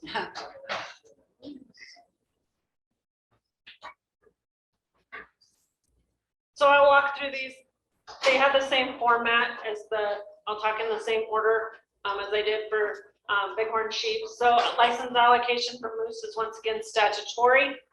It's statutorily 80% go to residents and hunters. And once again, there's preference points. So it's the 75% to the preference point draw, 25% to the random draw. Once again, we have the same game date waiting periods that we had in bighorn sheep. It's 5 years. Same thing. It's if you're issued a license, we record a game date. It's not based on harvest. So if you successfully draw a moose license, we record and start that 5-year waiting period. So when we look at game dates for moose, as I mentioned when we were talking about bighorn sheep, there are 2 recorded in 1991. There is a lot more game dates on the moose table, which I didn't track the quota and licenses available back to 1992, but you can tell based on the number recorded, we're issuing a lot more licenses in the early 90s for moose than we are now. We had game dates of 1,260 recorded in 1992, and we had 355 that we recorded this year. So the number of moose licenses has went down quite a bit, even when we look at just the last 5 years. We'll show that trend, but I did want to point that out here. Is that because the moose numbers themselves have been reduced with the game? Yeah, that's those numbers are based entirely on the resource, correct? I don't want to speak out of turn, but any of us that have been in business for long, or we've been out there hunting for long, have seen our moose populations plummet. Wolves are all back.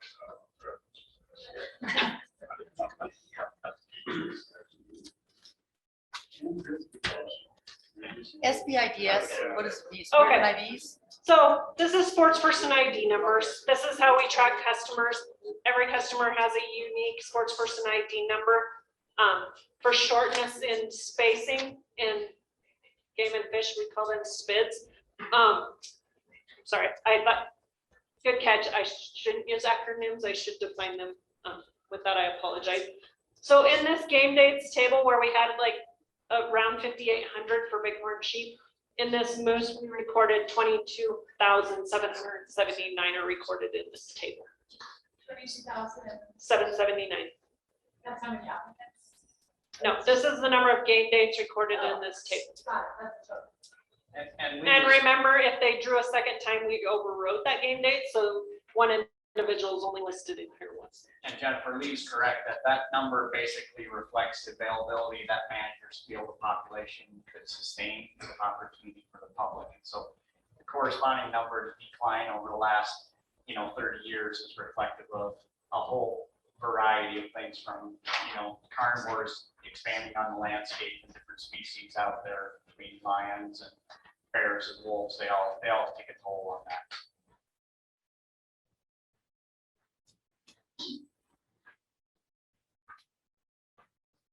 So we're gonna walk through the moose draw. I'll pull those statistics up after I get done, because I'm sure you guys are gonna want the same statistics. So once again, same steps occur in moose. We're setting in step one, random numbers for every applicant. We're setting their preference point totals in step one after we've done all of the work to make sure they're eligible. Step 2 and 3 here for moose, because it's statutorily an 80-20%. So we're taking that quota, we're splitting it 80% to residents, 20% to non-residents. And the steps are fairly consistent to bighorn sheep. So we do the resident preference point draw, which is 75% of the 80 to all applicants who applied for moose. Highest number of preference points, lowest random number. So in moose, just in bighorn sheep, I talked about ram, that they were full price ram, bighorn sheep. In moose, full price licenses are either an any bull moose or an any moose license, or it is a cow or calf. So we have type 4 licenses in moose, which are a cow or calf. So those all go through the same draw. So I do want to make sure you understand that. Whereas a bighorn sheep, we have, if we were to have licenses, we have a separate draw. That is the ewe lamb that don't take into account points. They don't take into account waiting periods. All of moose, whether they're a bull moose, any moose, or the type 4s, which are cow calf, go through this same draw, same splits. Your points do apply if you draw a type 4 cow calf moose license. Your points are going to be removed from your bank account and set to history. So I do want to make that note. In this, we only have one draw for moose. Same thing, if there's any residents who do not take that full subscription of the 75% of the 80% in the preference point draw, we would add that to the 75% of the 20% for non-residents. And then we conduct the non-resident preference point draw, just as we did in the bighorn sheep draw for non-residents. Once again, if there's any undersubscribed licenses coming out of the non-resident portion, we do a second pass for residents in the preference point draw, the exact same steps we did through the bighorn sheep. Coming out of there, then if there were any quota or licenses available, we would add that to the 25% of the random portion to calculate the quota going into the random draw of the moose. And in the moose draw, we do issue more licenses in the random draw, because I had mentioned we have those type 4 licenses, which are the cow calf, and we issue, as we did in 2021, 355 licenses versus 180. So there's larger quota going through these steps. So we have more licenses that end up in the resident, random, and non-resident random draw. Same thing if there was undersubscribed licenses available in that resident that we didn't have resident applications, we would add those to the non-resident random portion of that 25% and conduct the non-resident random draw.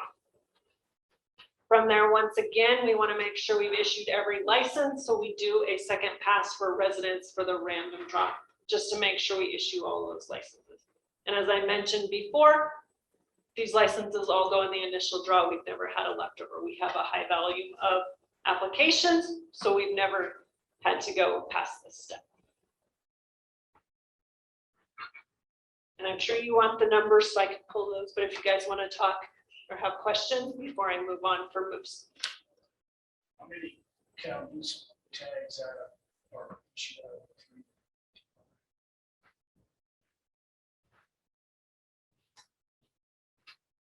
3? Doug, do you happen to know that number? I don't have off the top of my head. So I'll bring it. I can tell you that the commission's really cut back on cow-calf moose, except over in your country, towards Cameron, so as landowners, we always heard wanted some cow-calf tags, and then maybe. And we increased cow-calf tag to the big ones this year. Handful of like snow areas. So localized areas around Pinedale, area 3-4, and then south towards Cameron on that big pine in front, where we've had landowners complaining about moose, you know, in their farm yards where they get a little aggressive. They want numbers reduced. Kind of localized.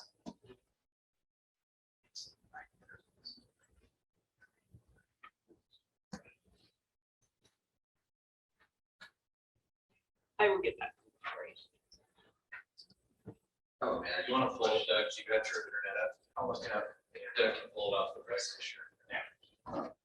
What's that, Ryan? I was curious about those that are in somebody's farmyard or something. What's the success rate? I know it's 100% death rate of the killing, but what if you tranquilize that and take it somewhere else, is that possible? We do that sometimes. It kind of depends on the situation, but yeah, we've moved in with varying success. Moose are not very tough. So every time you tranquilize a moose, there's risk of killing it. But they're in that situation, you know, it's kind of sometimes it's worse. 50 type 4 for 2021. 550. And type 4 is. Type 4 is the cow calf. You know, and I get it, you know, I'm a rancher, I've got moose in my yard, moose and case tags.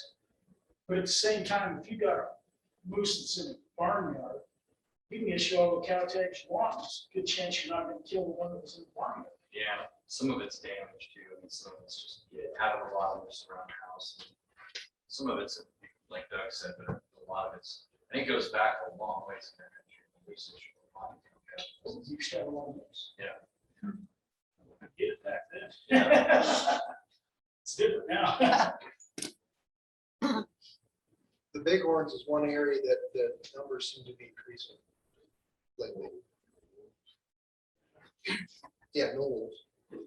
Same with the snowies, there's, you know, we feel like we're very close, or maybe even a little over the carrying capacity of the snow area, so that's why we're counting out those.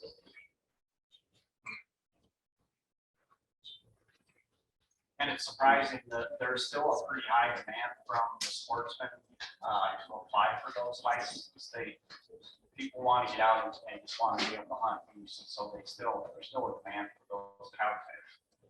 And as Jennifer indicated, it does set their preference points back to 0 or 8 when they move from. If I could just ask everybody to, when you speak, we are having some folks that are not being able to hear, so if we can just try to speak up just a little bit more, maybe helpful.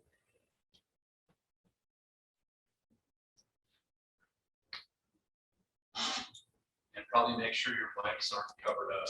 That could be the issue too. Like Jamie says. It might be on purpose.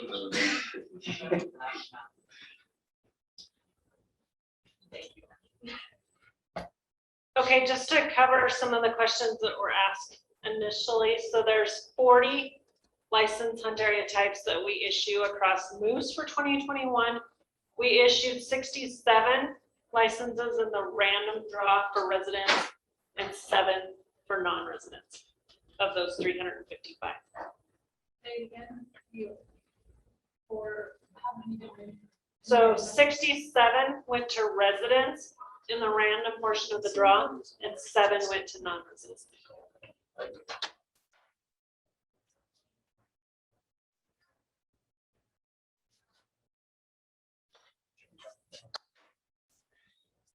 Walking through the same slides for moose, you can see in 2021, we had just over 13,000 applicants for those 355 licenses compared to about 12,500 in 2017. So we have seen an increase of 581 between 2021 and 2017.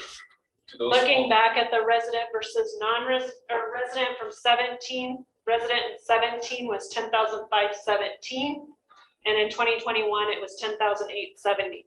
So just, once again, just a minor increase in the resident that made up the 581. That was my Sorry. question. Nailed it.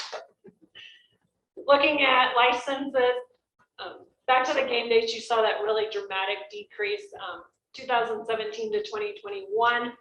The number of licenses available has been fairly consistent. We did see a little increase, as Doug was talking about, a 40 license increase between 2017 and 2020.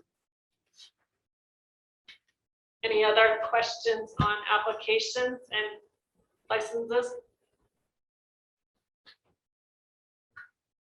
So looking through the same slides, unless you want me to spend more time on this, once again, these are the same slides. This is just for moose. These were the preference points going into the 2021 draw. We had, as of December, we had 21 customers who held max points for moose, with 26 points and almost 33,000 total customers having preference points in our system going into the 2021 draw. Of those, interestingly, we once again only had 2 customers apply in the moose draw that held max points. So they were both successful in there. And then this is, once again, we don't have the failure to apply for points. But I did find it interesting, and we did double check those to see, because usually we have more people who apply with max points each year. And then looking at how many points we set based on what they drew in 2020 versus those that failed to apply for 2 years. It's a little higher in moose, but we also have several, about 10,000 more who hold points. So we did set just over 2,200 customers' records to history or remove them from their bank for failure to apply for 2 years. Once again, none of the max point holders, but we did once again lose somebody with 24. One thing to note, and I didn't show it on here, I haven't written that, but oftentimes people hold points in the same number of points across moose and sheep, or then elk, deer, and antelope. So usually when they lose one, they lose both. So I wouldn't be surprised if this person who had 24 on moose and sheep wasn't the same individual.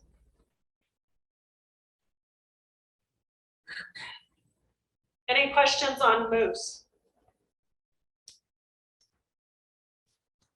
Mountain goat. Mountain goat has a little more statute and commission regulation for license allocation. So the actual breakdown of the total license allocation is in the same statute. And it's a 75%, 25% for residents. Mountain goat does not have preference points. So now all the species we talk about no longer have points. The only points are moose and sheep. We also do identify in Chapter 44 Commission Regulations, Section 5, any person who has issued a mountain goat type 1 or type 2 in any previous year, because if you're issued a type 1 or type 2, that is a once in a lifetime license. You will be eligible and can apply for a mountain goat type A license in any subsequent year. C of that same commission regulation says any person who applies and receives a mountain goat type A shall be able to apply for a mountain goat type A in future years. So in 2019, the department implemented mountain goat type A licenses.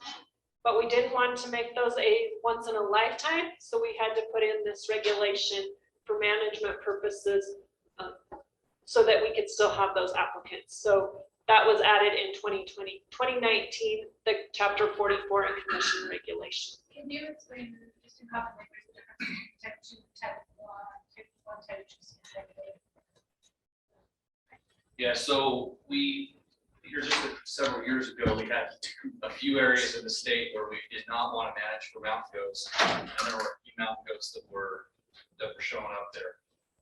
And actually in one area, there was a lot of mountain goats there right on the edge of the west side of Grand Teton National Park. Grand Teton National Park is managing for no mountain goats. So this was an attempt at providing opportunity to sportsmen to be able to go get a mountain goat license, almost like a general. It's very similar to that concept, where there's, way more licenses than than there are mountain goats out there to harvest.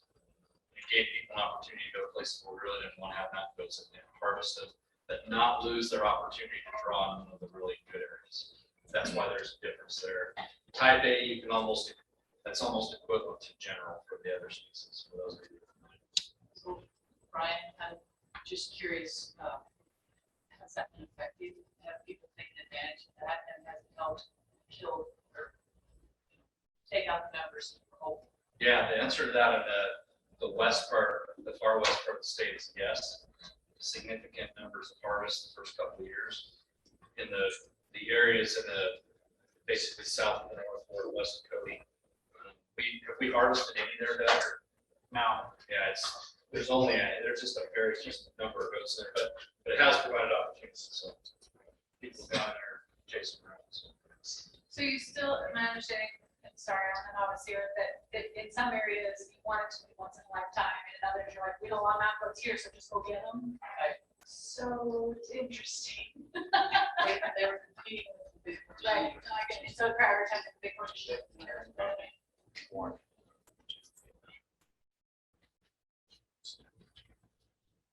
So waiting periods, game dates for mountain goat, as we were just talking about, setting statute for starting in 1995 and any subsequent season after that. A mountain goat, with the exception of those type A licenses, is a once in a lifetime license. It's recorded at the time the license is issued. Once again, so if they're issued a mountain goat license, they're recorded a game date, and that's a once in a lifetime opportunity, unless it's a type A. Okay, so mountain goat doesn't have preference points. So in step one, we're assigning random numbers. We still assign 2 random numbers, but we're only looking at the one we use in the random portion of the draw. Step 2 and 3 splits that quota 75%, 25%. We do conduct the resident portion of that draw and issue all licenses to the lowest random number. We conduct the non-resident draw for those 25%. And we did have to implement that any quota coming out of the non-resident draw or mountain goat of that 25%, we will do a second pass for residents. We did have to add this step because of those mountain goat type A licenses. So we did have quota for the non-resident and the 25% in the type A licenses, that we did not have enough non-residents who wanted to take that opportunity for that attempt. And so we did do a second pass for residents and ended up issuing those type A licenses in a second pass for residents. And that's the mountain goat draw.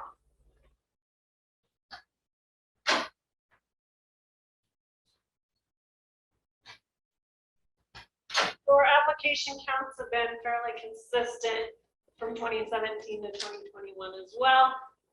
This year we had just over 5,000 applications for mountain goats, which is, as it says, 327 increase over 2027. The quota, if you look at 2017, was a quota of 440. In 2021, it was 108. That's a difference of 68, but I want to footnote that in 2019 is when we started issuing those mountain goat type A's, and it is included in the total license. But here's the breakdown. In 2021, there were 52 of the 108 that were those type A mountain goat licenses. 2020, it was 56, and in 2019, it was 64. So the overall quota of type 1 or type 2 mountain goat hasn't changed that dramatically from 2017. This increase is due to those mountain goat type A licenses. Jennifer, could you tell us how many of those 5,211 applications were resident?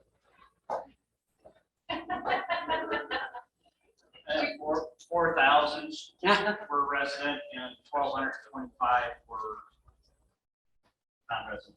I think I rounded one of the figures on my notes. That's 5,200 total. That's for 2021. Yes, thank you. So significantly more just resident interest in Mountain Goat compared to the others. Yes. Probably could be a result of or consequence of preference points. Because once a person applies with points, then they're invested. Director, we don't have, director, we don't have points in Mountain Goat. Yeah, there's no points, so. Right.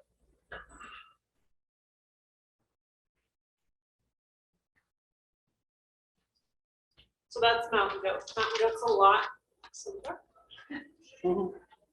So I threw you in one simple one before we go back to complicated. Can we go to the bathroom before? Of course, You want to take? I'm presenting at your pleasure. Can we take a break? Yes. Should we say 10 minutes? Hey, everybody, there's cookies in the back of the room. Nice. Wait, by statute, we're not allowed to bring Lord. in snacks, but you can share. So I brought some snacks that you need this happens to be sharing with the group. Isn't that nice? You can share your snacks. What an act of kindness. So 150.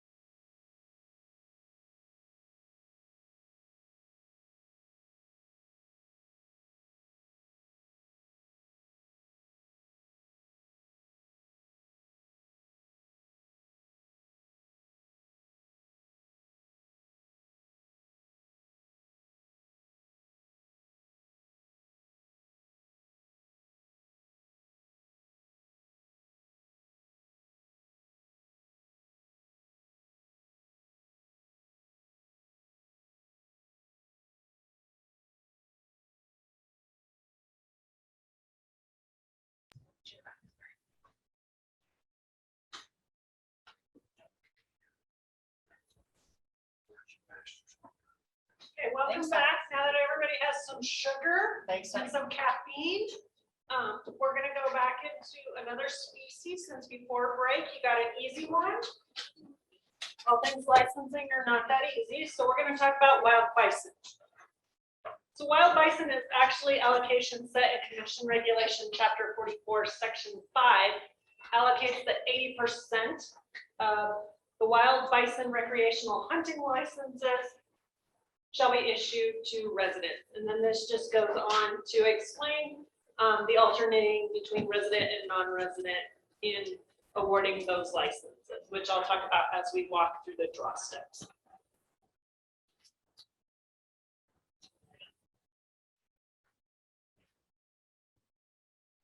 This is by statute, sorry, chapter 44 statute. Commission regulation. Let's skip a slide. Is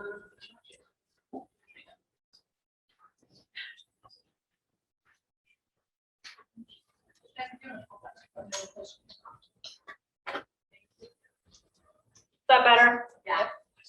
Okay.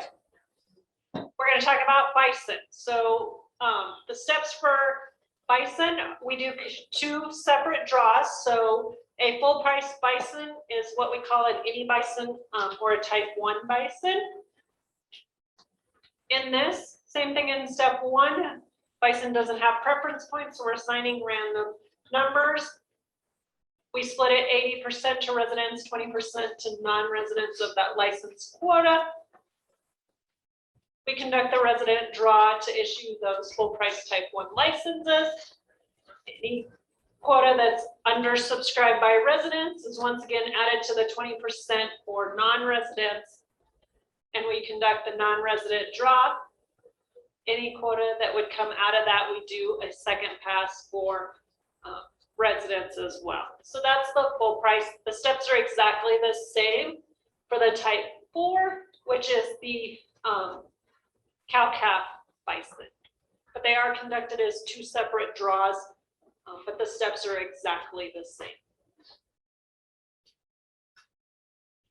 So when we look at the applications and license quota from 2017 for 2021, the any wild bison shows a decrease of about 974 applicants in the period between 2017 and 2021. And then the cow-calf. Question, what was the breakout between resident and non-resident on that? I'll get that. All right. Cow-calf, a much greater decrease from 2017 when we had 1,364 applicants for cow-calf, and this year we had 354 applicants. If we look at the licenses availability, we did see an increase from 2017 in the any bison, which is a type 1, from 70 to 125. And conversely, a decrease the opposite direction in the type 4 cow-calf from 50 to 25 over time, over that same time. So you must be seeing a decrease in the bison. Yeah, the success has been significant. It's because they stay at work. We've reduced that population in Jackson pretty significantly since 2007 when we were able to hunt on the refuge. That in conjunction with the bison are getting a lot more leery to running pressure. And so they're not that available, but overall we're at about 450 animals where when we started hunting the refuge, we were at a little over 1,000.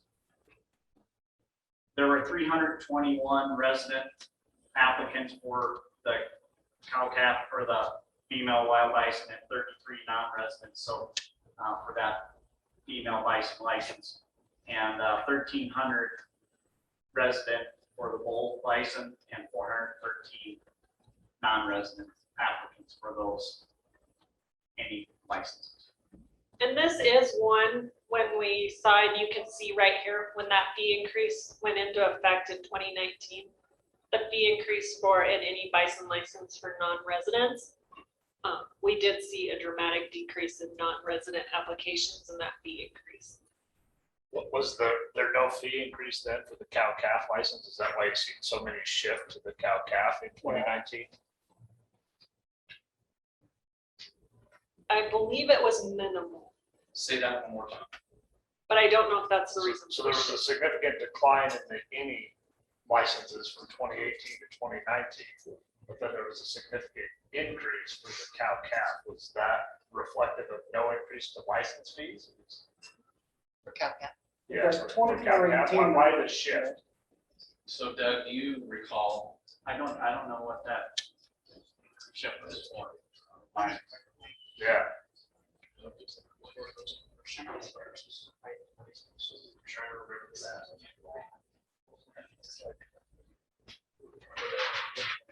It almost seems like those numbers are inverted. Yeah. That was the year that we shifted from once in a lifetime to if you drew, you could still hunt on the type cow license, wasn't it, Jennifer? So it was once in a lifetime for bullet. Before that, I think it was once in a lifetime for everything, wasn't it? It was. It was. The other thing is that park, that bison hunt there is over time has had large fluctuations in licenses based on either the current public comments as well as accessibility to those bison, and it's varied over time quite a bit.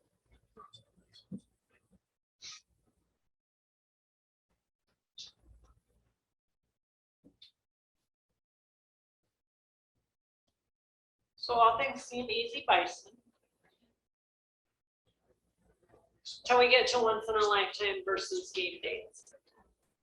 So statute does state and identify in 23-107F how game dates or once in a lifetime is recorded with wild bison. And so you can read what this says, but basically it says if you're issued any bull bison and you harvest a bull, that's the once in a lifetime. The rest of it dictates whether you can apply depending on what you drew and what you harvest. It's because all things licensing are simple. We have a flow chart. And so this is where it's not based on the license you drew, it's based on what you harvest. So in any bison type 1 license, as I mentioned, if you harvest a bull, that's a once in a lifetime opportunity. You can no longer apply for any bull type 1 license. But the very next year, you could apply for a type 4 license. But if you are issued a type 1 license and you harvest a cow-calf bison on that type 1 license, you can apply for a type 1 next year, but you're required to wait 5 years to apply for a type 4.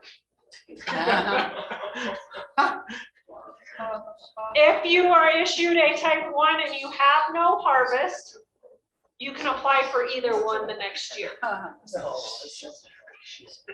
If you're issued a type 4 license and you harvest a cow-calf, you have to wait 5 years to apply for a type 1 and a type 4.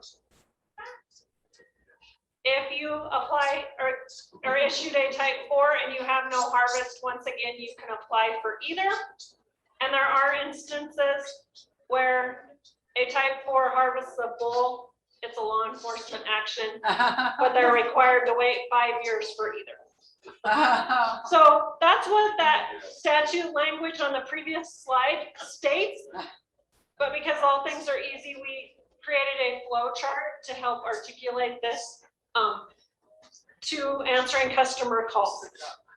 Who sponsored that bill? Larry, I accuse Larry of writing that. This is a great example though of where we want simplicity, we want clarity, and also we want creativity and nuance. It says, well, it's different if you harvest a bull or a calf, right?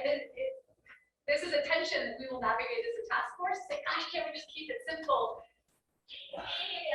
So we want to be creative and not you get this. But what an elegant solution to just put it in a flow chart, right? And you just have to, it's like identify the plants. You just follow the tree. There's nothing elegant about it. It's a little picture sign. So the legislation. I tried to make it stopped at the pretty. first line, and then the rest of it's commission rule.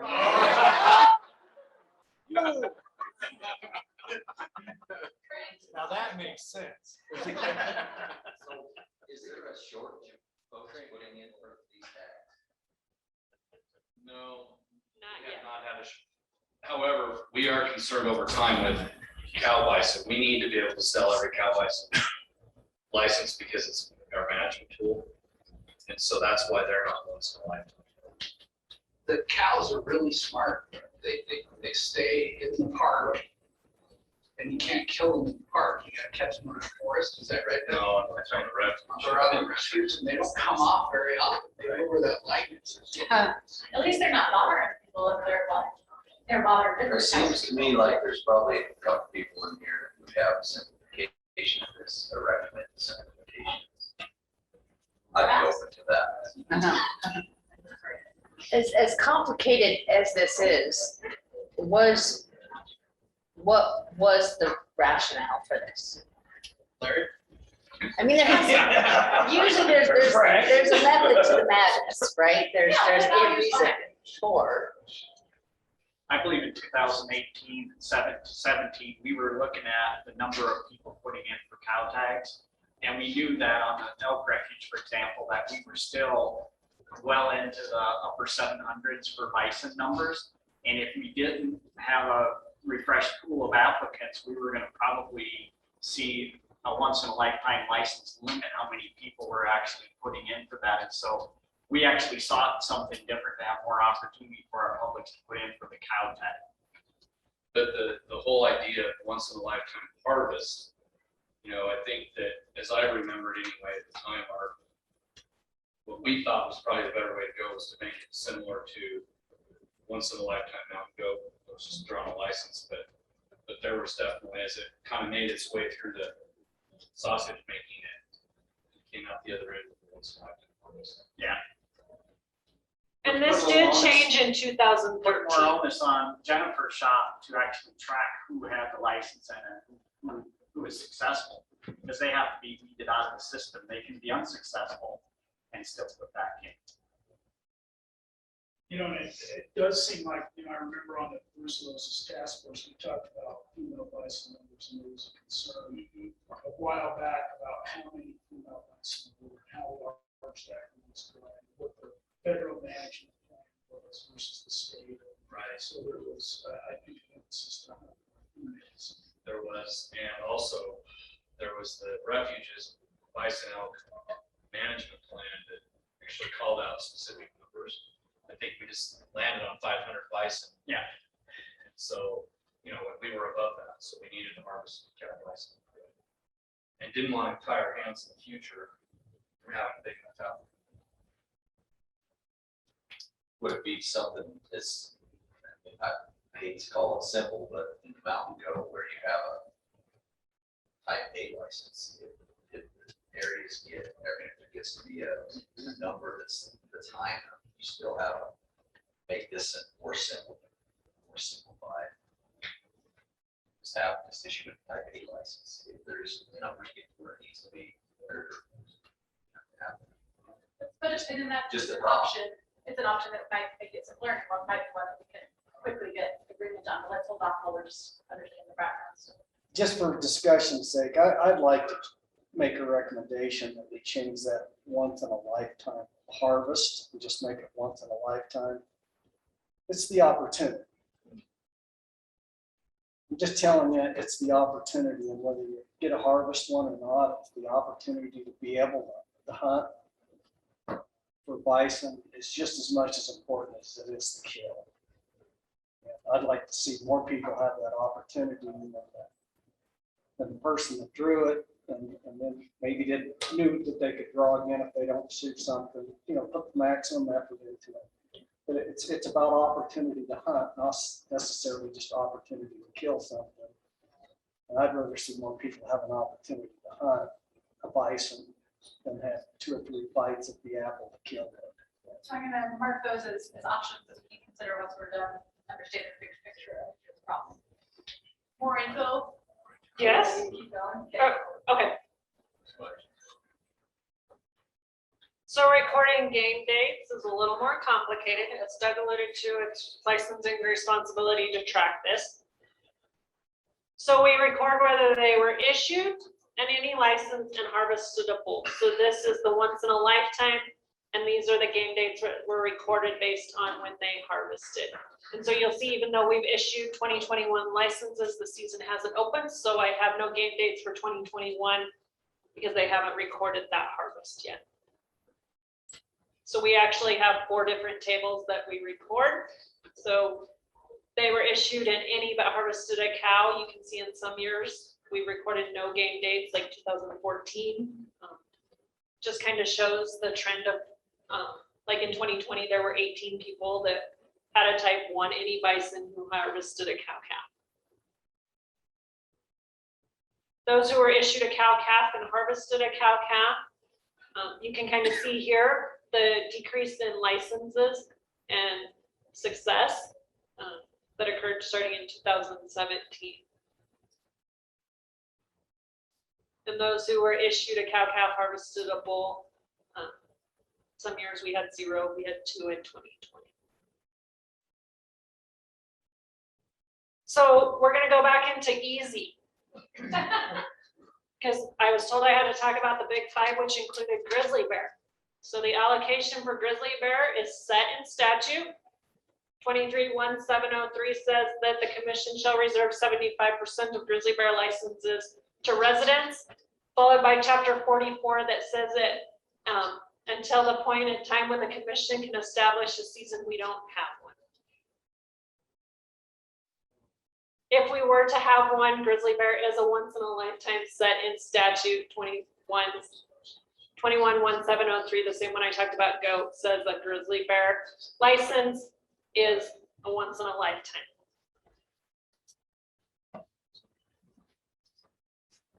So that is the big 5 species. how the draws work, how the allocation, a history of licenses available for the last 5 years, and application counts.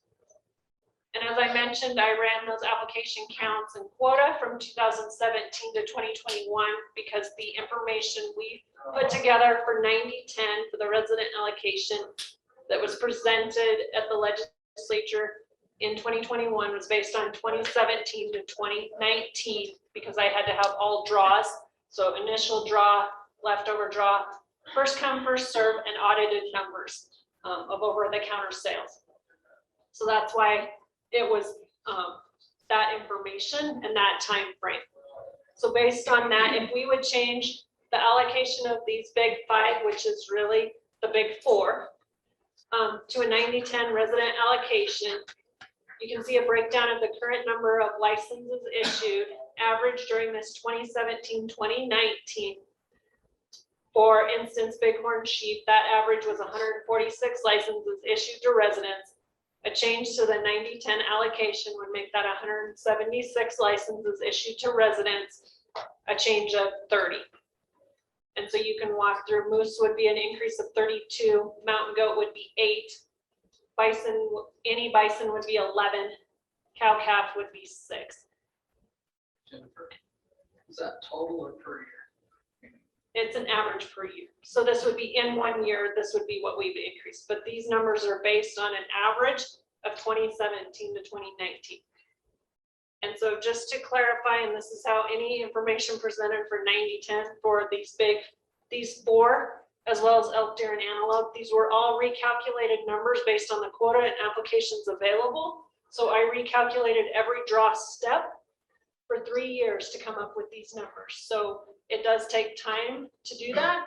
And so these were based on actual applications, how our customers applied, based on those that were resident, non-resident, their preference points available at that time, how this would work out, which is the same as if when we look at elk, deer, and antelope as well. So that is why we're presenting 2017 to 2019, but I did want to give you 2021 data in the previous slides. Any other questions in terms of the So it's safe to say if we are going to talk about it once in a lifetime, then you would lose that many out every year. 87 a year, roughly. Well, You would lose an additional 30 residents. so if you made them once in a lifetime currently, you would be losing about 146 residents a year off of that, and if you changed it to 9-10. The total license change tags, those 87 combined total, what would be the financial implications to the department of making that switch? Could you repeat that? So your license change total would be 87. Oh, New licenses will be going to residents under this proposal. What implications does that have to the bottom line, to the revenue stream that Game and Fish has in the differences of price between resident and non-resident?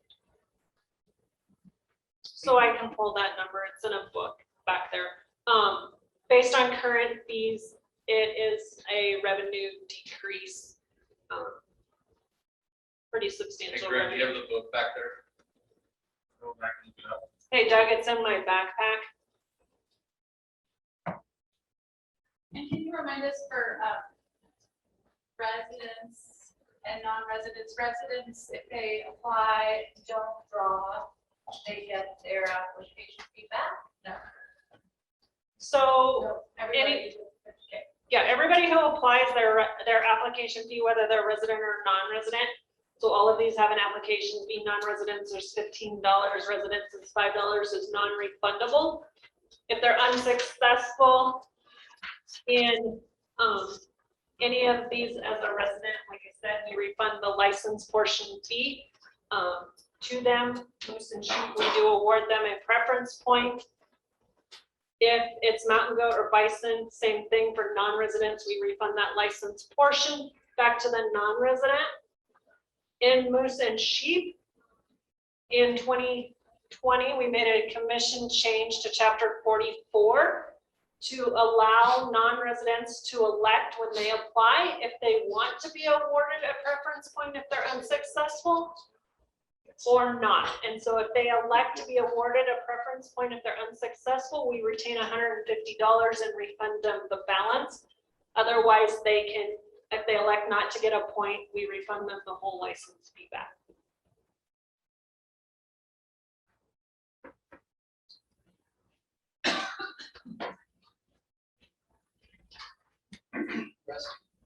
While Jennifer's doing that, I mean, Jennifer is this amazing employee. When I've watched her for 7 years now do this stuff, it's just, what a gift to Wyoming sportsmen and the part of everyone who gets to hear her presentation. So thank you so much, Jennifer. Thank you. So today was, I don't know how these task force dates fell out the way they did, but today was the draw results coming out for the leftover draw. Last meeting was the initial draw. And because of that, they have to do a bunch of testing the night before it happens to make sure that everything's gonna go well. And you can't do that during business hours because you gotta shut everything down. The whole network has to go. So Jennifer last night was doing the testing for today until midnight. And then she got up at 5 this morning and drove up here today. And then she still was on her game, so. Actually, I walked out of the building at 1:10 last night. I would like to point that that's a collaborative effort of all of the license section and IT. Okay. Yes. So back to this question of what revenue based on current license fees this would mean to the department. And so I don't have these in total. I'm just going to give them to you by species. So bighorn sheep with this change would be a revenue decrease of $65,040.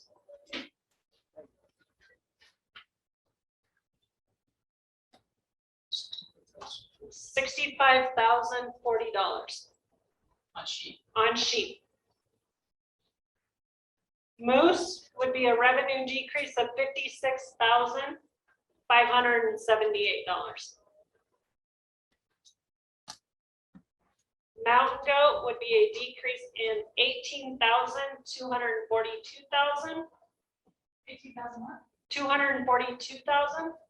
No, 18,242. 18,242. Sorry, If you'd have left it 105, you would have gotten that right. I would have. Wild bison any, so an any wild bison, this one is a revenue decrease of $43,868.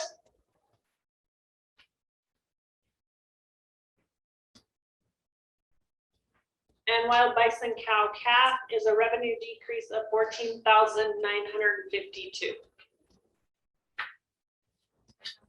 And I believe Josh is running his calculator over there. So that's a deficit of $198,680. 198,680. That's correct. Yes, it is. Yes.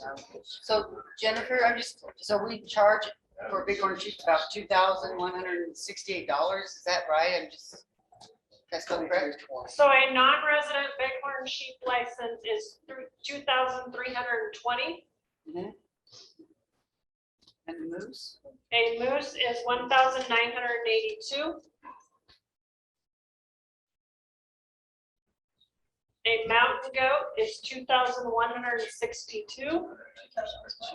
162. And any bison for a non-resident is $4,402.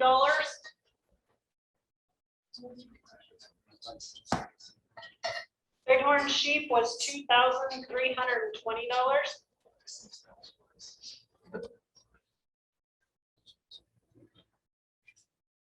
And a cow calf wild bison non-resident is $2,752. And resident by comparison is $152 for moose, sheep, and goat. And a bison any is $414. And a cow calf is $260. 260? 260.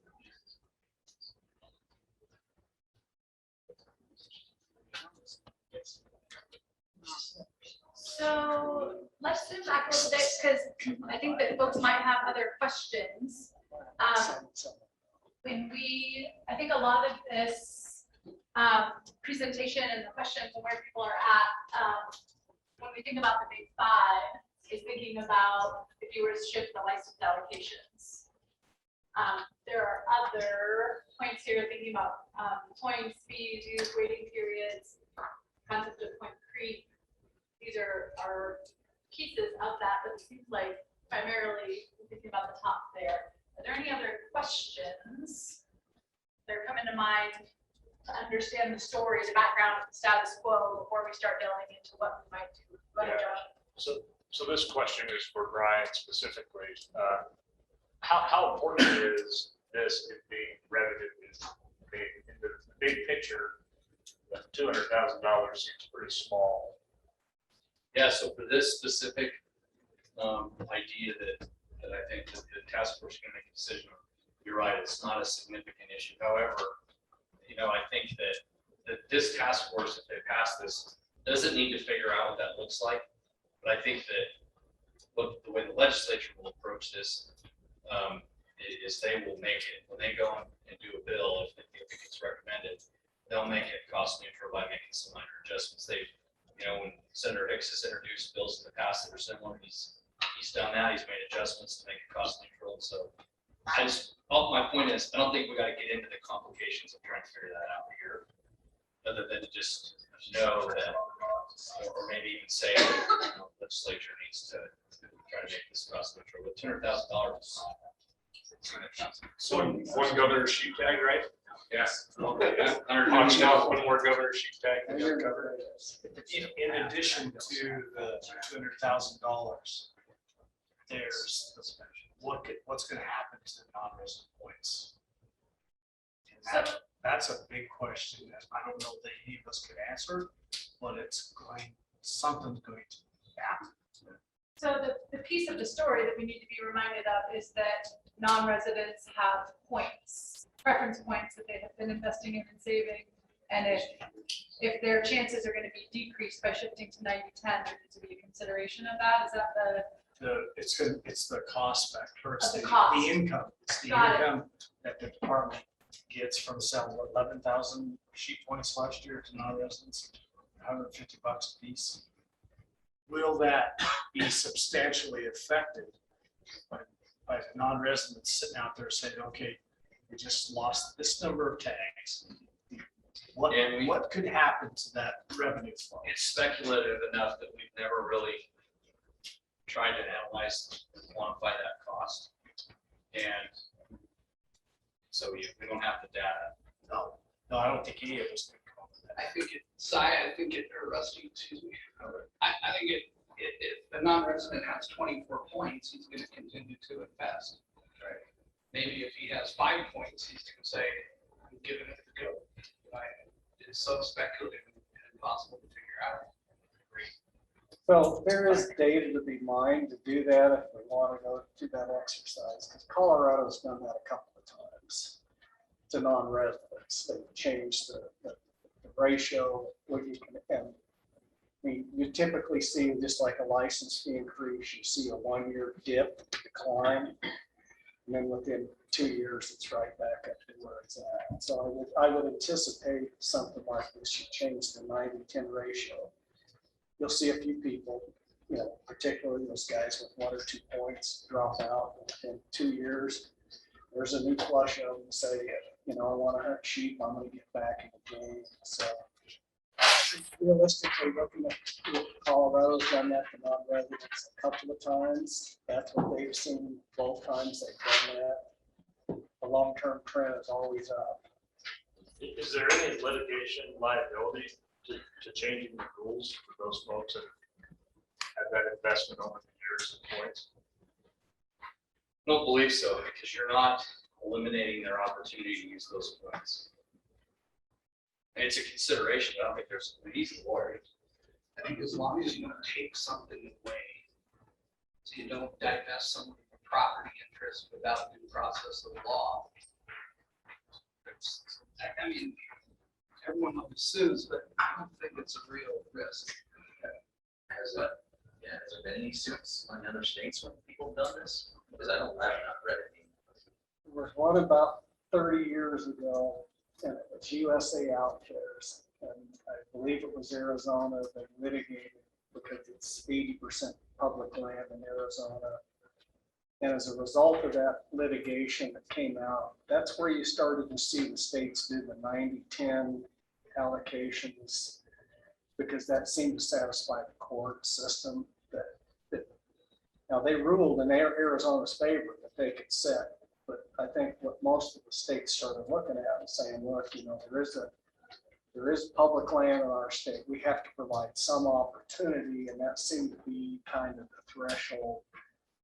That was really kind of the genesis that started looking at it, that you have to require some level of non-resident participation.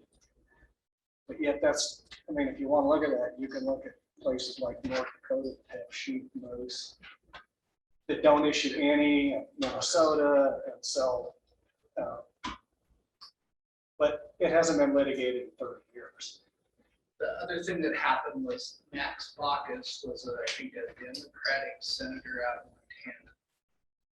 And he attached a rider to a spending bill that's still in effect today. And it basically said,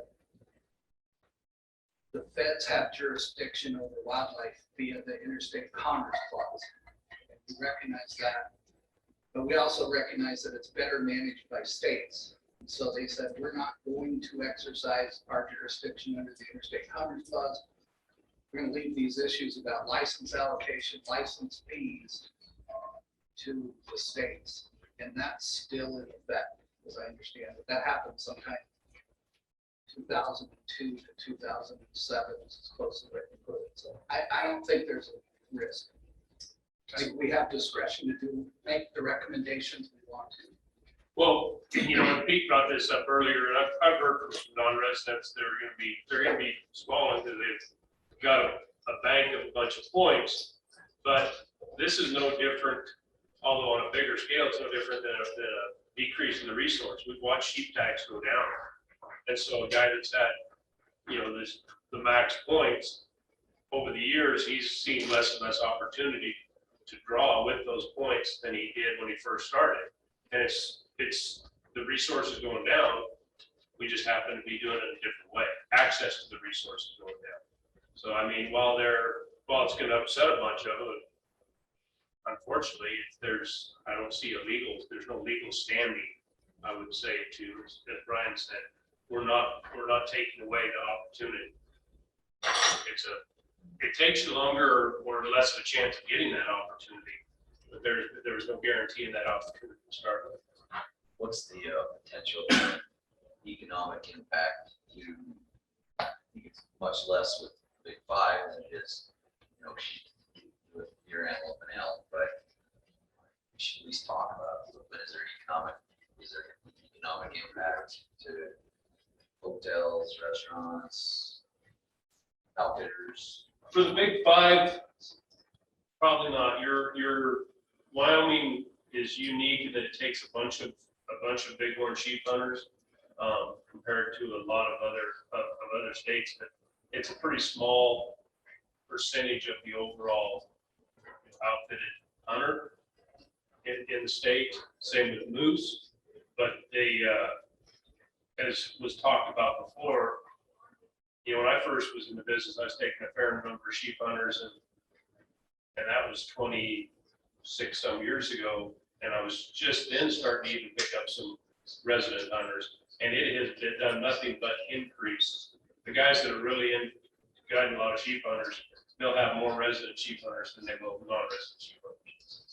And same thing with moose. You're seeing more guys move towards moose, and even deer and elk on those tough to draw tag. You're seeing guys move towards outfitters. So one time, Rusty, to answer your question, so when we look at the data that was presented, we're talking 87 permits a year. And I had gone through and said how many to the hospitality industry to try to answer that question. So I actually broke out those by counties. And so, you got Park County and Bighorn County and Carbon County and Sublette County and Lincoln County and all that stuff. And you say, you spread those 87 permits out, it's so minuscule, you know, especially places like over in the eastern part of the state. I think I knew that answer, but I think it's important to put it out there. You really do, like I said, 87 of them. I know that when somebody from Gillette draws a sheep tag, a lot of times they're hiring an outfit. They draw a post tag there. If they don't get an outfit, they're still spending money in hotels and food, and the same thing if they get a bison tag. You know, I mean, they're still spending that money. I think that probably happens with no matter where you're from in Wyoming, unless they're in your backyard. I have one moose out there in my area that's worried about the consequences of his business. He does a lot of moose business. I have a question, and I don't know whether it can even be done, but I think mathematically you can do it, but I don't know who would do it. Maybe it's Joe's math students. Is I'd like to see it phased out preference points. In other words, you quit issuing them. You let them, the current ones, roll through the system. And so you start out 75, 25, and then in how many, you know, how does that ratio shift over time as you slowly phase out preference? So let's back up a little bit. Explain to me more of the problem with preference points that folks are frustrated with, so we can, I can see where that might be a solution, but explain. Yeah, the problem is there's no hunter opportunity for youth. People might, and youth might be anybody under 60 here. And so I think that's the issue. And I think I'm hearing more and more people don't want to lose their points. But people are really frustrated with the point system. And I want to understand this. At the same time, we look at this 90-10 to understand how that will. When you open the door, Albert, I mean, what if we talk about preference points in a situation where we change the way they're used? More as like a bonus points, like the NBA draft lottery, where, you know, if you have 26 points, you have 26 chances, but everybody's in the pot. And then let it then eventually fade away, something to that effect. I mean, there's other ways of doing that. And everybody's already brought up the fact that we can't really do any of this stuff without dealing with preference points. So, you know, maybe now's the time, before we go too much further, we start talking a little bit more about what to do with preference points. Go ahead. You're gonna have the folks that are on that bottom end of the preference points dancing in the streets over that, because there's folks in the bottom end of the preference points that are never, those points will never be applicable. Mathematically, they can't live long enough for those points to be applicable. So if we move to a bonus point system, they're gonna be calling you a hero. I'm not advocating, I'm throwing it out there. Actually, I would like to, idea. I would like to see that. But So I urge the task force to separate 90-10 on the big five from preference points, because I think different issues. You know, the idea of 90-10 is with little economic impact, we can give more of these very special tags to Wyoming residents, kids and younger people. And so that's one solution. I think we need to do that. I'm strongly advocating for that. How preference points operate within that after we make that, we say, we think they should be allocated 90-10. That's a separate issue. I think it's an important issue. I think we need to talk about it. You know, I'm kind of with Albert. I think preference points were a mistake. And I think we should phase them out. We can't take them away, but personally, I think we should phase them out or do something with them. Because it's not working, is what I'm hearing, and what I think is accurate. But that's a separate issue for another day, and it's horribly complicated. I mean, Albert, you know, Albert's right. I think if we had a statistician, we could look at if we ended preference points next year and maintain the 75-25 draw between preference points and random,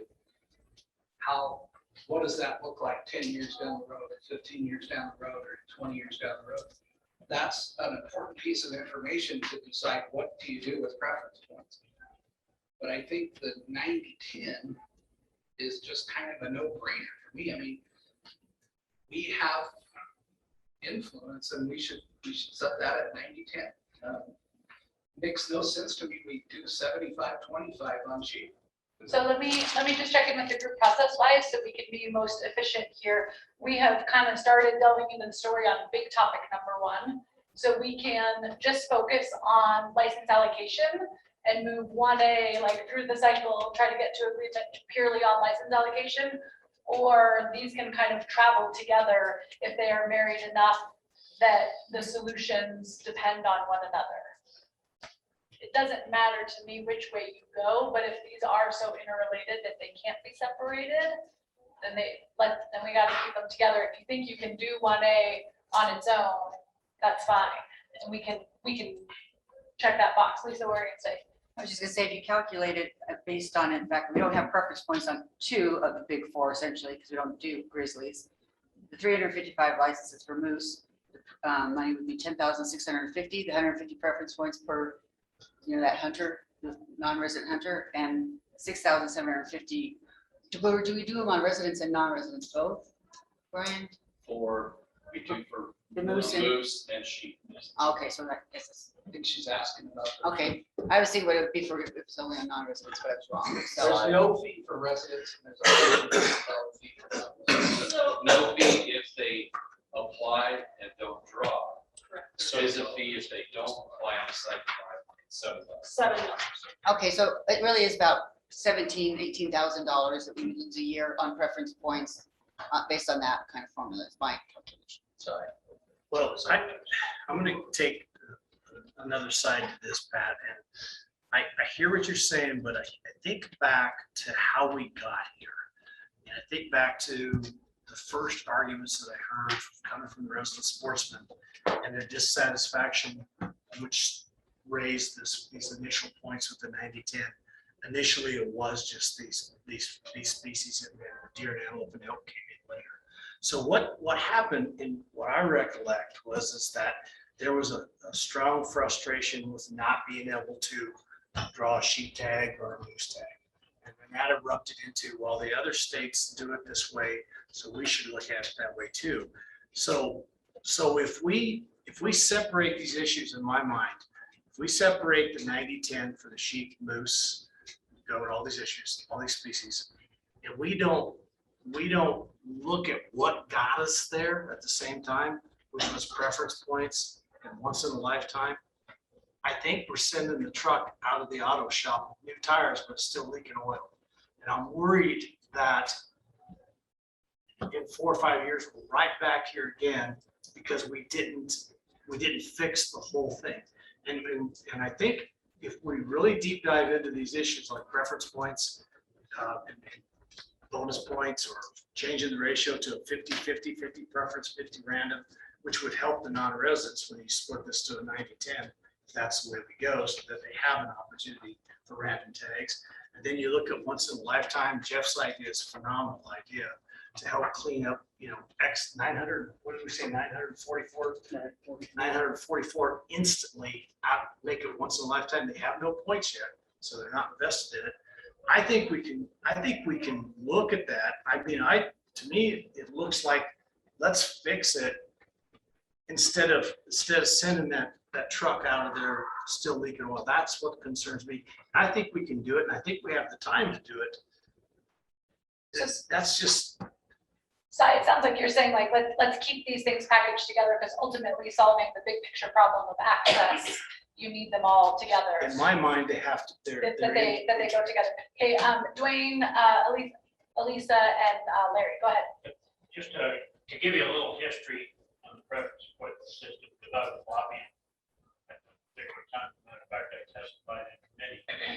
The preference point people came out very strong. There were 7 or 8 people that testified in favor of preference points. I was the only one that questioned whether it should be bonus points. We didn't. weren't able to get that done. Pat, I think it passed the House, and the Senate. In Co's help, we were able to get it to the 25, or we asked for 50-50, 50% random, 50% preference. And it was on 25-75. That's just some history of how that whole thing got announced and what the people were that were there were saying. Okay, so good to understand the history a little bit. Lisa, you had a comment on. It was just two pieces that I'm not sure if there is an impact. With a shift, I was thinking about the 90-10 shift. And then also the point you guys brought up earlier about the Wyomingites who are now non-residents.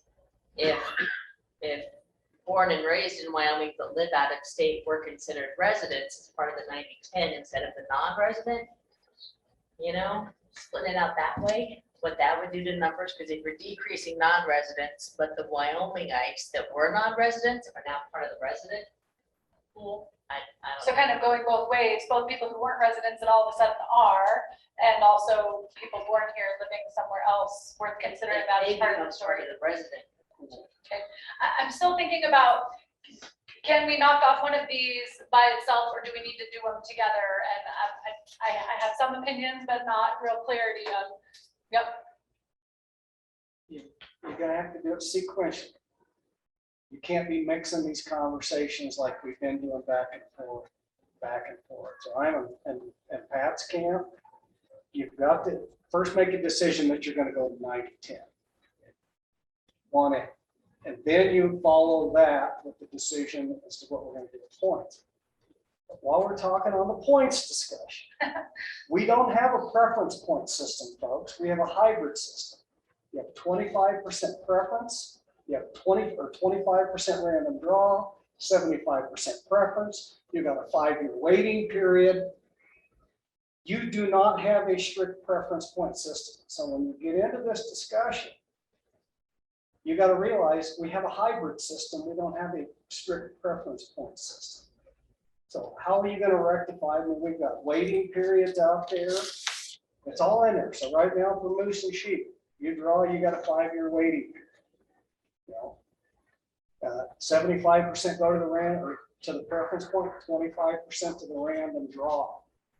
And so you got to calculate all that stuff into the discussion too. And so you start to conflate that and the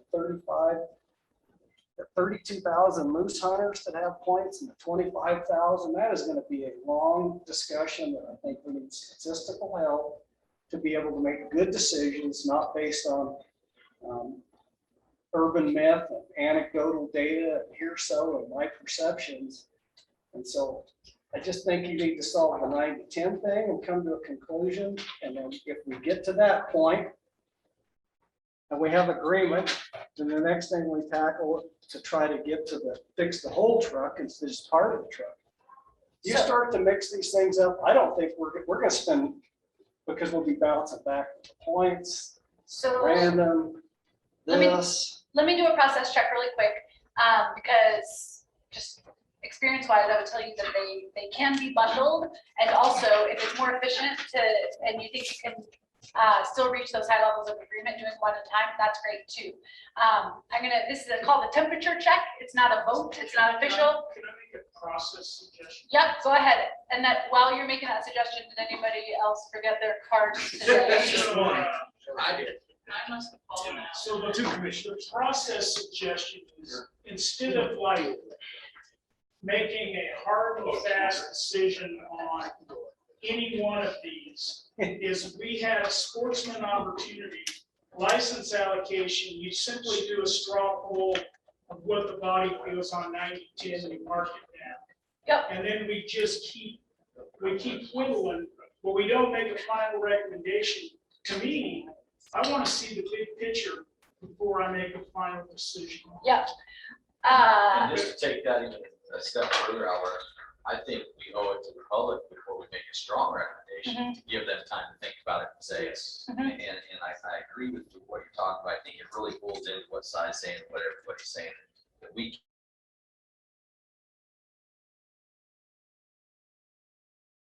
We all need to see that before we can give up Yes. Yep. whatever, but. So let's just check in, call this a straw poll, call it what you will. If the idea on the table was to solve the license allocation piece, knowing that there's a bunch of other details that may be hinging on it.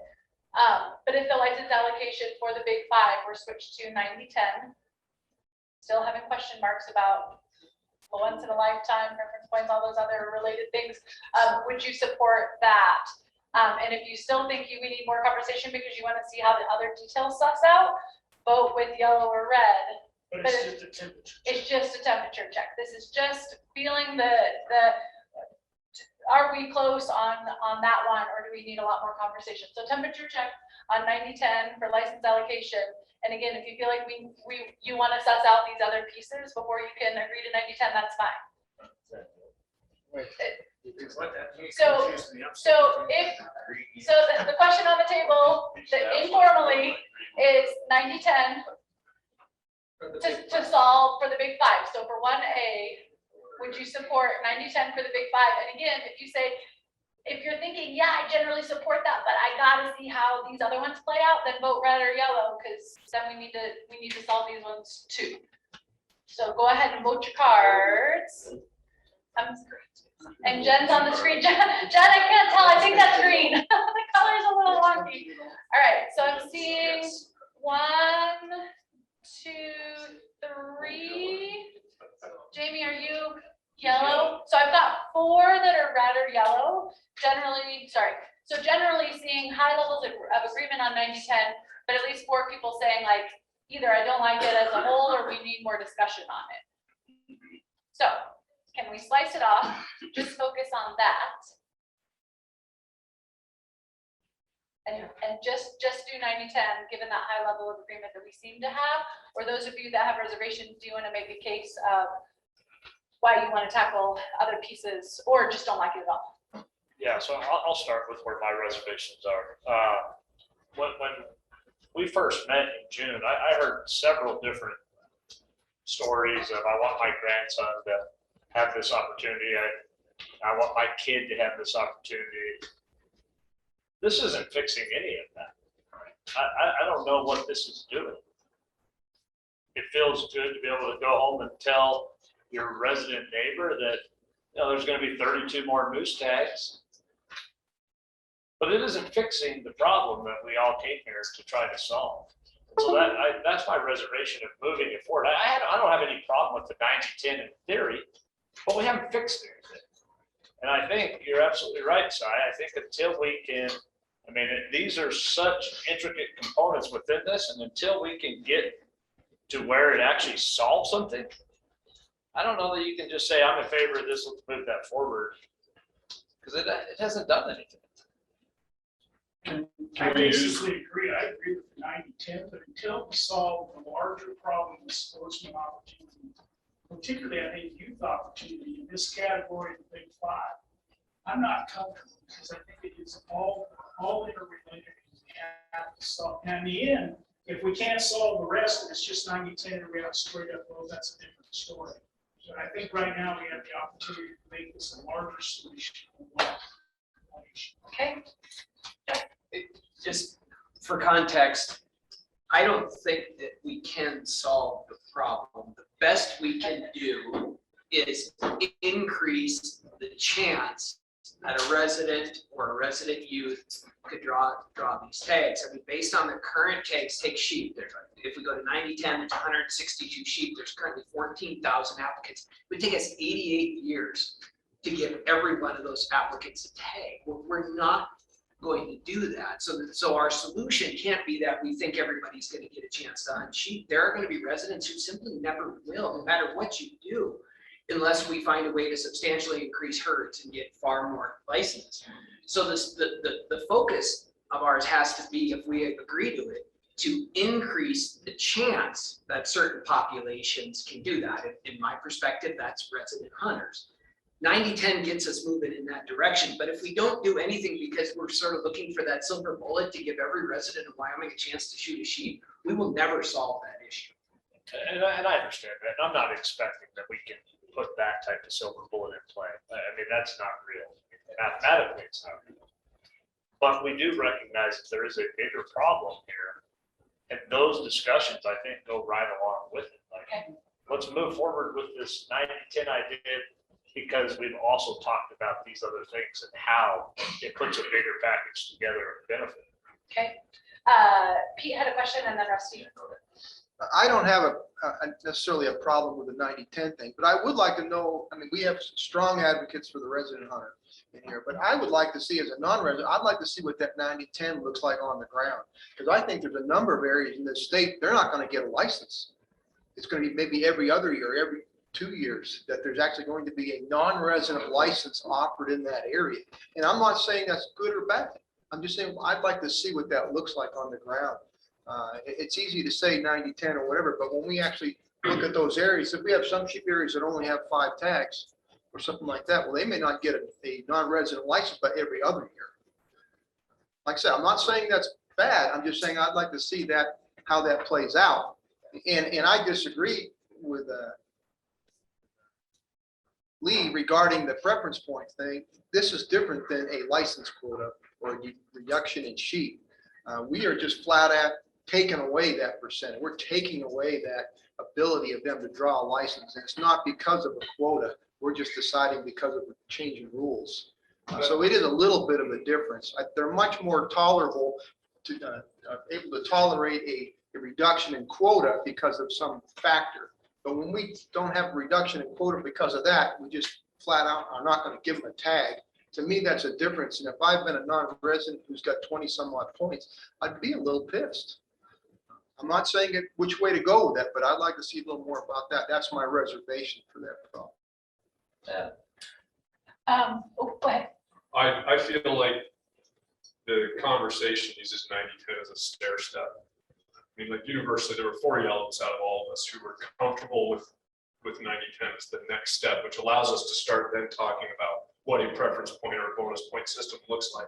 We can put to bed part of this issue. If we want to come as a task force with a recommendation that's nice and big and dressed up and all encompassing, we've got to agree that yes, 90-10 is where we start. Then we can dive into how does that look at preference points for the resident, for the non-resident, whether we go to a bonus point system. So whether we go once in a lifetime, I think there's low-hanging fruit there that we can build on this 90-10 discussion if that's how we want to take this recommendation. But to say we can't look at 90-10 until everything else is solved, I think that's a fool's errand in the long term. Yeah, so effect of this. Adam, you just, I mean, really just talked about really what probably Gary's trying to do is move the process forward. Yeah. And so I'm gonna say. I was gonna say, if you Josh want to is switch. correct. Go ahead. Well, Josh is correct and Cy is correct. Actually, everybody here is correct in this. Is that I think that there's a whole bunch of greens right now that if we don't fix any of these other ones, are reds again. Mhm. So I really do believe that my green is about to get a process forward in a phased approach because we are going to end up talking about all this in the next 3 hours anyway. And so anyway, so I think that that's fair enough to at least move that forward. Let's start talking about the next one and try to move that forward to get to where everybody's comfortable with, as many people are comfortable with that. And I'll just check with the group and. Hold on. Oh, Rusty. Yeah. I mean, Adam just nailed it. Yeah. I mean, at some stage, we've got to put stuff behind us. So we had a large majority of this group says 90-10 is right. So let's quit talking about that. And my only process caution is that if you can get more agreement by bundling, then bundle, right? And I don't know if you'll get more, this one that might not get higher than you're gonna get, that's fine. Yeah. So that's what I would. You gotta put steps behind you and then start tackling the next problem. So I'm putting this in straw design phase, but chairs, if you want to entertain a formal motion to move this to agreement and put that one behind us, that's fine. If you, as a group, want to leave it in like, we think we're nearly there, but let's tackle some of these ones. Yeah, I think leave it in straw design. I don't know that we need an official. Right. But I do think it bears noting too, just from a public feedback standpoint, most of the resident hunters I've talked to, 90-10 and the big 5 is inconsequential. That's not what they're worried about. They're not worried about an additional 30 licenses. I did the math on the big one, and it changes it from 1.5% to 1.8%. Absolutely, nearly Without statistically points, irrelevant. but most resident hunters, this is not their big issue. The big issue is access to federal or state managed lands. It's increased opportunity for deer, elk, antelope in those areas. Sheep and moose, everyone recognizes the odds are stacked against you. So I'm gonna set this here, if it's okay, knowing that we're nearly there and we're like, it's, that box is likely it's gonna get checked. But unless there's somebody wanting to make a motion and charge ahead with this one, we'll leave it in straw design phase. Hands up. Let's try to get rid of one more issue, lifetime. Yes. Let's get that out of the way too, and get that behind us. Yeah. I think, Yeah, can we talk more about that, the numbers that does, we. Takes out 176 under 90/10 every year. So, but ultimately, those 5 years, people that are in waiting period, they're all gone. Yep. Right? So it takes out 800 almost there. Well, Right? actually, if we went back to, again, Jeff's proposal, we could add those numbers up because of the 5-year waiting period and hybrid system we had. This was just for sheep. And because they haven't vested themselves back into the system, they haven't bought a point because they've been in a waiting system. That number was 944 people. If we go back that 5 years, would not be eligible if you back that up to once in a lifetime. Takes those people from being able to come back in that currently have a permit. So let me. I think that was that what you're trying to get to? It is, that's what I'm. So as far as next topic to tackle, and then I think we should take a quick break. If that's all right with folks, when we come back, do we want to talk about lifetime, ideas around lifetime, or do we want to focus on preference points first? Lifetime. Lifetime. All right, so let's take a 10-minute break, come back at 3:05, come back at 3:05. We'll take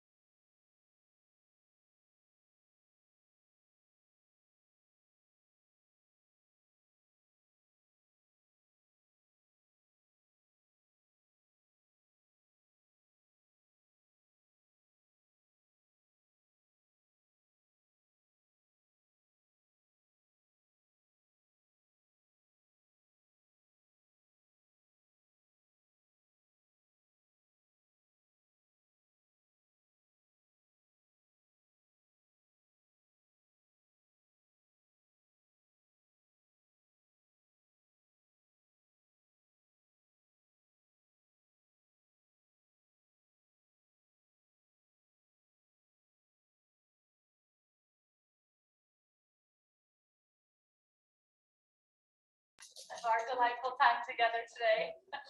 3 hours feels like an eternity sometimes, but it's gonna go fast.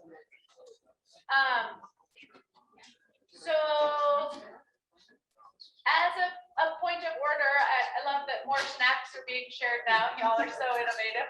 As a point of order, we've kind of moved this idea of 90/10 for license allocations into the straw design. We're gonna let it camp out there for a little bit while we suss out some of these other details. I understood we want to talk about lifetime, like once in a lifetime, waiting period, fluxing around.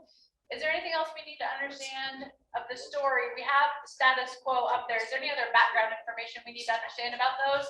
Or can we jump right into? Yeah, so the first thing I want to say on the once in a lifetime, I think we're talking about, maybe I'm wrong, we're not talking about retroactive. We're talking about anybody that's drawing this from now forward, or anybody that's in the waiting period, they're out now.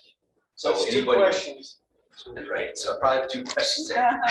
Which one are you asking? All right, first question I will ask then is, people that are in the 5-year waiting period, they've just drawn, are they out?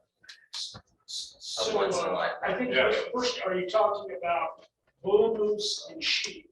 Well, I'm talking just bull, I'm just gonna, you're right, Or just are we talking bull moose and any sheep, right? So I don't want to put anybody in Any sheep license, not, or I mean, I'm sorry, a ram license, a because ram license, correct? we don't want to take out the Right. rams, I don't think. No, that's right. And so that's what I'm talking about. Thank you, Alan. So if you're in a 5-year waiting period, should you kind of be skate under the wire, or would you want that to be applied to them? It applies, the once in a lifetime applies to them also. Okay. I also want to throw in there the bull bison, the bison for sure. Once in a And the while. harvest, get rid of the harvest. Yeah, get rid of the harvest. You draw your Once in a lifetime. once in a I'm lifetime. gonna throw one thing to make everything more complicated. And this is all just because I want to be like that one time today. So what about Red carpet.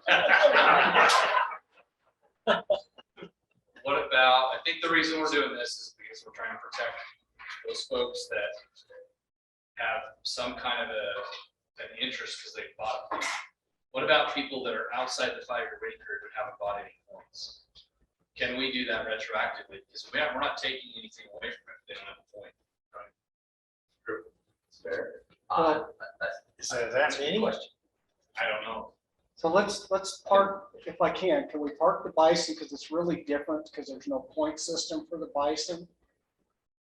And there's no, it's a once in a lifetime for harvest. It's a little bit different animal. So can we just do the sheep and the moose for the 5-year waiting period? Sure. Yeah, I'm okay with that.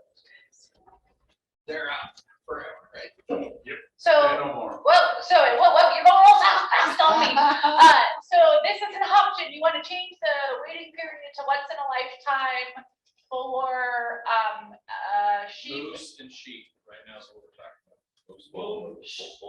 So sheep, ram, Yeah. right? Just rams and bull moose. Yeah. And you want to make that once in a lifetime, applying not retroactively, but yes, applying to people that are in the waiting period, right? Discussion.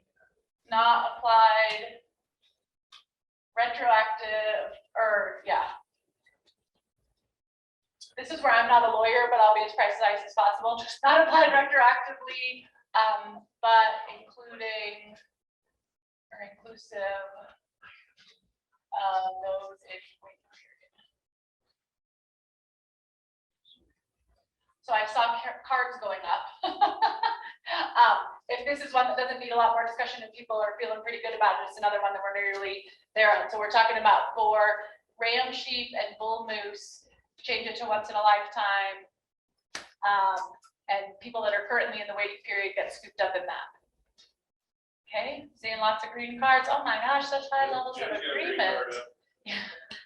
Oh yeah, thanks, Jen. All right. So we got 18 out of 18 liking this. Right now we're at 14, but we might get higher for that one on the 90-10. So are there more changes you want to suggest thinking about lifetime, once in a lifetime? Yep.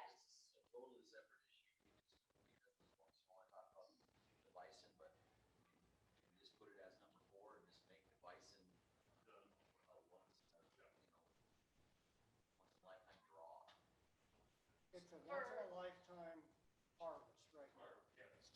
For a bull bison. Just make it once in a lifetime. For bull. So once in a lifetime draw, regardless of harvest. Right.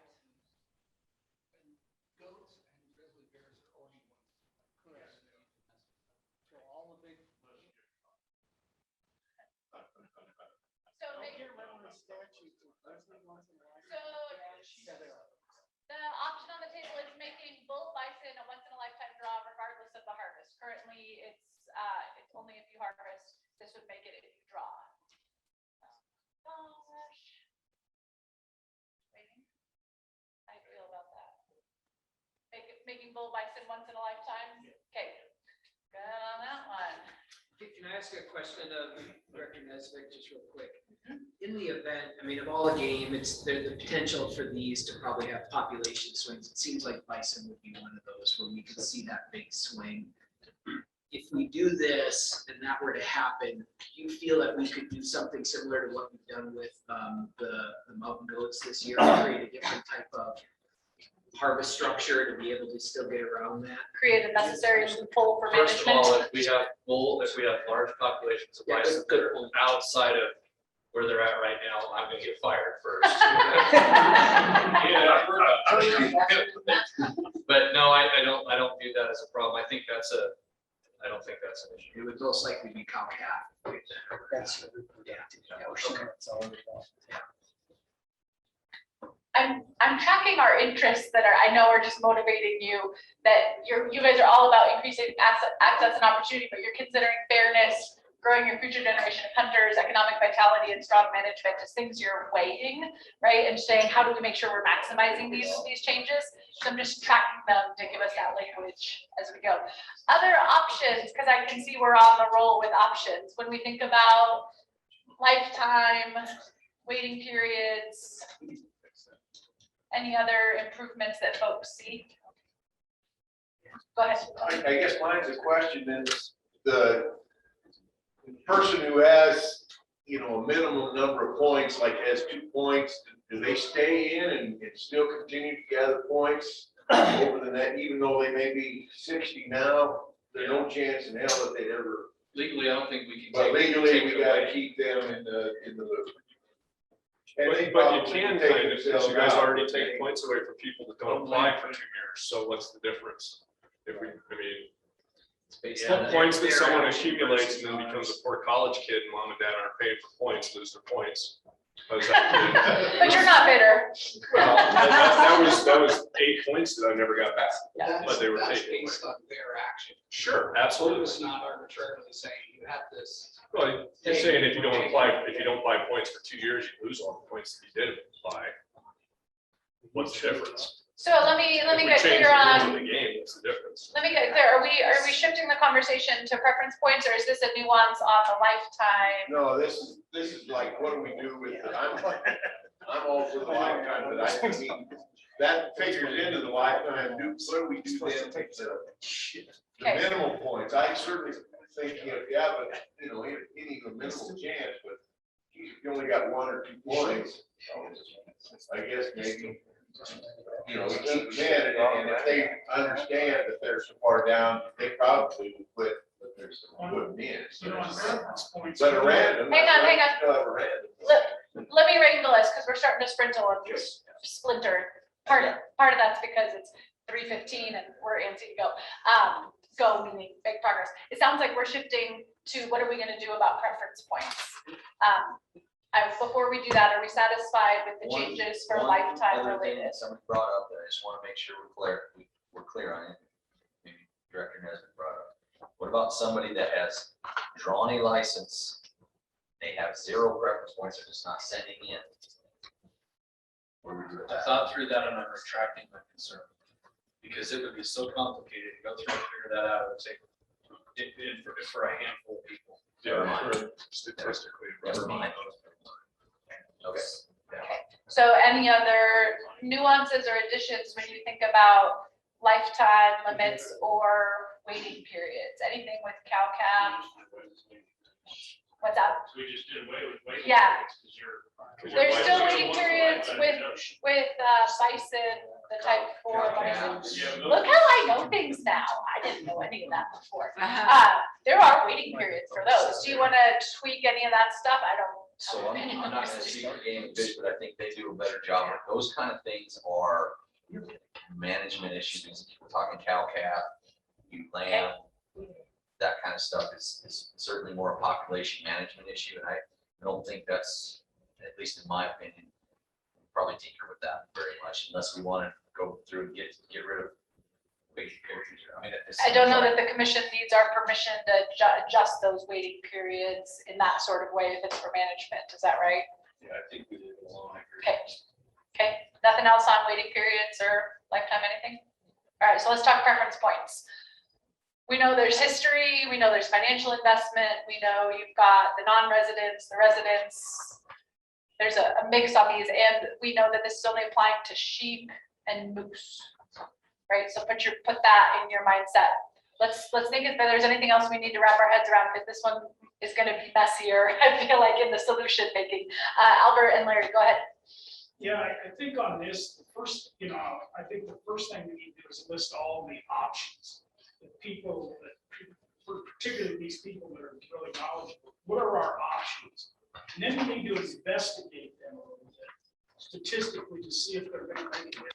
How they can in order to understand it. So I think the first thing we need to do is just look at the options, whether it's ones that want to phase out or whatever.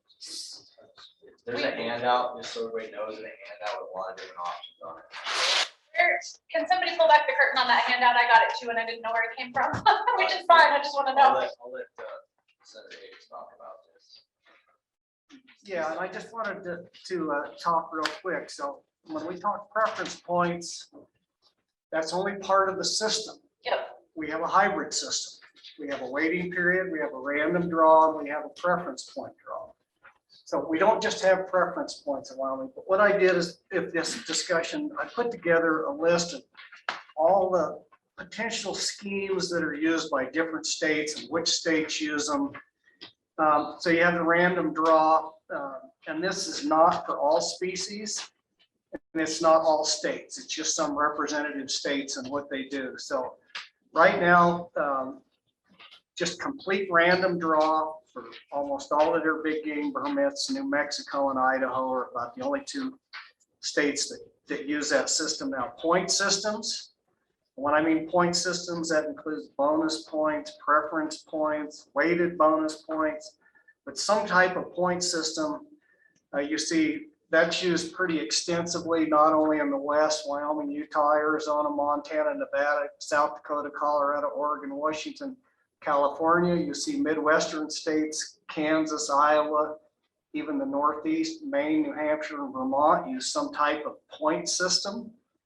Waiting periods, Wyoming, Montana, and Nevada all have some type of waiting system, and typically in hybrids, once in a lifetime. We've already discussed that. Limited species applications. So what Idaho does is they say for their big five, their big four, you only get to choose one that you can apply for every year. And the idea is it eliminates a lot of people. So you can't apply for sheep, moose, goat in Idaho all the same year. You got to choose one. And that's the only thing. Idaho is the only state that uses that system, but it's a system that's out there. Number of choices in drawing. This is another way to weight it that some of the states do. So in Wyoming, and this really doesn't have much application for the big five because they're all subscribed in the first drawing. But a lot of states, if your name comes up, they go to your first choice, then your second choice, and then your third choice, and then your fourth choice. Some states do that. It's not an issue with really the big five because there's nothing left after you get to, I mean, you could do that, but for most point, you get your first choice. If you don't draw it, you go to the next person in line. If we get into the discussion for elk, deer, and antelope, it's another way to look at way you weight people's chances of drawing a permit. And then minimum point eligibility. Colorado does this for their big three or big four. They make you apply for 3 years before your name even goes into the draw. So you have to accumulate 3 preference points before you're even eligible to participate in the draw. And then the tiered pricing system. New Mexico does this, and then we do this for non-resident elk, deer, and antelope right now. In other words, for your high quality, high demand, or in some cases just to increase odds, you have a tiered pricing system. Utah implemented this for some of their kind of once in a lifetime opportunities. But I think what we're really going to drill into here is that if you look, most of these states use some type of a hybrid system, similar to what we do now for sheep and moose, waiting period, preference points, and a random. But when you talk about point system, and this is the thing that when we get into this discussion, I think you have to be we're all using the same terminology, meaning the same thing. And so preference point system is a system where only the applicants with the highest number of points are included in the drawing for those animals. So if you don't have max points, you're not in the drawing. Currently, the states that employ some type of system, Wyoming and Arizona, for examples. bonus point systems. Every year an applicant applies, they accumulate an additional chance in the drawing. So if you've applied 1 year, you're 1 chance, 5 years, you're in there 5 times. And then there's the modified weighted bonus point type systems that are used by Utah, Montana, Nevada, Maine uses one. And all they do is they weight that. So if you're in there 1 year, you're 1, but if you're in there 5, they square your points. So your name goes in there 25 times plus that year. If you apply 25, your name goes in there 625 times. And the idea is to weight that again so that those long-term applicants have a high, it's still a random draw, but they square the number of times that you're in there. I used Maine as another example of a weighted bonus system. From 1 to 5 years, you get 1 point. From 6 to 10, you get 3, and then it keeps. And the ideas of those is for those long-term applicants that keep applying, it slowly increases your odds over just that one time. So I think when we talk systems, there's the random, the preference point, the bonus point system, and then there's a modified or a weighted bonus point system that things that are just should be discussed as an option. Yeah. I hope that helps answer, Albert, some of the questions. So before we get into evaluating them, are there any questions about how some of these listed ways of doing it might work? And just to wrap our heads around some possibilities. Yeah, so my question would be, obviously, if we phased out preference points, people would keep their points, and eventually you would end up with nobody with points.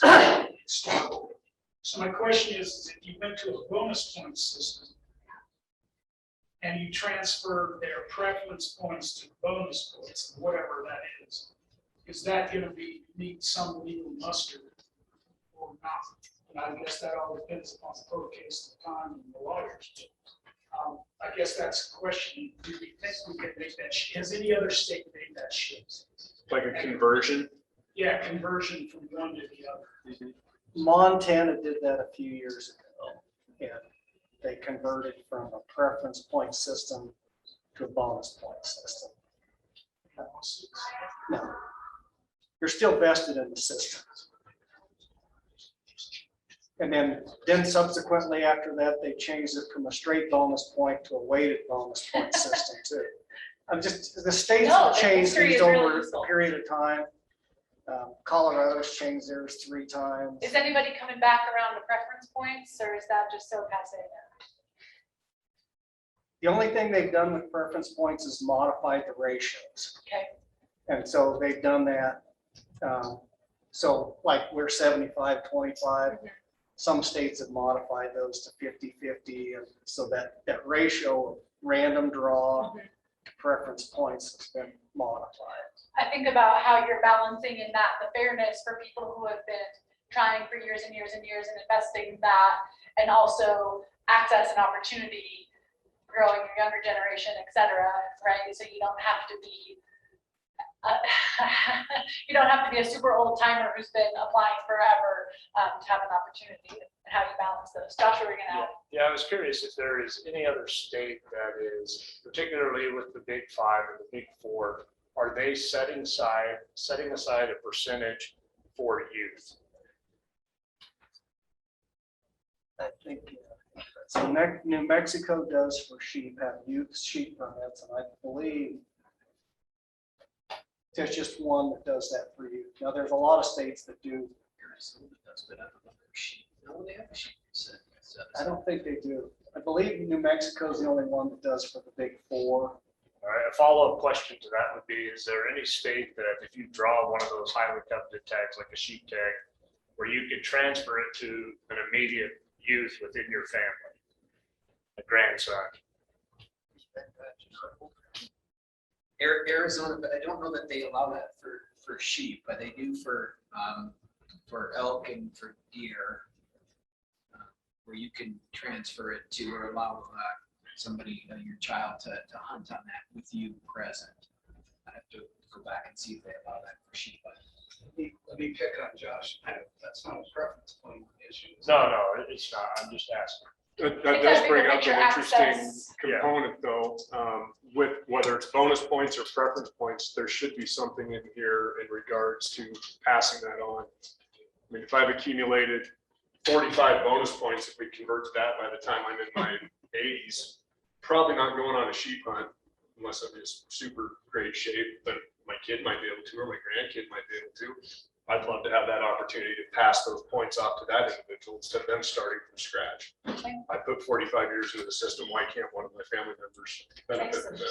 Be able to, There was a bill in the legislature to do that about 5 or 6 years ago.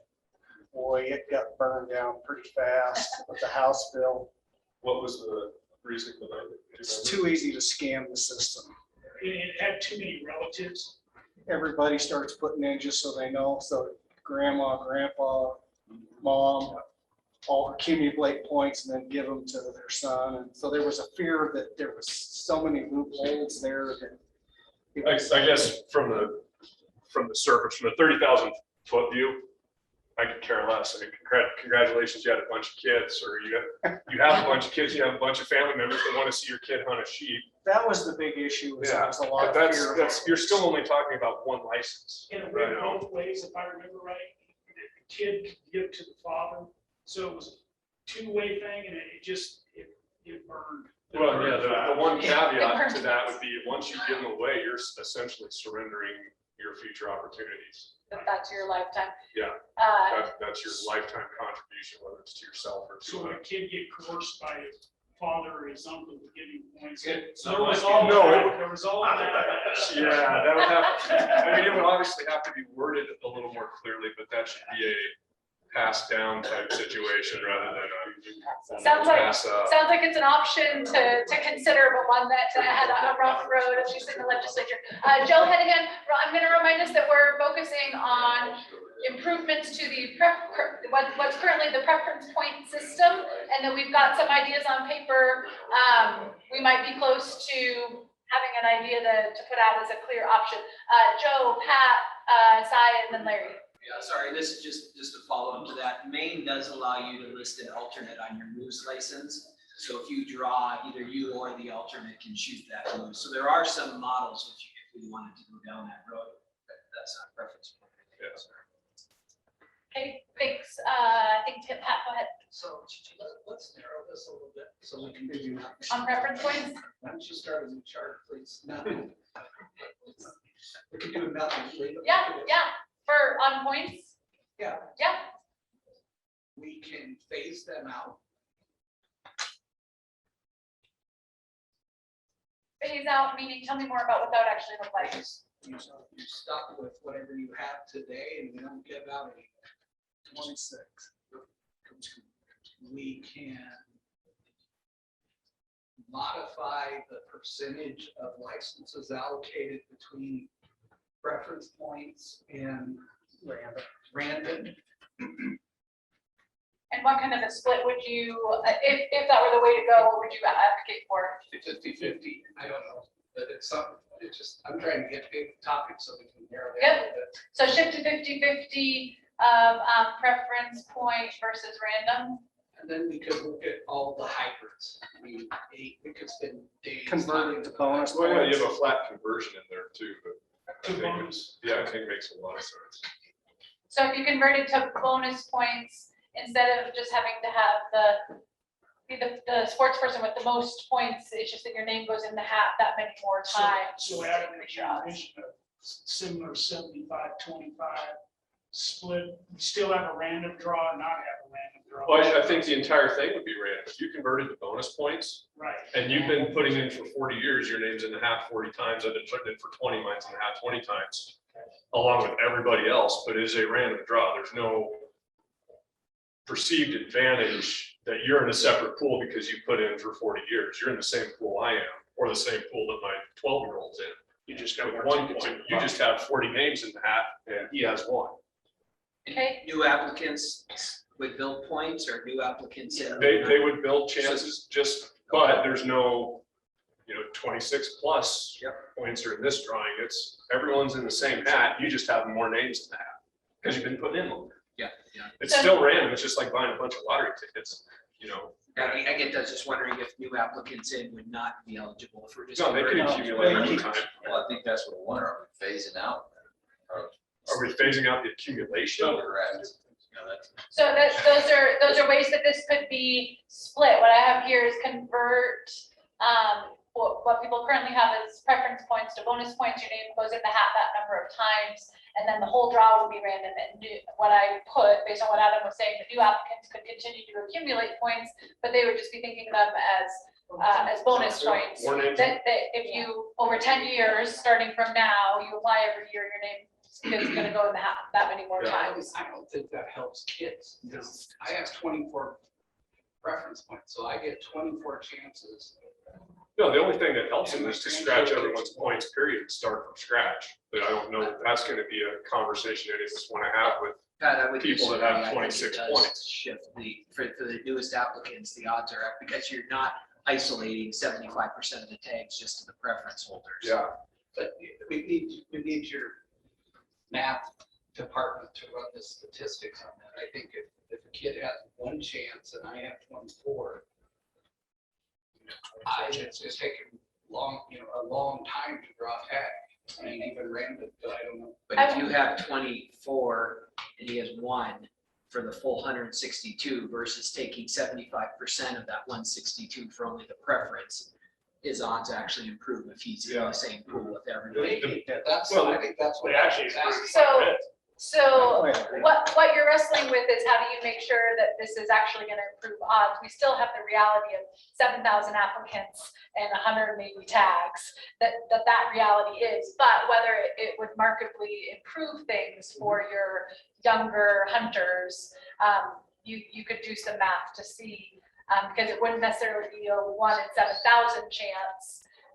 Some people it would be more than 7,000 because of the number 25.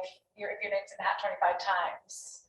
But it'd also be, as Joe was saying, it'd be for the full 180 tags. It wouldn't be for the It's 18 not one available in. for the random draw. Right. So your chances are And then improved the in that way. anecdotal thing of that, we watched a guy buy $10,000 worth of concert or worth of commissioner license raffle tickets out of 200. He bought 100 of them thinking, I've got a 50% chance. He didn't draw. The dude that bought one drew. So that evens that out rather than the guy that has 26 points is in a separate drawing. Right. There's at least a better chance because there's more available in that case. Albert, you wanted to say something? Yeah, I mean, and I'm not saying this is a good or bad idea, but you could do a modification of that, and you could have a pool that is just random for those that don't have any points. So that's what it currently. And then you have a bigger pool that's for a bonus, it's a bonus point. So I'm wondering, that's kind of what we have in this number 7 of shift is 50-50. I wonder if anybody would advocate to make it even more tilted towards the random, or if you're gonna stick with preference points, if you think that keeping it 50-50 is an improved balance from how it is now. Yeah, that's reference point thing though, is the ones with the most are guaranteed. Right. Correct. Guaranteed. More guaranteed. Yeah.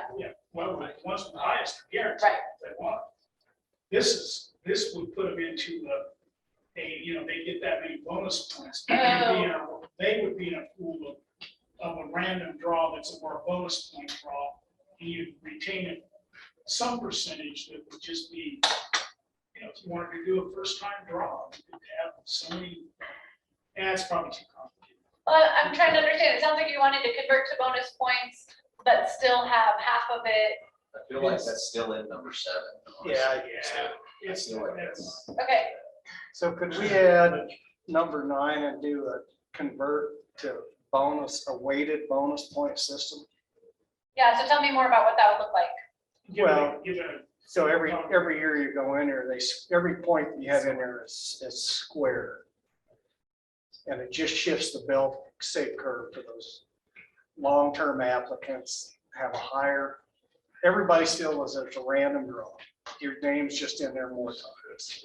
But what do we do with the current preference point holders? So you take those, if you got 25 points, you square 25 points. You got two, you square that, the new applicant's in there wrong. That's better. So same thing, that the whole draw would be random.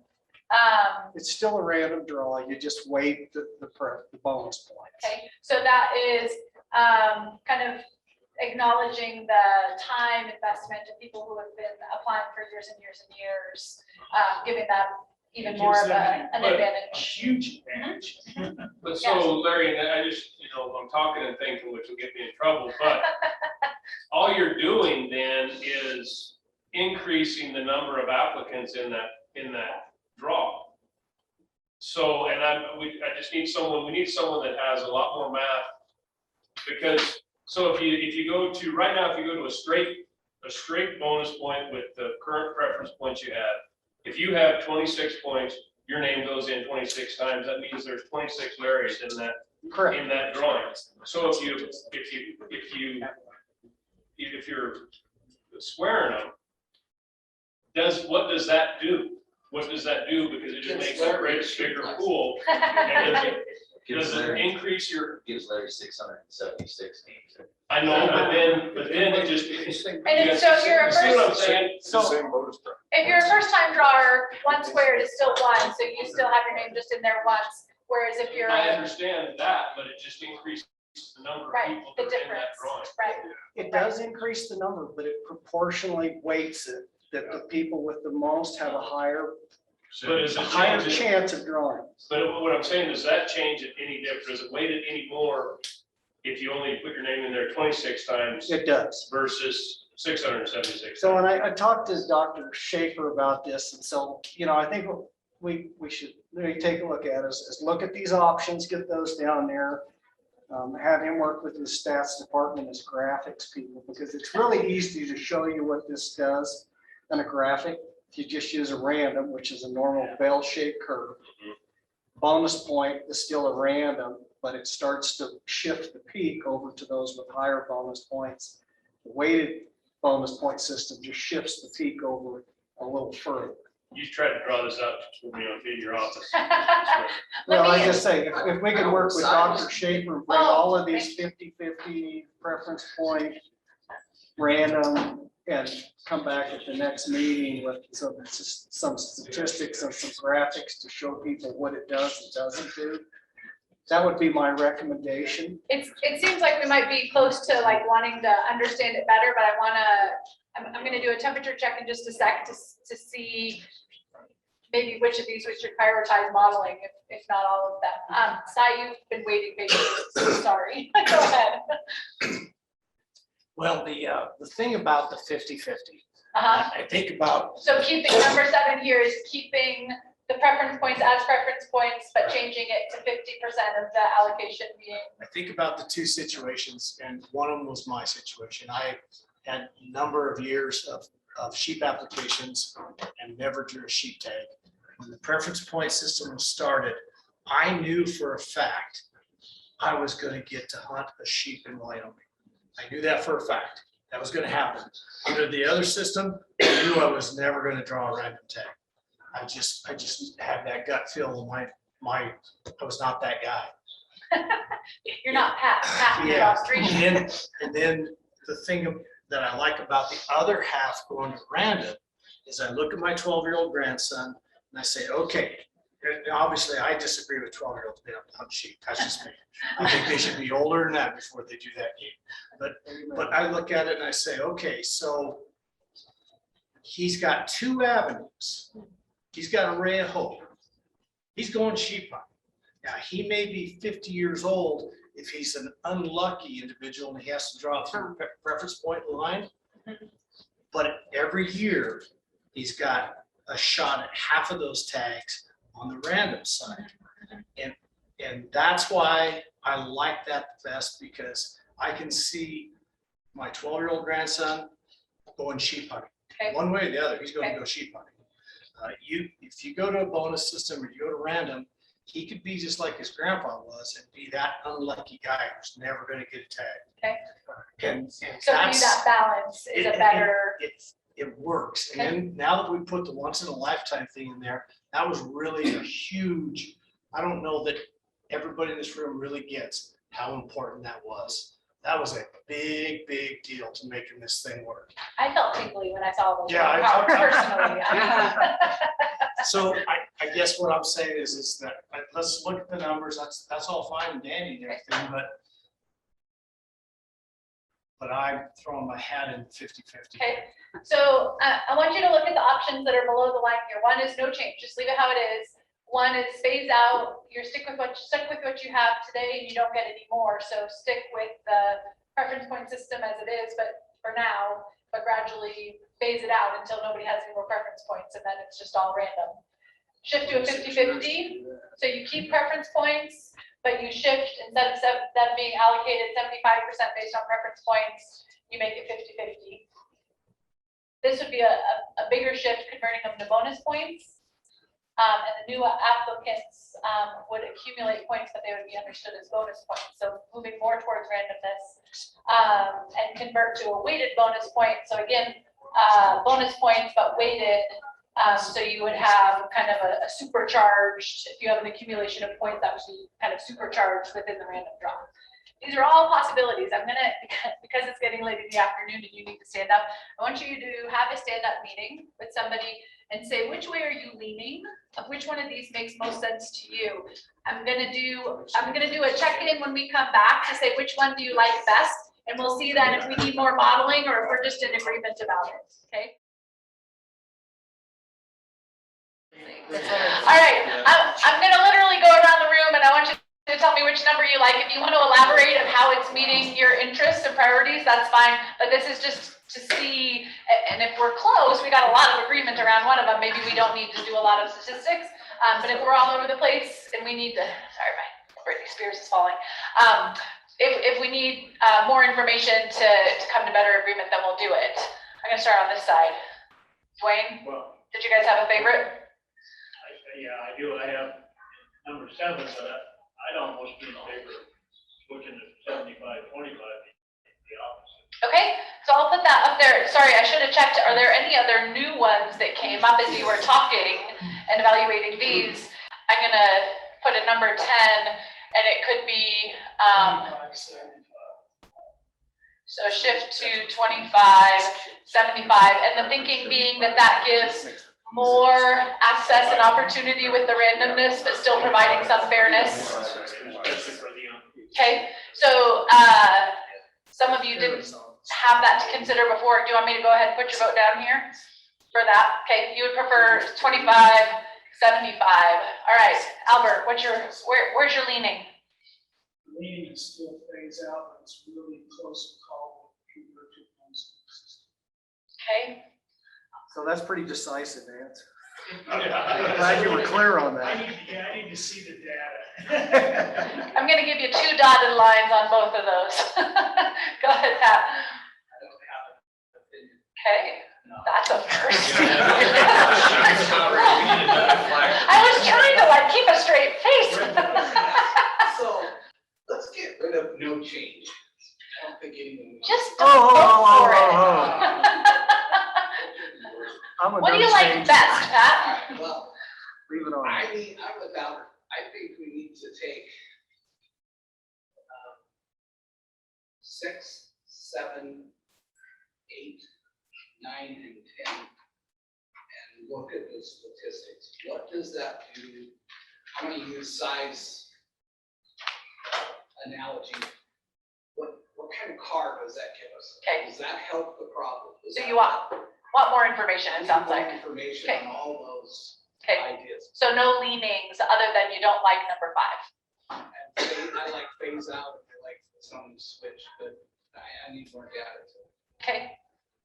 Sounds good. Needs more information. I'm very similar to Albert, Pat. I'd like to see more. Okay.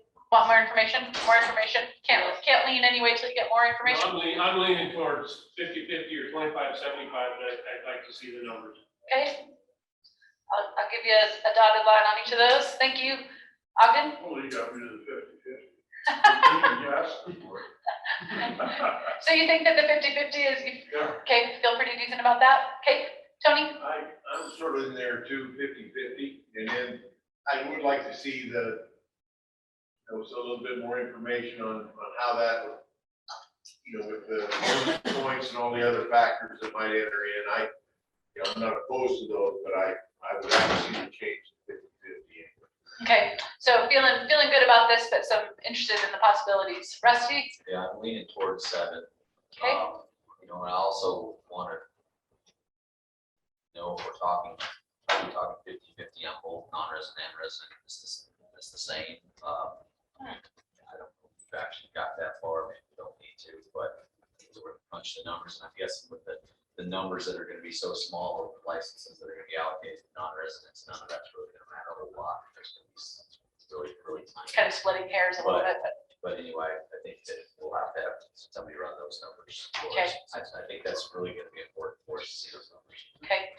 Yeah, even if you did change it to 50-50, you would almost have to have preference points as a Also, I think non-resident. It's important for us to understand what that, because I think there is a little bit of confusion. I don't get confused, because I think we all understand what these are saying, but why that's weighted when you do a bonus, when you do a weighted bonus point, why that means more than what the difference that is from that than just a bonus point. I think that's going to be helpful for us to see that. Am I right, Larry, in understanding conceptually that this one just accentuates the benefit of bonus points more than an unweighted bonus point? Correct. So both of them are giving extra opportunity to people with those points, and this just gives them even, it magnifies that. Like bonus points on steroids, to use that analogy. Okay, so some curiosity about what that difference would look like. Okay, Josh, a leaning? Yeah, I'm with Albert on this. I think we need to be able to have a little bit more information. Okay. But I certainly am not for number 5. I mean, I think we have to do something different. I think, the devil's going to be in the details. Okay, appreciate that, Josh. Can I ask a question on that? Maybe Albert, help me out. So in terms of that information, what you're hoping to see or what you want to see to help would be, does this shift substantially change for youth or for entries? But if the change isn't significantly different, you might opt for something that doesn't upset the apple cart. But if there's a big change, it might be worth upsetting the apple cart. Is that kind of what we'd want to see in the data? Right, so if we have a system now, what is the opportunity for somebody in a somebody that's a youth? Okay, for me, it's like, how are we going to give you some youth opportunity? So how does that change, from what we have currently to another system? And also, like on the phase out, we start out at 75-25, but as you phase out, that shifts, 60-40, 50-50 till eventually you phase all those out, because you go more and more to a random draw. At the end, you are a random draw. And so what does that look like over time? How does that play out? How long would it take? Yeah, how long would it take, and how does the opportunity change, right? I just have a real quick question. And I know we talked a lot about youth, and I think that's wonderful. But when we're talking the big 5, I certainly want to see certainty. So I say this, I'm not sure 12-year-olds, I'm not sure that's the best tag you can get as a sheep tagger. So once in a lifetime. And you're going to shoot your sheep potentially when you're 12. Or some of us peak before others shoot.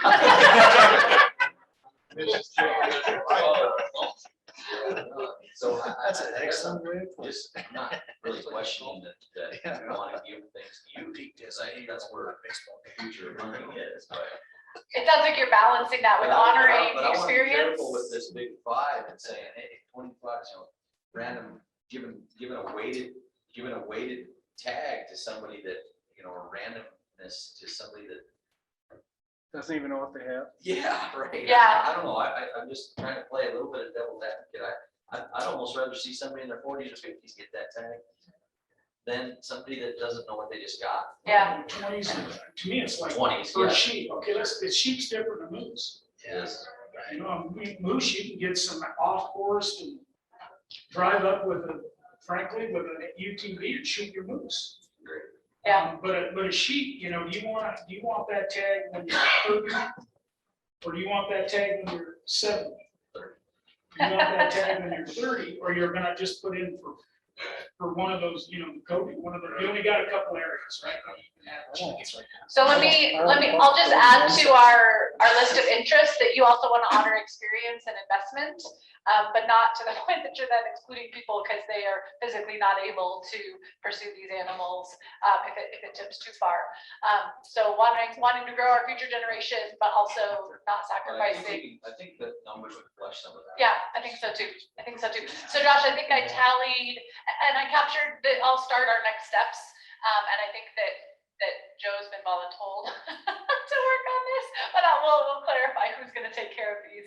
But it is about helping us understand how different options change the probability of drawing a tag for different types of users, thinking about those with a high number of points, however they're applied, or newer, less points, less just first time in the draw. Lisa, are you leaning one way or another? Well, I started out today thinking, let's just get rid of it, phase it out, preference points, just so that we don't have to deal with it. But now that I do think about it, people that keep applying year after year after year should be rewarded. So I kind of settled back to the 50-50. I don't even mind the 25-75, seeing where the numbers come out. I know it doesn't mean someone's going to get a tag for sure, but I still think it's a better system to reward people that put in the effort and time. Okay, appreciate that, Lisa. Joe? So I struggle. I like bonus point systems. I would like to see us probably convert from preference to bonus. I just don't know politically whether we get that done and we do that. So as my backup, I'm sort of at that 50-50 piece. There's a few nuances that would be nice to explore with doing that, but for now, I would kind of put my political reality support there. Okay, it's an interesting one to think about, and I didn't capture this, but like one of your interests broadly for this whole task force is impact and like that things will be implemented, right? So if you recommend something that you're like, yeah, we feel like this is best, but is it palatable, right? I have no idea, by the way. I don't know what's palatable on any of these, but being realistic about what you can get the right decision makers to agree to, and the public feedback on that is worth considering. I've just converted all your dotted lines to regular ones because it's just a temperature check. So you can have those two votes if you need. Thank you, Joe. Larry? Yeah, I'm the no change guy here. Having been through this battle for 30 years, I will tell you that when this first went into place, the room was full in the house, and what you heard was, it was a bunch of guys and gals that said, I've been applying for 25 and 30 years under the random system. And it doesn't work because he's had 3 and I haven't had any. And I want the opportunity to hunt sheep. The random systems does not work.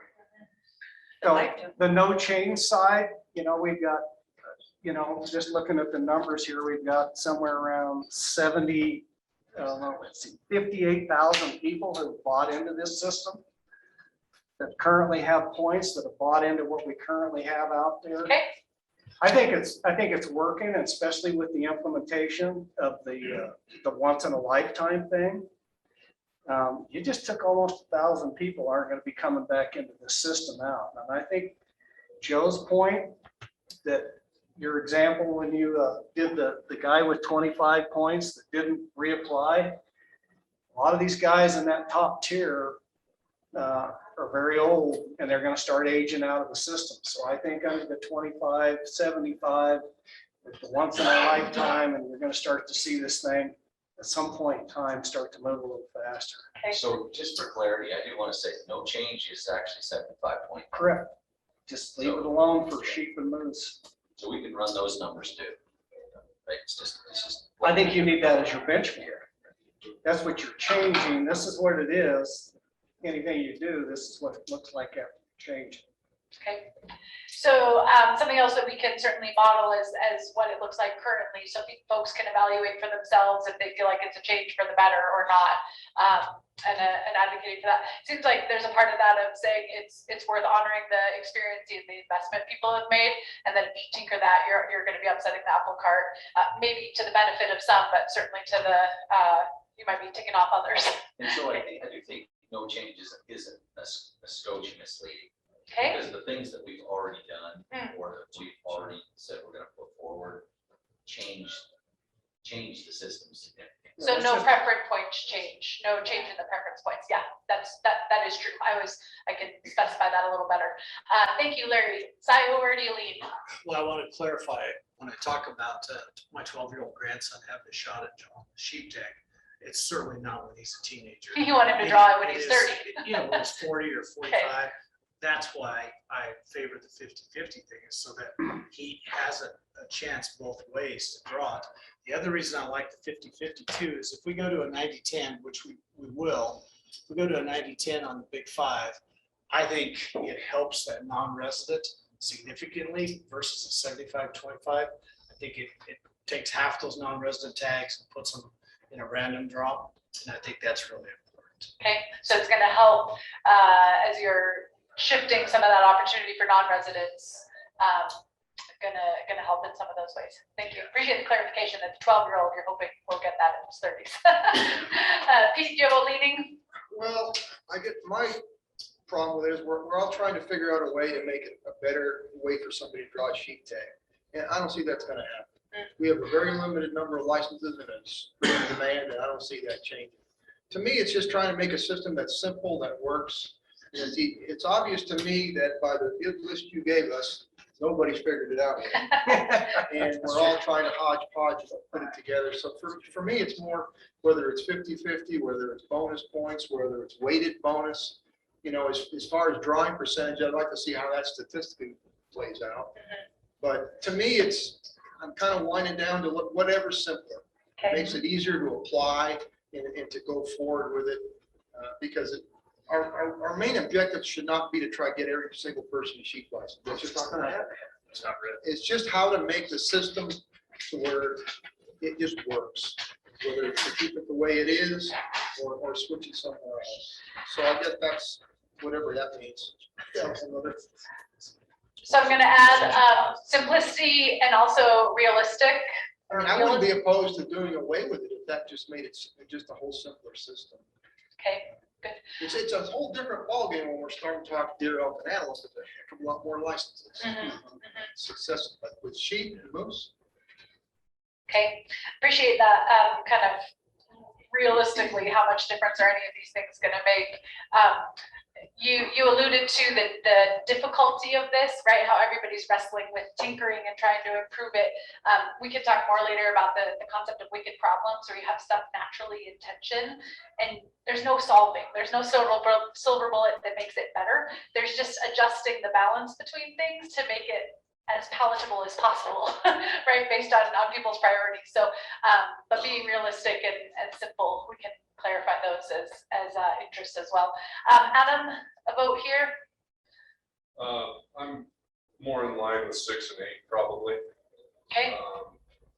I think it meets that simplicity side of things. It meets a realistic, easily computable, easy to understand licensing system and draw system for just about everybody involved. Okay.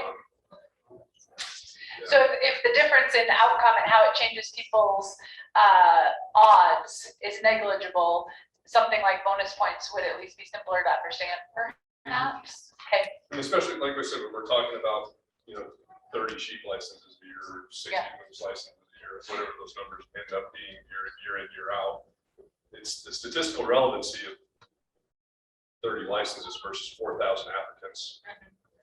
It's still going to, like you're saying, 1.2%, 1.7%. Yeah, I think about the public perception on that though, right? That even if it's a negligible difference, is the public experience of it, do they feel like they have a better chance? Even if it's, I mean, we buy lotto tickets, right? So it's worth considering that, but you also want something with impact. So appreciate that, put those tallies. Lisa, and I think Jen had to hop off, right? Okay. Go ahead, Lisa. I would first want to see how the numbers shake out. Okay. And second, I don't know enough about these things, so talking to, getting more public kind of, those that have been in this pool for 20, 30 years, get their insight to simplify and increase opportunity. Okay. Okay. So it sounds like we have a call for more information. do we want to, and the group is maybe leaning towards this 50-50, but some considerations of the other one still, nobody really voted for number 9. Is that something we still want to see weighted and considered, or are people just feeling like, What is number 9? Number 9 is bonus points, but where it's weighted. So you get, if you've been in 5 years, you get it squared and your name goes in that many more times. So I think if it's easy for the statistician to plug that in, I think that would be helpful to just see it. Okay, so keep it on. I think so. Joe, are you actually, are you or somebody volunteering for this? My math department's gonna load us on their assignment, I think. But to help me, so if we modeled 5, 7, 8, and then maybe have the ability to apply weights to 8 to get to the 9 piece, I think we can do that. We'll need, Brian, we'll need to rely on your fine folks in licensing to get some of the input data. Yep. But help me understand what questions, I mean, you're on a good statistical analysis, we have to start with a question. So what is the question? We want to see how this applies to first-time applicants 5 years in and max applicants. What's the question that we want to answer with the statistical analysis? Yeah, when we think of different type of users, say like first time, 5 years in and 25 years in. Or 10 years in, because that's about halfway. We've got 26 now. 26 now. Keep it simple. And we're good with keeping the assumption that we're going to use current tag allocations and just assume those are going to stay relatively the same. Current applicant numbers are going to stay knowing that those are going to. Yeah, they'll fall off. Well, yeah, we'll have to model with it, but in terms of new applicants entering and using the numbers, we'll just plan that we're not going to have big shifts. Yeah, I think I think even that's- with your once in a lifetime, you're still gonna see an increase in applicants. I mean, when school districts around the state have hunter safety as an elective for 8th graders, you're educating future competition. Yeah, but that's where it can get real complicated. So Yeah. our high school graduates will actually start to drop off in about 5 years. We're currently net out migrating younger people. Right. There's a lot of different things. So I'd rather keep it really simple and just say, Yeah, let's just use. I was gonna say, as long as it's of today. consistent across the board too, Yeah. right? Like whatever variables you include or don't include, as long as it's consistent between the scenarios, I think that'll be enough to give the group But enough But information. ultimately, what we want to know, if we can agree to first time 10 years and 25 years in, we want to know how the models would change their percent chance of drawing, right? Uh-huh. 9-10. Yeah, I think we're assuming 90-10. Based on 90-10 allocation plus once in a lifetime, so we will have to rule out. You're dropping out 1,000 people every year, whatever it was.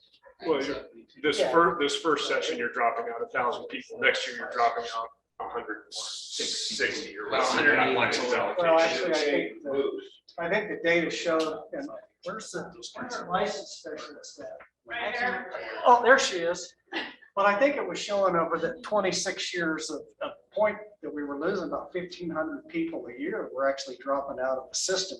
That has to be figured First sheet, there was 1,500 people who failed to apply and about 2,500 for Moose. moose. And that's a 5-year average, so I think you build that into the assumptions that 5 years is going to be fairly consistent. I would say one thing to consider that you won't be able to model is if, depending on how these changes hit folks, what they do, how that impacts their future behavior, right? And we don't necessarily know, but that's just one imperfection we'll have to acknowledge, that if you change to this, how folks might drop out or not, right? Just, we won't have the crystal ball piece. I think you have to assume that the number of applicants will remain the same. Yeah. The number of licenses we issue will Same. remain the same. Otherwise, it's an impossible. Yeah. No, you have to use fixed numbers for a comparative analysis. Yeah, it's information that informs a decision. It doesn't, we're not like committing to this is what we're gonna achieve. We have to Right. Look at it. It's to compare 5, 6, 7, 8, 9, and say, assuming everything's the same, if we change this, what's that? What does this impact? And so some of the numbers aren't that critical to have. It's just to know that what we're looking at is the effect of the change, not necessarily trying to model the outcome. And I think, Joe, we have 75, 25, 50, 50, and 25, 75. And that's gonna be, and so you can look at, you can guess what's gonna be in the middle, extrapolate to what's in the middle of it as well. So, you know, we want to make a little change from where we're at today to go 70, 30. It'll give us a real good idea of the range we would have between those. And just to clarify, Joe, you said you guys can do 5, 6 is just phasing it out, so we don't need to model that part. Well, yeah, how would you? You can't. It would just be random then, like imagine that. You can model, I would think, how, you know, so many would go away a year. And then how would that shift your curve from eventually to totally random? How long, would it take? What would be your percentage in 10 years of random versus people? And we could do that. That's a different question. Yeah. Otherwise, we'd have to run basically a running model and just year after year after year. The odds change every year for every person. I feel like on this one, it's essentially, the question is if it was all random and preference points didn't exist, it's not as useful to consider the interim if the end goal is it's all random. That's what this is moving towards. But to what the Representative Summers is saying, though, if we kept those people that have preference points in 75% of the allocation to a preference point, how long is it going to take for those Until they applicants to all- get out? And then as they get out, well, it doesn't matter because more of your tags aren't going to shift till they're all out. So that one, Albert's going to be pretty, I'll ask him, it's going to be pretty complicated to get at. But we should be able to draw some conclusions based off of at least some hypotheses if we can model the other one. So I think status quo, a shift to a 50-50, so preference random, a bonus shift to a bonus point system, and then I'll see if we can build the model that would allow us to weight that bonus point system. That should just be an input change. I was gonna say that should be pretty quick. And then same if you've done number 7, if you just shifted to 75, 25. Yeah, possibly. Okay. We are asking a lot, and are we hoping to have this by our meeting in 2 weeks? I thought we were gonna have it tomorrow. We can table this, but I'll just remind you that we need to be, and Dwayne has a comment. The only reason I suggest that we can is to get more people to vote for This is a negotiation tactic. Just blow it up and then they'll be happy with it. Can we have one more recommendation that those legislators on the task force that also serve on appropriations will fund community colleges appropriations? Now we're bundling. That's what I'm talking about. Now we're bundling. So Joe, talk to us realistically, because we have a meeting in 2 weeks and then we're not meeting in August, but we will be meeting in September. This is essentially one B and C that we are wrestling with what the options might look like, so we can kind of pick the best one. Is it reasonable in 2 weeks? Let me ask tonight and tomorrow, and I'll find out what we can do. Most of the faculty are off contract, so I'd have to pull a couple in, but I've got a few that are there. So let me check on I don't know how complicated it would be. Yeah. Megan just reminded us, it's not 2 weeks, it's like 10 days. So can we, based on that discussion, I can tell you to do this an adequate job without everybody quitting Joe's staff and then the board of trustees firing. I think it's an unrealistic expectation to have this done in 10 days, given where we're at. And I think we need this information to make a good decision. I think, let them work as far as they can get, but. Can I ask one other question? If I'm going to ask them to do this, I don't want to get ahead of ourselves. Should I have them do it for elk, antelope, and deer? If we've got all the point data, I think. Well, the only thing is it only applies to non-residents for preference points, so. Yeah. But if you let them know, give a little foreshadowing of there might be some questions later. But they could model moving to a bonus point system. They could model moving to a 50-50 preference point random. For residents. For residents. I don't know that we necessarily need to ask it yet, but if, I imagine whatever they build for this, those spreadsheets could be. As long as they're thinking ahead. Yeah, Lisa, you had another comment, and then is it fair for me to say for September and our next July meeting, we are not gonna expect that kind of turnaround? If he gets, if we know, we can put it on an agenda, if not, then we'll just put it on September. I don't think that's fair to ask that of them. Yeah, okay, appreciate that. Elisa, what did you wanna say? I didn't know how many public meetings are scheduled between now and then.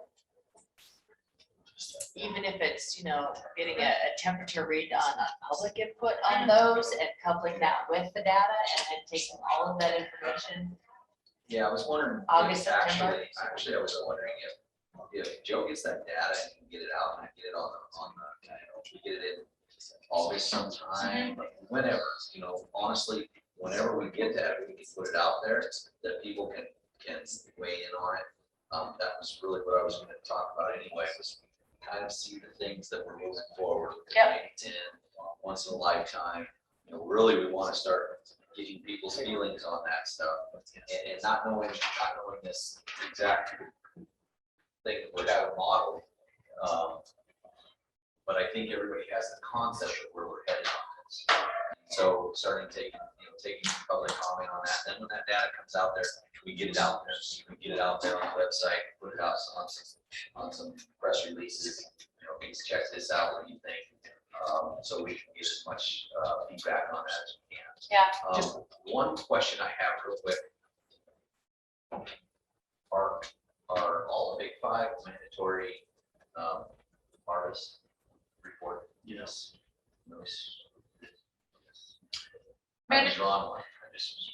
Mandatory harvest survey was a topic under Big Five. Yeah, I think it already is. I just want to make sure, or I wasn't sure it was. If it already is, then I'll say Sheep. Yeah, moose. Plug it. Not moose. Moose is not. There's no mandatory. Which one is not? Moose. Moose We is, moose just is, pretty much do it, because we call almost every hunter with that, but goats. Goats, yeah, you gotta bring goats. That's right, you gotta bring a bear in, grizzly bear, you gotta bring. I'm actually. if you bring a grizzly bear in, that's a different story as far as I understand it. Hey, guys, I shot this thing. Let's clarify this, because I was gonna ask, I captured here for some next steps that we all need to be collecting public input around 1A, which is 90-10. And the waiting period, and then the once in a lifetime, and then where we're still wrestling with changes in preference points. So this is a place where information can be collected online. I was gonna check in and see if this is where we wanna do some public input for our audience members around these issues we've tackled so far. Before we do that though, is there anything else from here that you wanna tackle? We're working on, not done with, but working on. Is it helpful to the department to make sure we're getting that mandatory harvest information from those, unless you're already getting 100% of that, or? Doug can speak to that. Yeah, we typically are contacting 90% of those folks, so, and we have mandatory reporting on bison and or sheep and goat.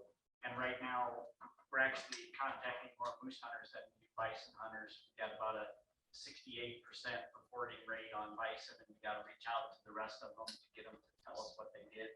On sheep, it's real close to 90%, but moose, I think, is a fraction higher. I think we could add it to the reg. We were reluctant to do that just because of the loading, workload adding to the regions to have somebody come in, and we thought we're reaching 90% of them now. So. Did you say you're only 90% of sheep?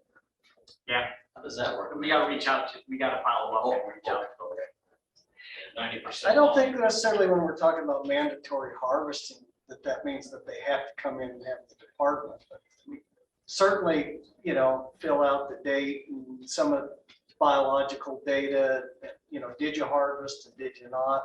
Even for bison, it's only like 68% though, because there's a lot of frustration with 50% success on some of the license types. So we always got to follow up with them. So with bison, it's currently required, but the actual They just fill out- compliance. They just have to report on a card. that Okay. They don't like to report if they. I know. But we need to know. All right. So, the issue that was brought up is what is changing any of that mandatory harvest survey helpful in this topic? I'm hearing that where it already exists in some areas, status quo is working fine, staff just follow up as it is. Is there appetite for making any changes here, or can I check that off? I just asked the director, is this something that we need for you guys to collect data or not? I don't think we do. I think we feel, our folks feel comfortable that we're obtaining the information we need to be able to get a good, accurate assessment of the harvest. We have the ability to do it now. We've evaluated it several times. Okay. Any objections if I strike this from our to-do list then? Okay. Done. Status quo, okay. All right, any other conversation, and then we can check in with our folks in the public. Any other conversation about resident or non-resident fees, draw dates, application dates? I think we're gonna have to have a conversation on fees if we take away non-resident, I think we're gonna wanna be revenue neutral. I can't remember when we shifted in 2017, was that a $10 million shift or $6 million? I can't remember what. It was about $4 million on an annual basis. 4 million. So that gives you an idea, 4 million, there was a lot of stir on that. This is 200,000, that's a fairly good sized percentage of that 4 million. So I just think we're gonna want to be revenue neutral, and maybe that's an end game after we have all of our discussions. We figure out how can we make this whole thing revenue neutral. Because that could be, we could be getting into health and all kinds of things that could change things. And in the end, we have to look at the bottom line, because I don't want to go back to where, you're needing money every 2 years. He's not gonna get it even if he wants it. That's the thing, so we want to make it whole. So thinking Help of, them out, just go buy some ammunition right now.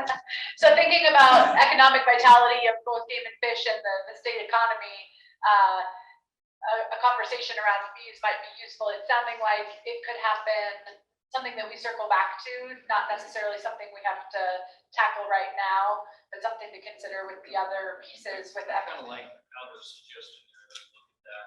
And I really appreciate it, because that's something that I would certainly be advocating for all this, is that make it revenue neutral to the department, or even revenue positive. But I think and I don't want to speak for legislators, but I think what's helpful is maybe this group not to go down into the weeds to determine specific fees for every license type, but more to provide as part of the recommendation. Number one, without the cost neutral to the department. Number two, look at X percentage of an increase towards this user group versus this user group.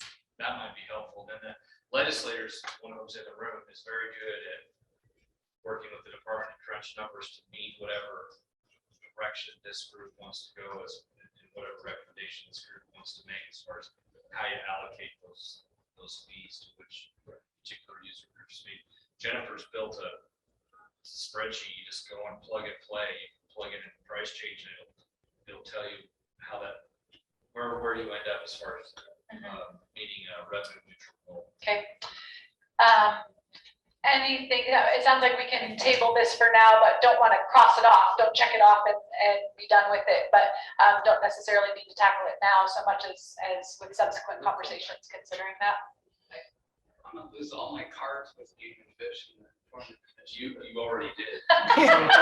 What cards? I just throw this out. I mean, if we go to 90-10, I'm gonna have to gouge the resident hours for more fees. So let's just keep that in the back of your mind. I understand state revenue control. I understand having been on the budget committee for the commission for 6 years, I understand their finances. So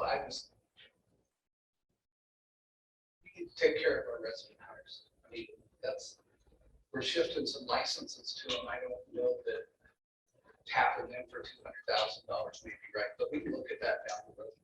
You might increase non-resident elk to cover the cost of the shift. So I think at the end, you just have to look.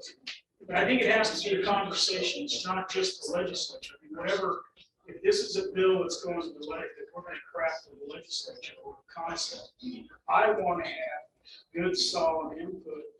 I'm sure Larry does, from this group on where you want to add those extra things.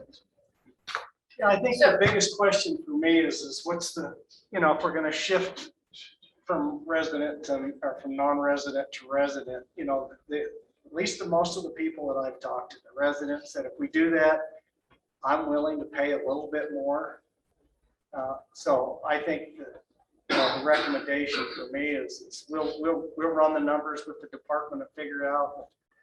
I would like a recommendation from the task force to say we think that the fees should probably go up for both. One way to offset that. That's the message I've heard over and over from the sportsman in Wyoming. If we do 90-10, they're not unwilling to share part of the burden to pay for that shift. Don't necessarily want all of it. When we talk fees someplace down the road. Yeah. It's always been crazy to me that the legislature sets the fee for an outlet. That's a bigger discussion that we need to have. I think what you do is you give the commissioner to look out, can of worms. set the fees for their own licenses that they issue. And so when we have that discussion, I think we should have that. Give the commission authority to set the fee for an out license. I mean, we're not going to price ourselves out, or they aren't going to price themselves out of the market. Okay, so let's hold on to these options until we have that fee conversation. But I clarified here, when we think about access and opportunity, I clarified that there's a lot of focus for resident hunters on that. So as we are wanting economic sustainability and vitality, that we're not doing that in a way that, prices people out that they can't have access because of the cost. We're not just going to shift that burden in balancing those.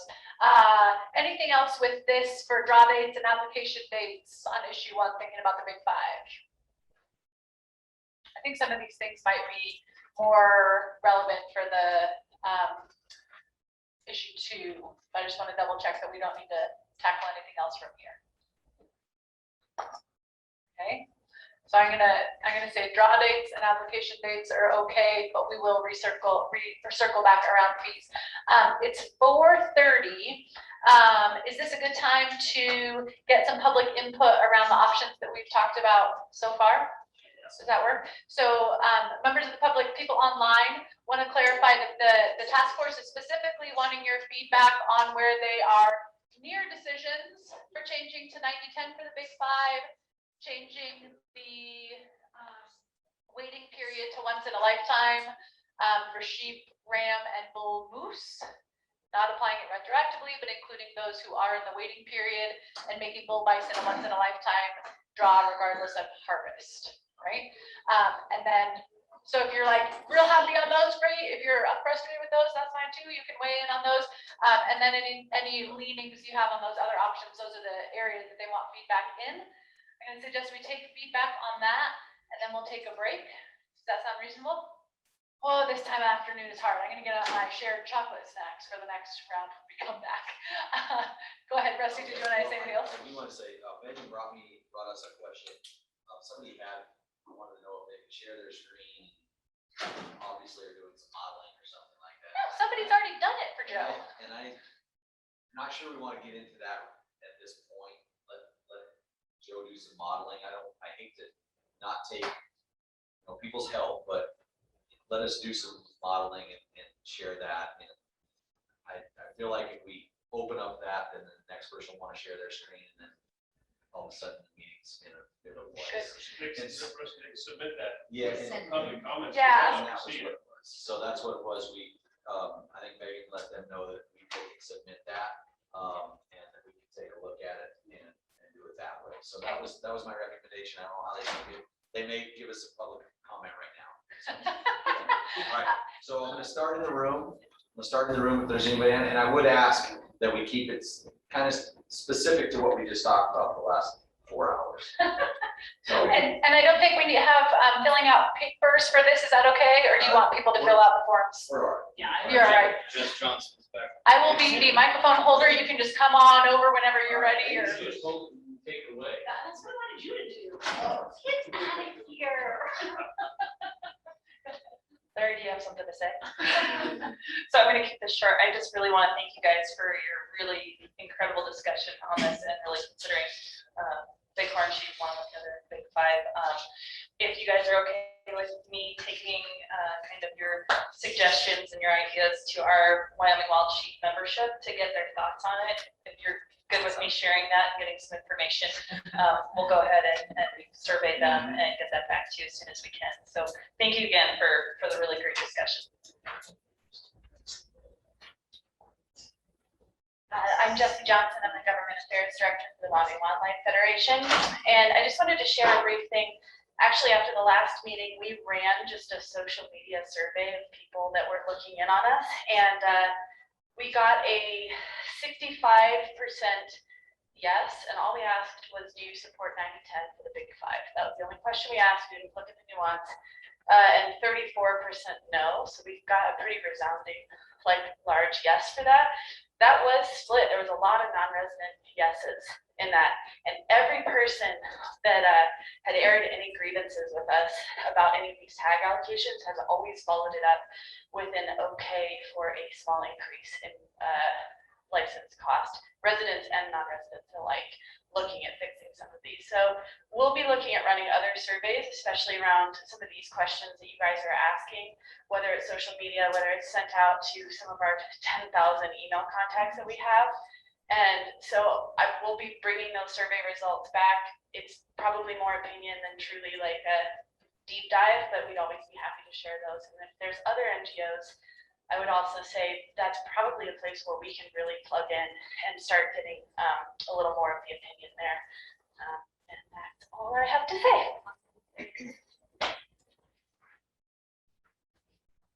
Rusty, as these organizations, associations are sending out survey, where does that funnel back in to get distributed to us? That's it. That comes to you. Well, whether you guys want to go through, but it could come to me for distribution. Would be better if it got funneled to Todd. Okay. Hello, I'm Ted Jenkins. I'm a outfitter in the Great River in western Wyoming. I fully support a lot of this conversation. I think there's been some great ideas that's come out. I didn't really like the once in a lifetime deal. Just to kind of tell you a little backstory of my personal sheep hunting adventures. I drew a sheep tag when I was 14 years old. It was the first thing I was able to hunt. I was, other than following my dad around the mountains, I had never hunted anything that back then it was 14 when you had to hunt. And I flunked out of my first semester of freshman year of high school because I hunted 29 days. And didn't kill a ram. But I guarantee you, if it was a once in a lifetime situation, I know that me and my dad would have thought that decision of putting in for my first animal I've ever hunt. So luckily, I was ineligible for the first preference point year. So I was a point behind Max last year. I drew area 5, 30 years after my first sheep tag. And I was able to kill a ram with not only my dad, but my son with me this time. So that's just kind of what I hear what we're all about is the family experiences of the sheep hunt or moose hunt and stuff like that. So I like the opportunity for the younger hunter to start having some sort of chances, but the lifetime thing is something that I think size 12-year-old grandson probably might rethink that and put me in if it's a once in a lifetime situation. So I think there's going to be a few of those younger hunters that might opt out of that to increase the odds. But anyway, that's just kind of, I like the 50-50 thing. Kind of waiting for the big five, especially if we're going to go 9-10. That's going to increase a lot of odds for residents as an outfitter's aspect. Not necessarily a big fan of it, but on the big five, I guess it's not going to impact me personally as an outfitter as much as it will some other guys, but anyway.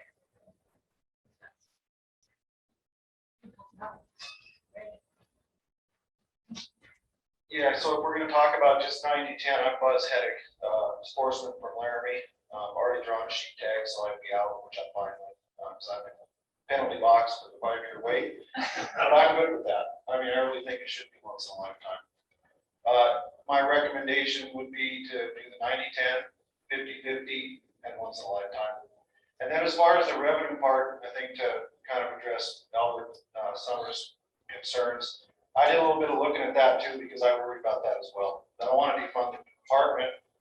If we raise resident annual fishing license $3, that would generate $225,540. If we raise every full price resident license by $10, it would increase, there would be a revenue gain of $1.486 million. And I don't think that's much of a burden to put on sportsmen in this state to go to 90-10. I mean, I really think they should be. I mean, if we're going to get more licenses, then we should have to pay for them as residents. That's all I have. Can you repeat your name again? Yeah, Buzz Heddick. Thank you. Heddick, H-E-T-T-I-C-K. Thank you.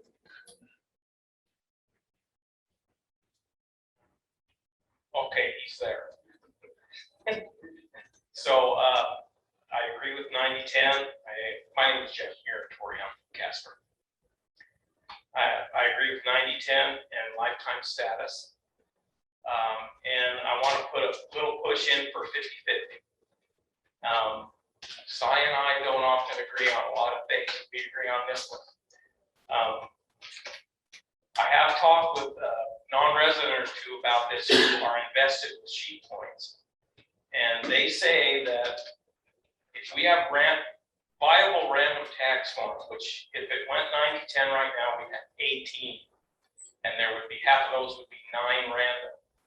And there's a way the department can figure out how to get all 9 of those random tags by shifting around different areas. It doesn't necessarily have to be by area, it can be total number of licenses. And you can have 9 random tags, and non-residents are going to go after those tags because it's still going to be better odds than most states around us. Some states offer very few sheep tags. So I'll go with 50-50 on that. Again, as a resident sportsman, I'm willing to pay whatever it takes to make up the difference. And if there's a bill, it needs to be revenue positive, because that's a big deal at the legislature. They don't want to see anything negative, and neutral is kind of wishy-washy. So I think maybe as the task force looks at trying to recommend something that would get us into the revenue positive range, I think that would be great. Any other folks from the audience? Well, I got it closed, don't I? So education's a handy item. I'm gonna recant on one of the things I said earlier. I'm in support of the 90-10 for the big 5. So I kind of maybe misunderstood a little bit. I thought we were going 90-10 for everything. I'm in support of the 90-10 for the big 5, especially after understanding the budget deficit at 199. I was honestly envisioning, $500,000 bucks. Not, I mean, it's a big deal, but it's not as bad as I thought. I'm also an advocate for the once in a lifetime. And then another thing too to consider, my son, he's going to be hunting next year, and I can't imagine. I've been so excited to put him in for a reference point, and I really think this 50-50 has the most merit, I guess, for myself. I think it's important to be able to have kind of that blended system where you have a random, but you have points building.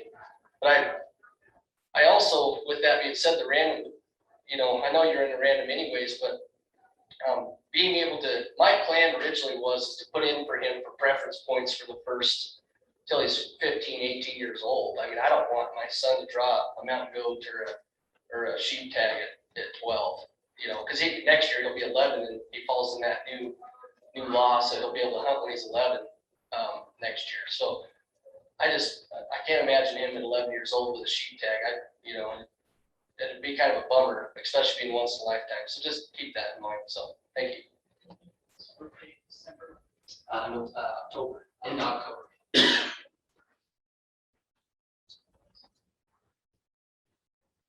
Just a couple of quick thoughts. I'm not a supporter of 90-10. I think it's just a short-term feel good for a problem that's going to continue to plague us. So I'm really not in support of that. I like the 50-50 idea. I like the once in a lifetime. And I like 50-50 with preference points. And, you know, I've got 10 grandkids out there, and I want them all hunting and fishing, and chasing critters and fish around the state. But I kind of agree with Zach. I think from 12 to 18 years old, a kid may not know what they have with a sheep or a moose tag, or may not appreciate it. I think more about the folks that have been putting in for 30, 35 years in their 50s that still haven't drawn. I'd like to see them draw a tag first. So I would say, and I'll be the bad guy here, maybe 12 to 18, they're just allowed to purchase a point. They go into the actual draw after 18 years old. I think that's maybe a little caveat we can throw in there and think about, make this a little fair for the folks that are out there and have applied for most of their life and their time is running out. Some nuance there, people acknowledging they wouldn't necessarily want their kiddo, if this is a once in a lifetime thing, to be in for a license, but perhaps they could start buying preference points when they're eligible and start accumulating those. Interesting to consider that nuance. I just want to add to what Mike's saying there. You know, I talked about grandkids earlier. I'm dang sure not going to have a sheep hunt when they're 12 years old. But what I think this once in a lifetime thing has done, it will help the odds to the older hunter, because any father or grandfather is going to realize is, shoot, their kid's only going to have one shot at having a sheep tag. They're not going to put them in. So I think it will help with the odds with the older guys with taking them kids out of it and just getting preference points. So I think the once in a lifetime thing is really good. And I'd like to show my support for the 50-50 too. I think it gives some non-residents some more chances, and possibly the older fellows as residents. So. Can you repeat your name, sir? I'm very sorry. Jeff Smith. Thank you. Any other folks in the room? I think we have 2 online. Great. Yes, so first online, we have Wyatt Whitcop. One moment. Wyatt, go ahead and introduce yourself and we're ready. We can hear you now. All right. Yeah, I'm Wyatt Whitcup. I'm out of Buffalo, Wyoming. I'm a wildlife biologist.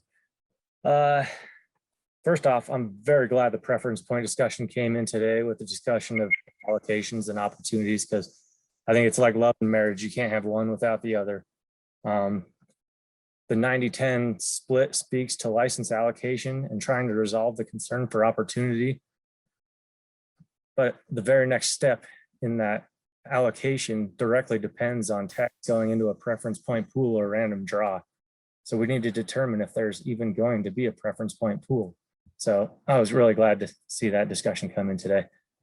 The non-resident opportunities upon adopting a 90-10 allocation kind of suggest a solution with 10% of the tags going to them. It doesn't make much sense to have 2 pools. Like when you only have 1 tag for an area, I mean, it's tough to split 1 tag both ways, and that'll carry on into multiple years and just get confusing in that way. So I think it does make sense to only have 1 pool. I fully agree that folks that have 25 preference points should not lose their advantage, but to ensure that other people that just start applying for tags have a chance in their lifetime, those preference point holders will need to probably lose their guarantee, not so much their advantage, but the guarantee. And I know, people say there's no guarantees even with preference points, considering life events and uncertainties with wildlife populations and management. But from what we've seen, since the adoption of the preference point system, those top point holders have been guaranteed their tags. in allowing them to keep an advantage, I think we need a system to maintain and give an advantage. The best option, I think, would be to use some other system for advantages to where we can convert those points into some other form of an advantage. And it's my opinion that a 20-year resident that's been applying for a tag every year should have a bit higher odds than a first-year resident that applies for a resident tag their first legal year. So I'm glad Lee introduced so many examples of what other states are doing. A weighted bonus point system, I think, is the most fair and practical. As Adam had alluded to, that person with just one entry point is going to look up his draw results with a bit more hope, knowing everybody's in the same pool with some chance at all the tags. Those people with 25 years won't take from the quota. I mean, they could, but there's no guarantees. So we'll for sure have the top point holders currently balking at the idea of getting rid of them. I know that, but Wyoming Game and Fish Department often uses a system of hunter satisfaction. And when only 3% of people applying are satisfied with the system, it's just not acceptable at all. And I just threw out 3% because I figure most people don't have very high amounts of preference points. So just don't take that to heart. There has to be a system with higher overall satisfaction than that, though. I think even with the 50-50 split to preference points and random pools, the segregation and allocation is a perceived injustice. And it's just prolonging the life of the preference point system that most people hate. At some point, you need to just rip off the Band-Aid, I think, and convert. It may be acceptable to give everyone a year or so because people with max points are planning a trip at least a year out because they have a bit of certainty and, you know, that they were going to draw in the next year or two. A person that needs 18 points to draw their preferred area is just as close to drawing as a person waiting to spend their 25 points on the hardest area to draw. So you got to remember that not all points in the preference point system are created equal among point holders. People will always be you'll always have people 1 or 2 points away from guaranteeing them the tag that they're wanting to get. So it's going to be really hard to just phase out that system. There's always going to be someone dissatisfied with the fact that they were so close when the system went away. So I think at some point, yeah, just ripping off the Band-Aid is probably the best choice there. I was the one that wanted to share my screen. I did have an example of a weighted preference point system in that every 5 years you'd get an additional point toward going to your chances of drawing. So the bonus point would essentially be a bonus entry. So after 5 years, you'd get one, and after that, you'd get an additional for the next 5, and then one additional for the next 5. So just in that system, to throw out some real quick numbers, after 25 years of applying, you'd have 75 bonus points or entries into the drawing, pretty much like a raffle.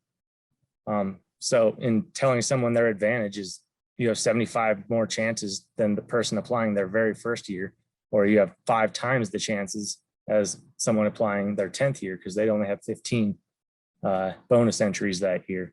So just some numbers to think about in terms of that system. But in giving those people hope that are only applying their first year, even though the people with 25 years of applying who have 75 bonus points, actually I'll use the 27 years who have 26 preference points. There are only 15 of those going into the 2021 draw. So 87 points times those 15 people is about 1,300 entries into the drawing. Whereas first year applicants they only get 1 entry each, but there are 2,500 of them. So there would be 2,500 bonus entries for those first time applicants. So in terms of the cohorts, the cohort for 27 years only has 1,300 entries into the system, whereas first year applicants have 2,500. So, I mean, there's a good chance that somebody from that first year may be drawn over somebody from that 27 year, but if you're comparing individuals, it sounds like a huge advantage. But when you're comparing cohorts, you know, there's a good chance that one of those lower cohorts ends up drawing the tag. My other comment was in reference to the once in a lifetime and passing tag or preference points onto a relative. Just real quick example, I guess, and one comment, I guess. A kid indifferent to hunting gets a tag because his dad or grandpa was an avid hunter, but an avid hunter that doesn't have a dad or grandpa that was hunting doesn't have that same opportunity. I do not see that being fair at all. My dad actually drew a tag and harvested a bighorn sheep in 1989, and that was his great moment, and he hasn't applied since. The fact that he was content with one bighorn sheep would now be at a cost of my opportunities. In my particular case, I would ask, should a person's opportunity to hunt be determined by their parents' ambition or lack of ambition to shoot more than one bighorn sheep?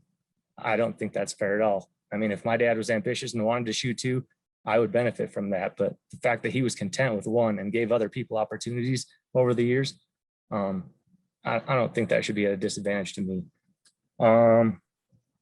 Those were about my comments. The only other thing I would say is in terms of sharing screens, we're already sharing videos.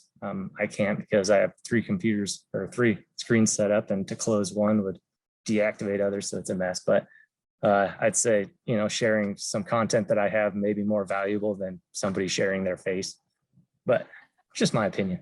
And certainly thank you for the ability to comment. Thank you very much. Thanks, Clay. We appreciate it. So we're gonna try Rick again. Rick, go ahead and try to unmute yourself. We'll see if it works better.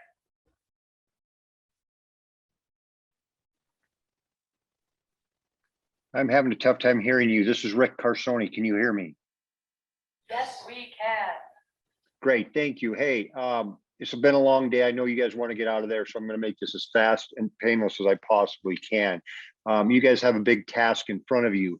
I am a non-resident for Wyoming. I reside in Idaho. I put in 9 Western states, probably have 700 bonus/preference points accumulated, and I don't like any of them. They give me a better opportunity to draw, but I don't like having them. We shouldn't have them. Just because Idaho is random doesn't make it right that it's the best, but I really do think it's the best because everybody has the same chance. You talk about this 90-10. It seems like a lot of you came into the room with your minds made up 90-10. I don't know where that came from. Currently with bighorn sheep, it's 75-25. Can I ask you to consider doing something else, 80-20 or 85-15? The reason being is, yes, you want to give other non-residents opportunity, and I totally understand that. And that's why I'm a believer in no bonus points. And I wish I didn't have all those bonus points. But I'm lacking one thing a lot of those people aren't lacking, and that's time. I'm 58 years old. I have 23 points in Wyoming for sheep. If you change it to 90-10, my time runs out. A person that's 12 years old with very limited odds with no points probably statistically has a better chance of drawing a sheep tag in the state of Wyoming than I do.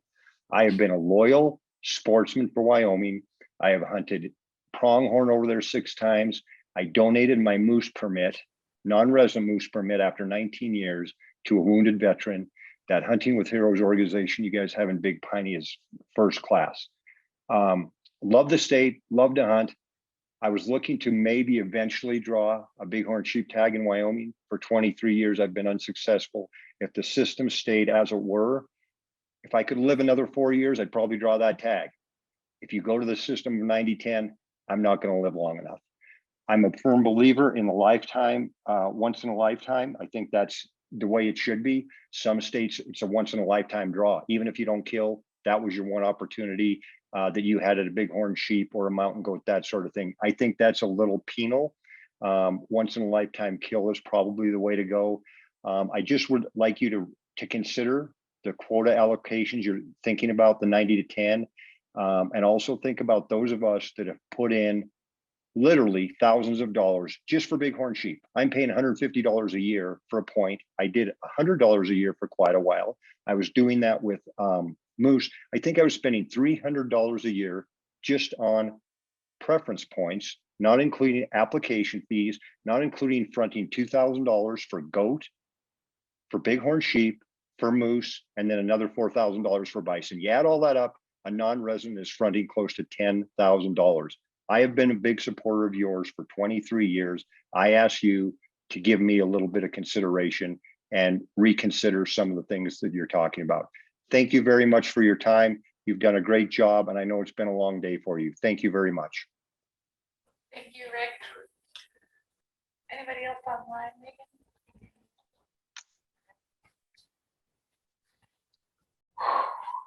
We did a lot today. We still have more work ahead, but we've done a lot today. On our agenda, we were focused today on issue number 1. We are nearly there on many topics, and we know we're going to save the fee discussion for later. We're down in the agenda now to talking about next steps.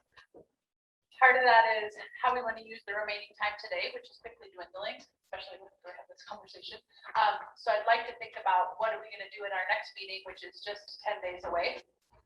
As you think about that, couple context things to know. Most of the game and fish staff in the room will be at a commissioners meeting next week. And so as far as asks of the department, we are a little bit tied based on just limited number of days and also the commitments that those folks already have. So just want to be mindful of that as we think about what we want to do next. I would invite, this is essentially the agenda setting for next time. I would invite folks to look at the list, either sorted or unsorted, of our topics. And if you want to see the originals on the dots to jog your memory, issue number 2, we know has a lot of overlap with number 1, but instead of being just focused on the big 5, it would be looking at increasing sportsman opportunity for deer, elk, and antelope. Thinking again about license allocations, preference points. And then we had a lot of interest around quota splits and outfitter only possibilities in that.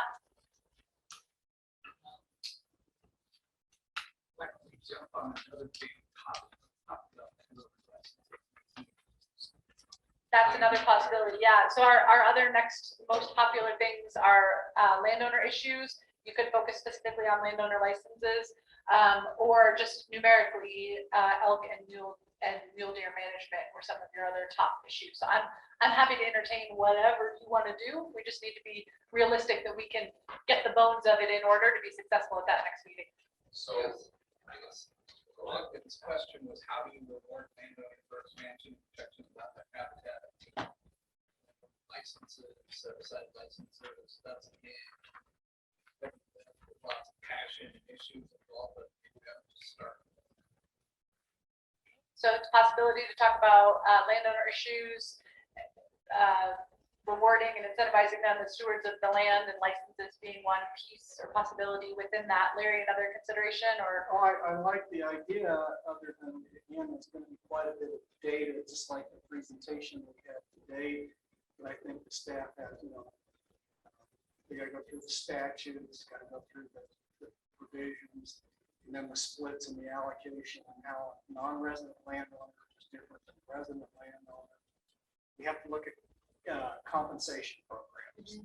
And so I wonder if there's enough wisdom in the room and or through different NGOs, experts, whoever you might want to invite, where that kind of information gathering is less on game and fish for that topic. I know obviously they're vested, but where you might have other people bringing that information in, or enough information in the room of you all that know about the status quo or other programs could speak to. I don't know. And I was just asking the question, given the department, that they have time to pull, right, to pull that information together.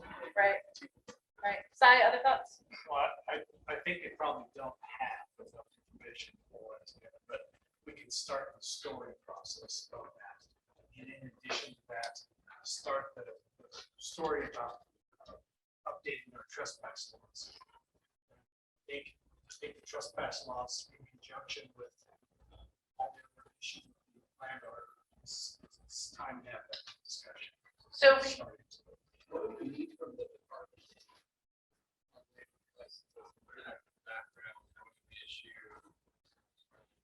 why, the purpose and intent of the commission when they did it. Some of the issues that have come up around the state that are make this issue rise to the level where this task force. I think you gotta look at game depredation, random coupons, those incentives that are working, not at working. I've got a thought here, and I'm really looking out for very selfishly for department informational requests that I know we're gonna have. I guess I throw this out as an idea. I know that for the 90-10 for resident healthcare and there will be a significant amount of information that provides that. Much of it is collected, but there's going to be some information we've got to get put together. One thing I talked a little bit with Russ about is I wonder if maybe we start next meeting with just a general discussion about that topic, with the outcome being a list of this is the stuff we need from the department, from the Office of Tourism, from whoever it's going to be from, so that we've got a place then to watch and go look for information.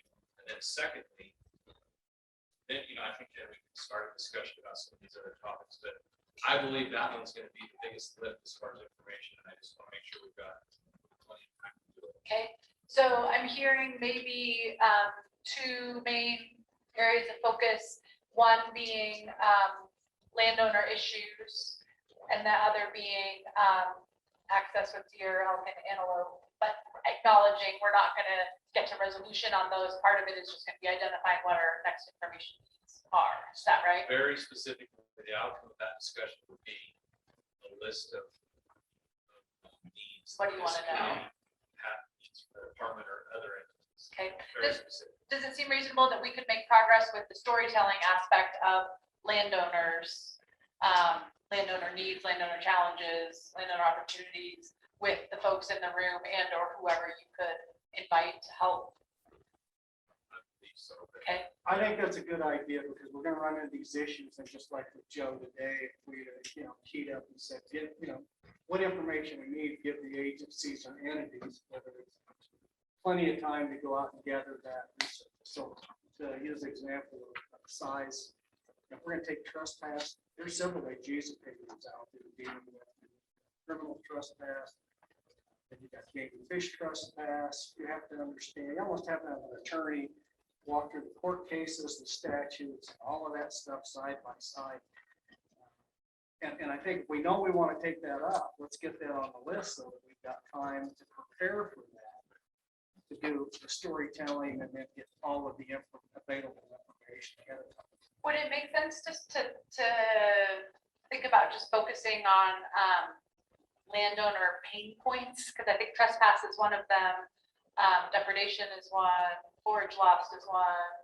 I mean, do you want to, I'm trying to think if there's a specific, some of these like landowner license is a possible solution to help address some of those pain points potentially. I'm just wondering how we can best focus what we're going to talk about and who we need to invite in. And it could just be like, tell us all the challenges. Adam and then Joe. I'm going to play devil's advocate on that just a little bit. If we're going to start addressing landowner issues, we've got to talk about the other 50% of the state that is federally and state managed lands, public land, and talk about how those two work together. You can't isolate them. So part of that, as far as large landowners go, there's way less of them than there are those of us that are not.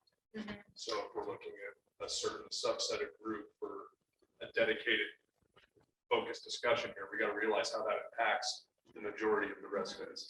so I think about that with recognizing that landowners are not a monolith, that there's different scales they operate in. There's the multi-generational ranches versus absentee landowners with different motivations and financial resources. There's the access issues. There's kind of all those different flavors. What's the best way to kind of focus, given our spheres of influence? So Joe, you had a. Well, just for me, and I'm not saying I'm opposed to going this order, but why not go sequentially again to number 2? Why just to landowner?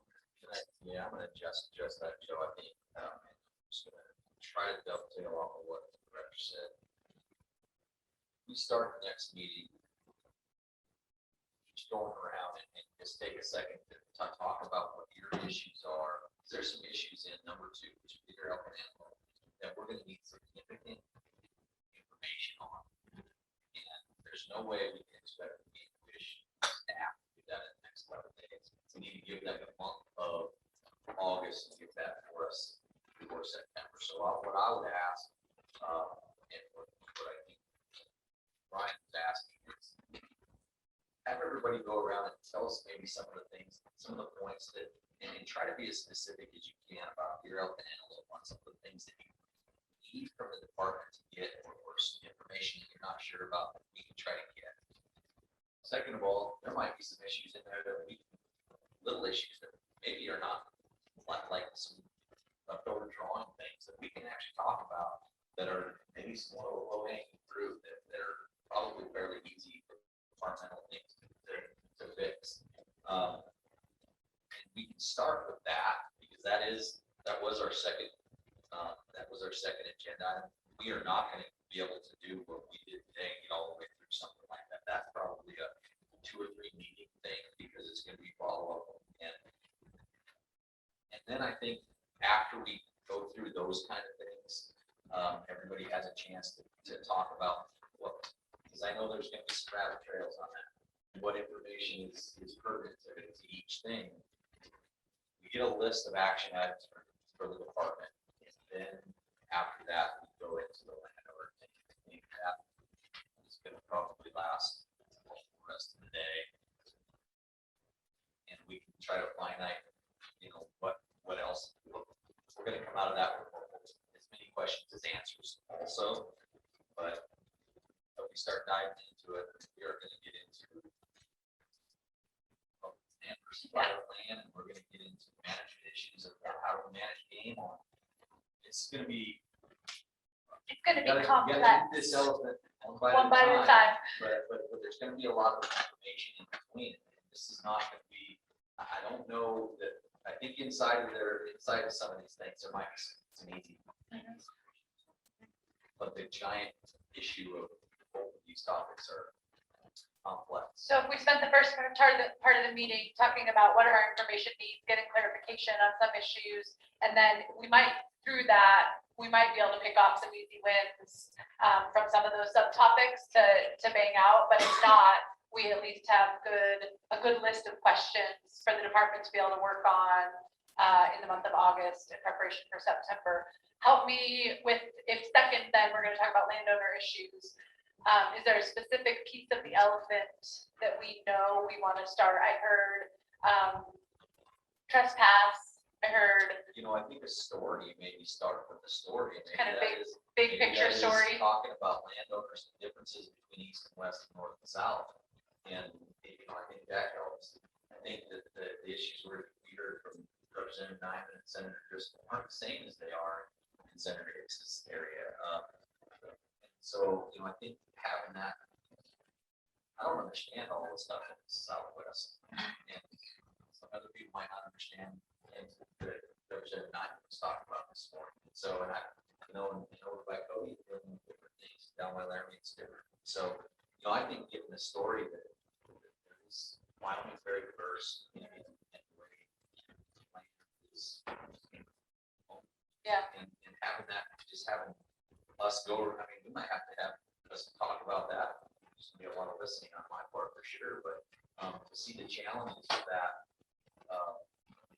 is important. And I know we want to jump in and solve the problems, but I'm not sure I understand all the problems 100%. And so I don't know if that's the best way to handle it, but I think we're open to suggestions on how we do that. It's something where if we start broadly and say, let's explore landowner challenges from some of these different angles, understanding geographic difference, different landowner types, challenges that go with those, that might help us identify some threads that we can choose to, once we have some big picture landscape level understanding, then we might be able to pick some individual threads and look back at our list, say, well, all right, now where? And just in the next 11 days, will really help the department to summon the first part of it. If you want to think about the 9-10, or think about really what we're talking about, it's opportunity that's what I really want. But think about specific things that maybe have, that you need information on to help with a solution potentially to a smaller problem that helps with a bigger problem, which is opportunity. And so that we can try to get, I guess I'm asking for everybody. One is homework on the landowner issues too. I think that the landowners in here and out there always have a little bit different take on that. But as far as doing a homework on specific information that you need on for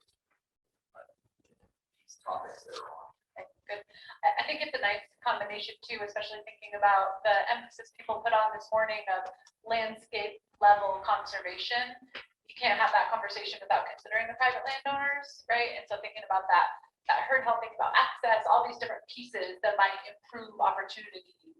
As we're talking about for question number 2, I think that landowner piece is one important part. So it makes sense to me that those are going to go together. And I think maybe just, I guess one thing from Game and Fish that I would ask Brian maybe is if you could give us maybe what are some of the biggest management challenges you guys have on private? If you could, short version, but and specifically focus on your element. Well, access is gonna be. Well, yeah, no, I think. It seems like that's a place where the Access Yes program is like one example of this is the best solution that's been developed so far. What's working, what's not working about it, right? A place where great progress has been made, and then there's still opportunity, right? Or polishing or whatever you have. Well, I'm thinking along those lines, Rusty and then Ryan, to get back to some of the challenges. I think that was all ferreted out because it will dovetail into the discussion on 90-10. So the department spent almost 9 months running through, if we change the 90-10 for deer elk, what kind of management challenges does that create? And run through all those alternatives, because that really highlights it. If you just do 90-10 and don't allow non-residents or those unsubscribed resident permits to flow back into the non-resident pool, it creates giant management challenges in Northeast Wyoming, and it's a non-issue in the West. So I just think, running through those scenarios that you guys already put together, and that has the fiscal impacts also associated with those changes. But I think it would be a good primer to get into that discussion of management challenges, because it was the Northeast landowner. So what I'm saying is they that starts to focus both of the issues and say, 90-10 is a real problem in Northeast Wyoming for antelope and deer management problems. And it's how you craft that. And so the department had run through 6 different alternatives. That may be a place that doesn't create a lot of work. I think it addresses a little bit of the landowner issues, management issues, and starts the discussion on 90-10. 3 of those, and that probably would take what, an hour and a half to run through those. Yeah. It's something you already have fingertips to do. So is that a specific conversation to have first, along with the issue number 2, the elk deer antelope conversation, or is that where that would fit agenda wise? Yeah, Information it's just sharing about that. Okay.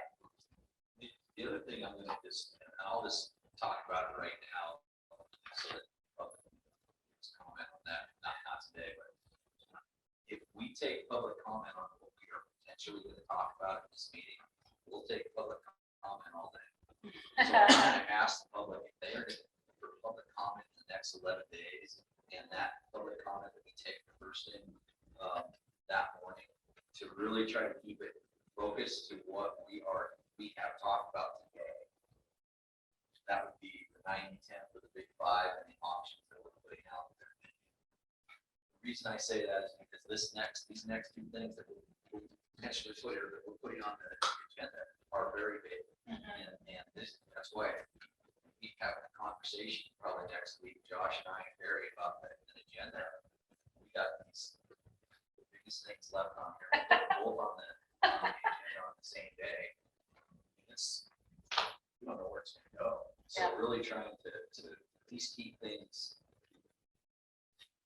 structured and following some sort of system to get to a solution. Yeah. But asking the public to please keep, because we don't know where it's gonna go. And so until we have some action items, until we have some of those things, I mean, having them really give us public comment on what we talked about today. So encourage folks to not turn on the fire hoses on these issues quite yet. Let us wade into the pool and then you can turn on the fire hoses once we've started that. But please do weigh in on these things where we are nearing a decision point. Realistically, with Joe and his team, we probably won't have all these results. If we do, by July, we're all buying Joe's team's drinks. Or just Joe would be fine. Or just Joe. We'll just, he can be their proxy for the drinking. So if we do have information on that, you all can decide if you're ready to act, but otherwise, realistically, it's fine. We can table that until September. But we can consider that as a possibility. Joe, you can just keep us posted as part of that.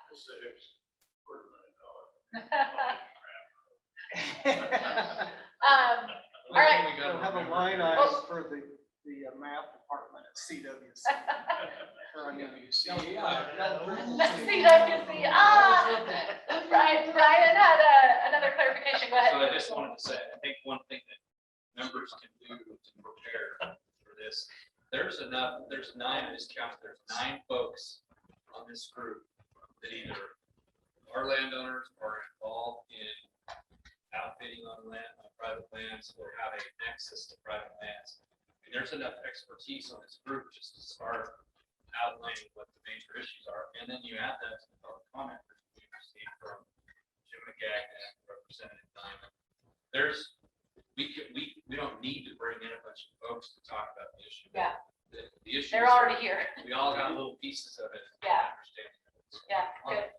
And on that note, is there, and this might follow up on something that Adam said, is there a database of, like, let's just say 1,000 acres or 2,000 acres that are landlocked public land that are inaccessible? Adam knows them personally. There's one of 3 million acres in the state of Wyoming. Full effect on that. Well, I'm wondering. And identified. Now, most of them are in the southwest because of the checkerboards. But yeah, there's on think its I've seen maps, that did a map. study on it a year ago. And highlighted access. Yeah, I'm sure they absolutely would. Dovetailing on that, we can't discuss number 2 without talking about access. Because Yeah. 9010 is great and wonderful. Northeast Wyoming, it'll be difficult to make happen. If you don't discuss access, whether it's access to private land or access to public land. We may not have the biggest holdings, but there's a god awful lot of public land in Northeast Wyoming, just not accessible. And so we can't, it's gonna have to be part of that discussion. Yeah. They're interplay. Yeah, for sure. They're interplay. Oh, absolutely.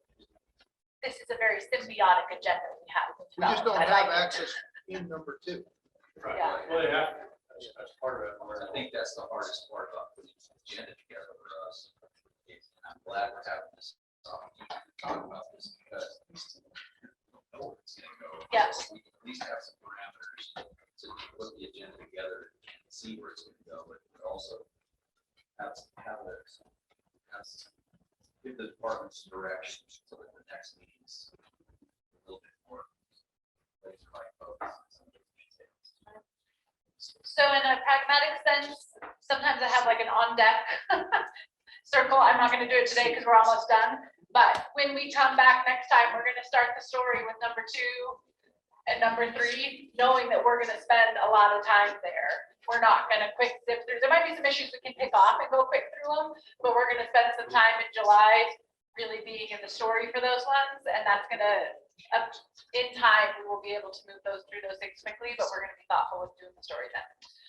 As far as other next steps, I've got Joe and friends signed up for this one and bringing back that digestible information for us.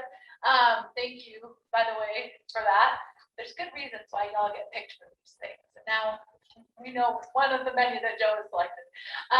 Collecting public input, thinking about issues 1A which is the 90-10 for the big five, and then the issues of lifetime limits and points, changing those. All of you are responsible for that. Game and Fish will be collecting information online, but all of you, as you're interacting with community members or hosting your meetings, can continue to collect feedback to guide the final decision making on those. And then at our July 19th meeting, these are the things we'll tackle, starting first with issue number 2, and then issue number 3 for landowners. Focus. We want to make sure that we're focusing public comment on topic number 1. Don't ask them to get into this one yet, although you know you're going to hear it. I can encourage people. You can say, you know what, we're not quite there yet. Hold on to that thought, and really encourage people to give you feedback on issue number 1 for now. Well, and certainly written public comment. I'm encouraging all kinds of written Sure. public comment, but as you can tell, those issues are big. We can take the whole 10 hours to talk about those issues, and probably the next 10 and the next. And so, really keeping the time. People can take a lot of public comment on that. We don't even go discuss it. So, and I would just encourage people to think about it like, what's the story? What do we need to understand about reality as it is now before we start advocating for one solution or another? Help us understand the background information from where you sit, so we all can understand that together before we start evaluating the options. Any other next steps that we need to be prepared for 10 days from now? Logistical things? Megan? Todd? Well, just a reminder that last logistical memo was for. You're not going to get another reminder to book a room if you need one. Book rooms by the 11th, I believe, that block. I don't know how many people actually need it. Get sent to history. It gets sent to history. I love the lingo that we're learning here. Oh yeah, for minutes. Realistically, Megan is going to work diligently as she's juggling the commissioners meeting and everything else. But realistically, when might folks see minutes? She's a sage. We all need to buy her drinks while we're buying them for Joe. I'm going to do my best to have a meal early next week, and the Todd sent them out, but. I will tell you that the last minutes were really good. Thank you for that. So I thought they were decidedly detailed enough. Okay. I thought they were They were great. All right, good. I love that we're, I think, done early. I moved to the I never did find out about lunch. Who is responsible for lunch? Do we owe for lunch? You wouldn't buy beer for my meeting. By the way, it was all real good. It was meal there. Appreciation for having lunch provided, and probably in a practical sense, we'll do the same thing next time. So you can expect that breakfast and dinner still on your own, but sounds like we can, doing these long meetings, it's a lot more efficient to bring lunch in that way. Any other closing thoughts for the good of the people? It's been moved to adjourn, and Pat raised his green card for that. Any other discussion, chairs, anything else? All right, drive safe. Thank you, everybody.